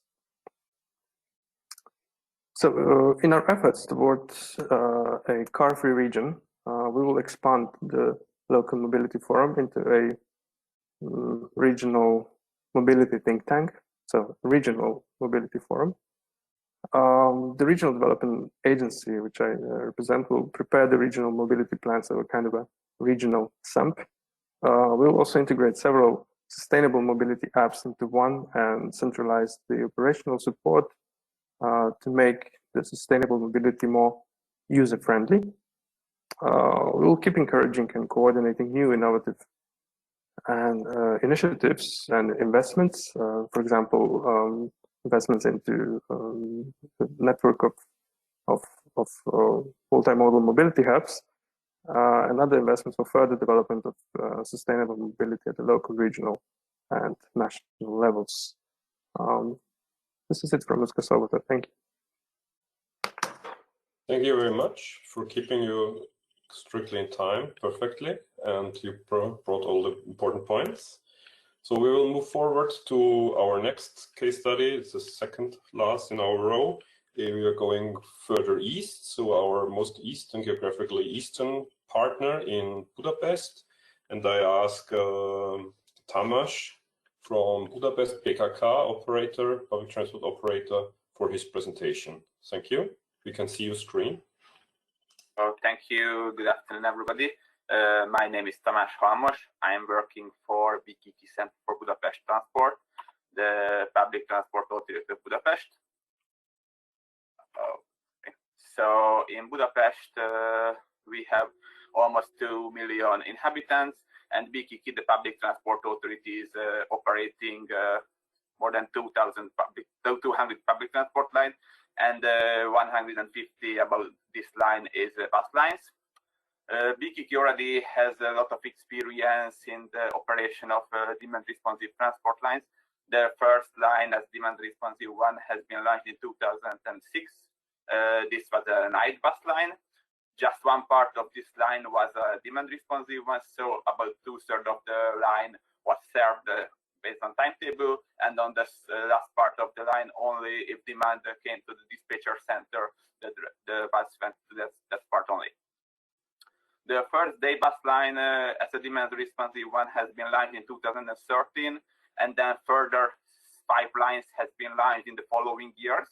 So in the peakest time, we had 7 demand responsive bus operating in Budapest, and also some replacement buses are operating, and the demand responsive ones. It was the situation in the last years, and now we just launched the replacement of a cogwheel railway, and that will be also replaced by a demand responsive line. All of these demand responsive lines are a little bit different. Some of them is only demand responsive on the evening or morning time or in off-peak, and in some of them only one part of the route is responsive and the other part is not. So there is not two very similar ones here in Budapest. And one of these lines in last year was so successful that more than 95% of the routes have been ordered. So BKK decided to operate that line as a timetable-based one in the future. So since the highest number 7, we decreased it to 6, which is operating in time. As you can see on the map on the presentation, these lines are operating in the outskirts of Budapest. This is why, while in the city center, the density is quite high, so the regular timetable-based service is quite good there. In the outskirts, there are some areas where the population density is much lower, and in these areas, the demand responsive service is much better. I think there are other parts in the city where this kind of service would be good in the future, and BKK is also thinking about to introduce this in other lines in the future. Okay, and what we are doing within this macro project, as I said, we already have a demand responsive service. So what can we do here? The service is now working only based on phone calls. So if a passenger would like to order the service, he or she has to call the dispatcher center. Then the dispatcher center has to register the order into IT system, call the bus driver, and so on and so on. So it's time-consuming, not really efficient, uncomfortable both for BKK and for the passengers. And it's not really possible to extend this service for further lines because the human resources requires human resources high on the dispatcher center for the system. So we discussed it for a long time with the responsible colleagues that it would be really good to have an online system which is fixed for the 2020, where passengers can order the ride, and also they can follow and cancel the ride if they finally don't want to travel. And as part of this macro project, we have the opportunity to develop this IT system and test it for 1 year. This IT system will have 3 main parts. The first part is the user interface.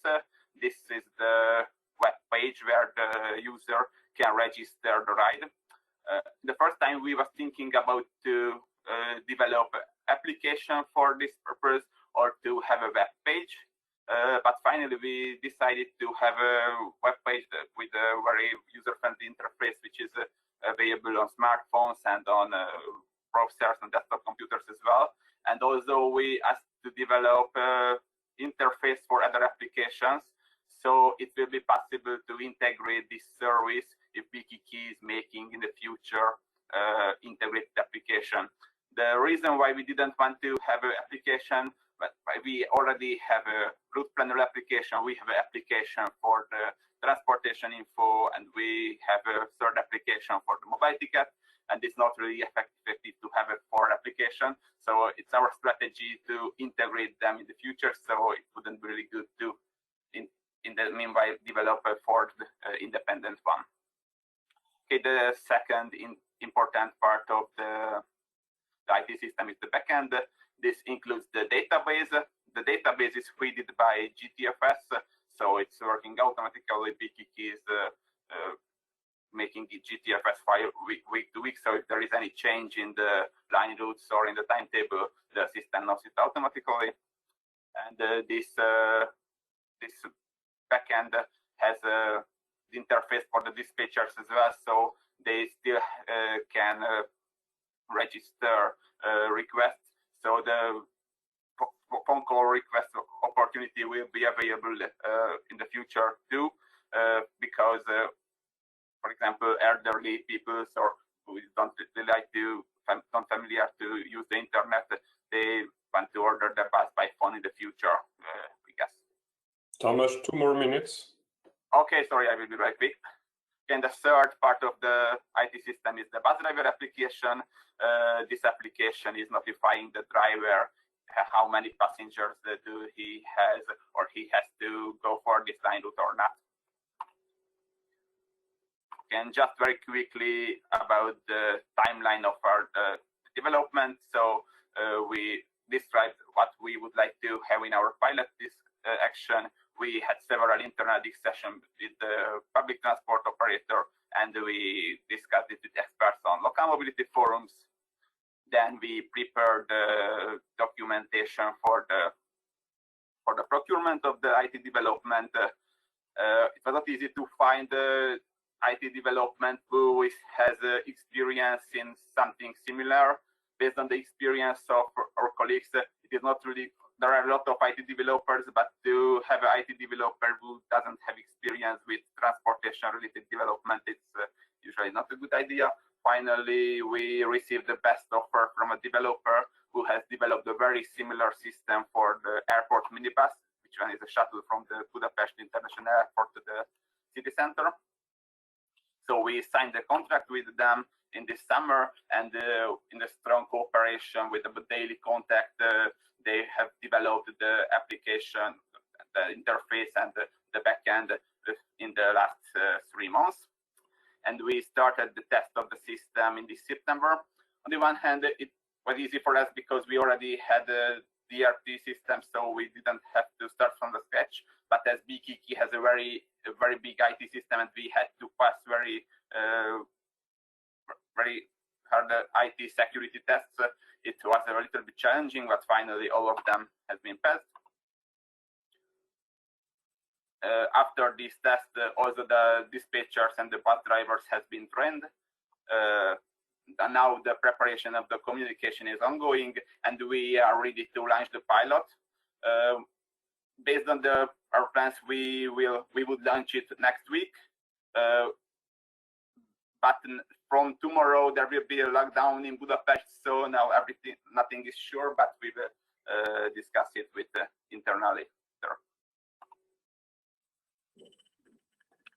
Okay, and then after we launch the 1-year-long pilot, we will have also meetings, and we will have opportunity to fine-tune the system if needed.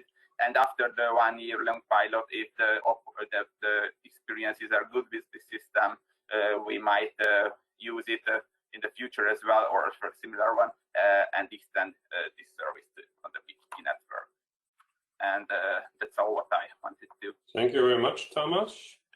Now we're heading to our final region of our SMACR world, and we're going up very high altitude to the area of East Tyrol, It's above 670 meters. Maybe Manfred is even higher in his home office place.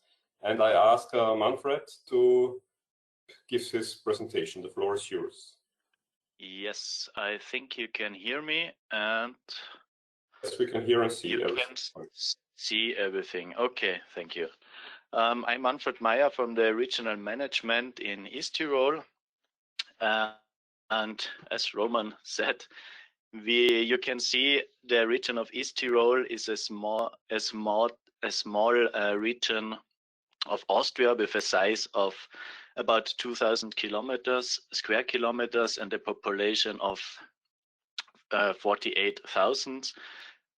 We have 33 municipalities, and some big challenges are the very high alpine topology. So many municipalities are above 1,000 meters over sea, and in winter they have the challenge because they have much snow, and in connection with steep roads, it's a big challenge for the mobility. The first and the last mile is also a big challenge because some of the municipalities are about 2 kilometers away from the center of the municipalities, or they are away from the public transport stop, from the bus stops. So they need an additional mobility to come to the bus stop. We have a huge private motorized transport due to the high urban sprawl, a little integrated information of mobility offers, and many different influences on the municipalities, so as tourism, economy, and industry, and they results many different expectations and need of the mobility offers. Our starting point in the region, in case of the public transport offer, we have the train, and the region East Tyrol is connected with Austria's train net. We have one line which goes through one main valley, the Pustertal, and on its end it's possible to cross the border to Italy, but you have to change the provider. The bus. In the region of East Tyrol, we have bus lines in all valleys, but the frequency of the lines is different. Some lines, mostly in the main valleys, are every hour, but in some small valleys, you maybe have one bus in the morning and one bus in the evening. So it's difficult to manage always with bus because, as we heard at the beginning, there are some villages and some households, they are far away from the bus stops. We have experience on DRT and other sustainable mobility, existing offers of some municipalities due to projects before and besides MACA, as we could hear in the morning session, the last mile project, and besides MACA, the smarter project. We have the micro-BT. Is an important offer in some municipalities. For example, in Lienz, the micro-BT acts for connecting the infrastructure like the ski area station, the public indoor and outdoor swimming pool with the center of the municipality, and to other mobility offers like the train station and bus stop. It acts on demand. So maybe we have a line on winter, one in summer. We have 6 e-car sharing stations in the region of East Tyrol, and 8 municipality taxis are available. They act with volunteers as driver on some fixed days in a week with a fixed tariff like 1 or 2 euro. The residents of the municipality have to call them.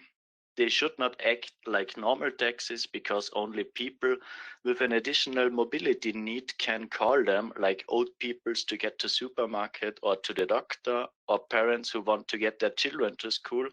Important to say is that in those municipalities are no normal taxis because the number of the users is too less for them. Also, the public transport acts in those municipalities in low frequency, like 1 bus in the morning and 1 bus in the evening. In those municipalities with high urban sprawl, it is mostly not possible to get to the public transport stop without the additional mobility. So it's a very important offer.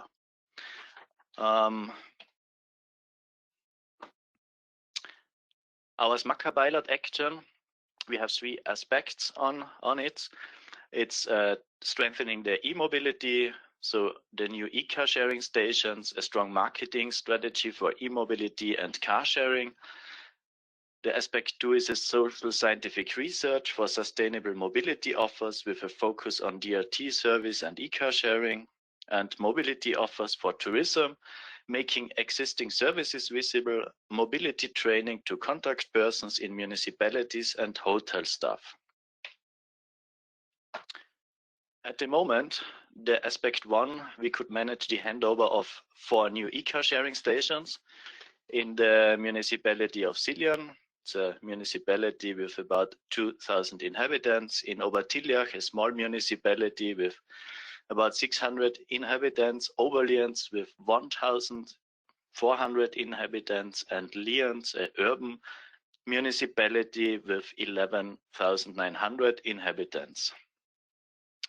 As it is difficult to install car sharing stations in a rural area, it was necessary to create a new strategy. So we could create this new strategy, and therefore we have 4 different car sharing stations. In the municipality of Siljan is the partner, the local bank, which has a need on the car on about 3 days a week. In the municipality of Obertiljach is the municipality themselves the partner. In Oberlienz, it's a big company called Mikado. They have a need on the car. And in Lienz, it's the 3rd station, because in this urban municipality, the users' need on 2 stations could be evaluated. And now an additional station for the southern sector is important. Yes. Manfred, 2 more minutes. Yeah, yes, I try to hurry me up. Expected results of SMACA actions and goals for future. More use on the public transport, and as a result, more frequency from the public transport. More e-car sharing stations. We want to eliminate the second car per household, strengthening e-mobility, because e-car sharing is a perfect instrument to get in touch with e-mobility.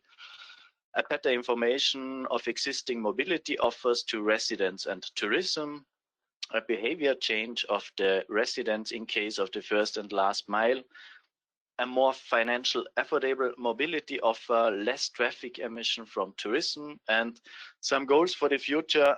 We want to install a mobility center which combines all mobility offers and informations, like Brian said today, like a mobility agency who combines everything, and possibility of sustainable arrival and departure of tourism in every municipality, including sustainable mobility on site. Our partners, and thanks for your attention. I hope we are on time. Thank you very much, Manfred, for your presentation. So we will end up with all the 6 regions presentations. I want to give some thoughts when I went through these presentations from my side. Just really 3 minutes, not more. And let's see how it works.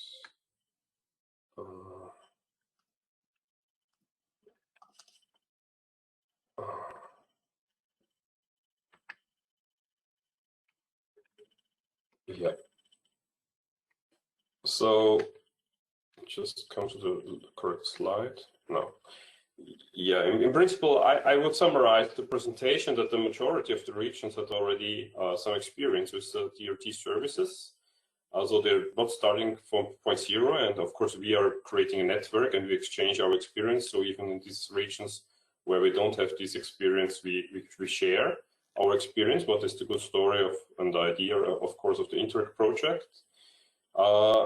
Another aspect is what we are also trying to get a bigger, to make it broader, that we do not see the conventional form of transport, and the sustainable mobility becomes also an aspect of planning with other modes, we would say new modes of transport, and this is not only included the DRT. So car sharing is even a topic we just heard from our last presentation. but also other areas. They are also thinking about sharing mobility as a service. So there are a lot of other issues to be solved in the regions beside the DRT, a good DRT service in the region. More or less in every of these, especially peripheral and rural areas, they are identifying gaps for a possible seamless, sustainable mobility in their regions. And this is a big challenge to fill these gaps, to create a total seamless mobility offer in the regions. The open aspects, and I think we will put these points up for our final conference, of course, in 1.5 years, and we will find out maybe some solutions or maybe some approaches or step forwards to a solution. One aspect was bringing the information to the potential users. We are working on different tools, apps, nudging activities to solve this gap, what we could identify.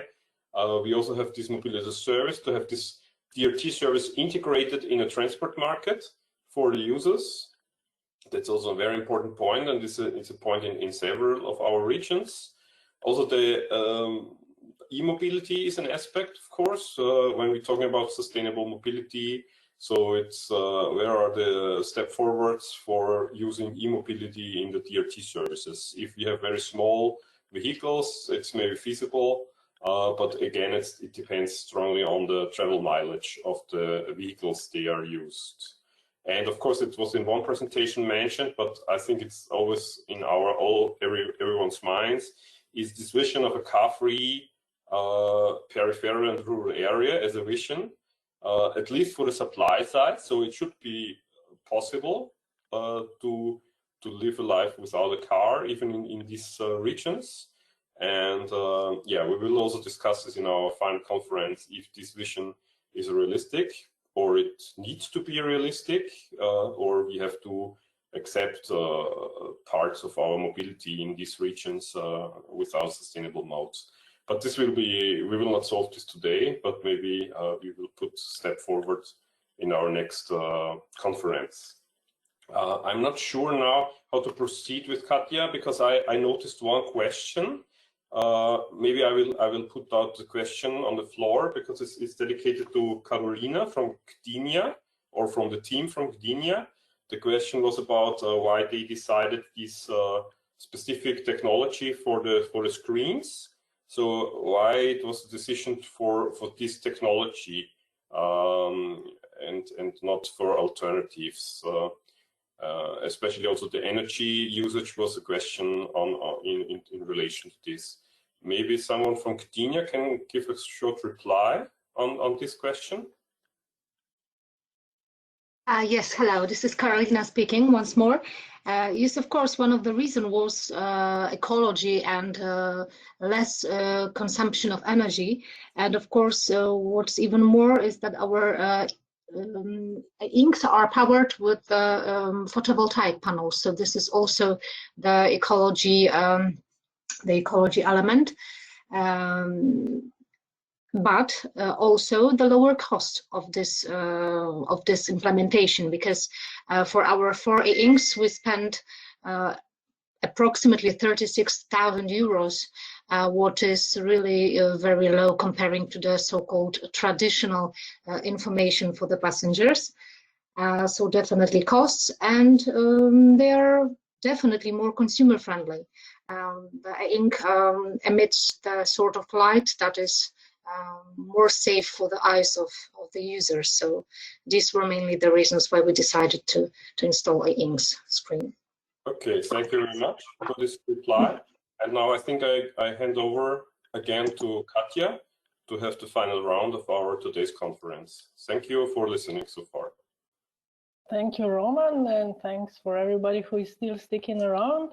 Once again, apologies for not having the last presentation that was on the agenda, but nevertheless, let's discuss politics a little bit. So we heard some things about politics today already, and if we go back to what how politics should actually support the implementation of DRT, I think that Brian said everything and not much should be added. But what is important maybe to point out is that within the SMACR project, we have examined or analyzed the policies and also the legislation of all 6 SMACR countries. And what we found out is that, yes, countries do say a lot about transport, about mobility, international and also in regional and local policies. But when it comes to rural mobility, and especially on DRT, seldom you can find something in the politics that would support these innovative solutions.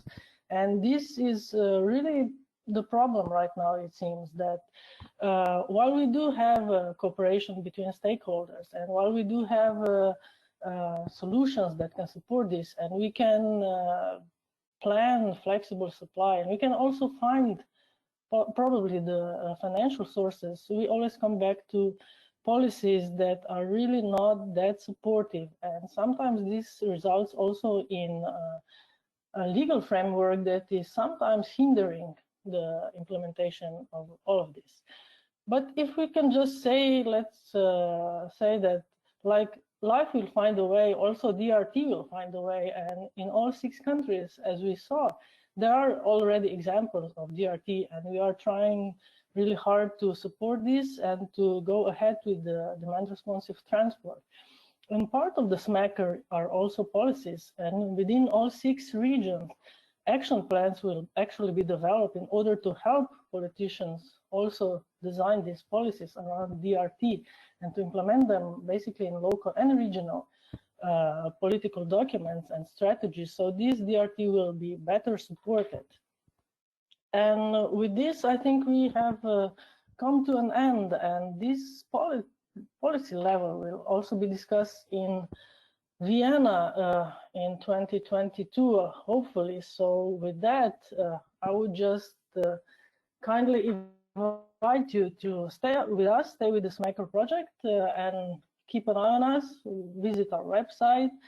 And of course, on the picture, you can see the beautiful city of Maribor, where we all should be here today, but you are not.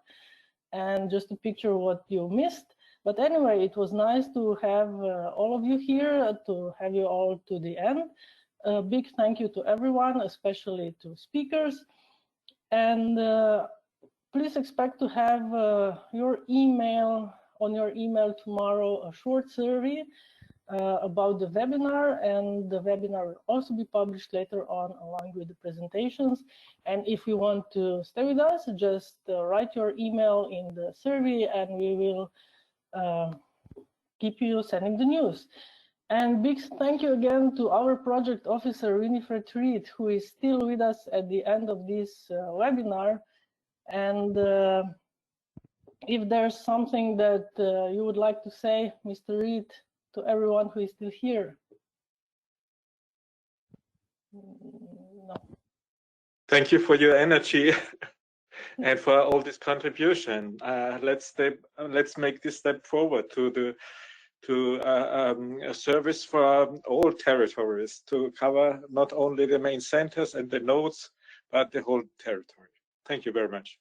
Thank you, Winifred. And last words from our project coordinator, Giuseppe. Okay, just want to say thank you to Maribor colleagues for the organization, for the moderation of the conference, and thanks to all the participants and the speakers. And I wish you a good luck for everyone, and see you in next event in Vienna. Thank you, Giuseppe, and thank you, everyone. And hopefully we will meet in February in 2022 in person in Vienna. But for now, thanks again and have a pleasant evening. Thank you.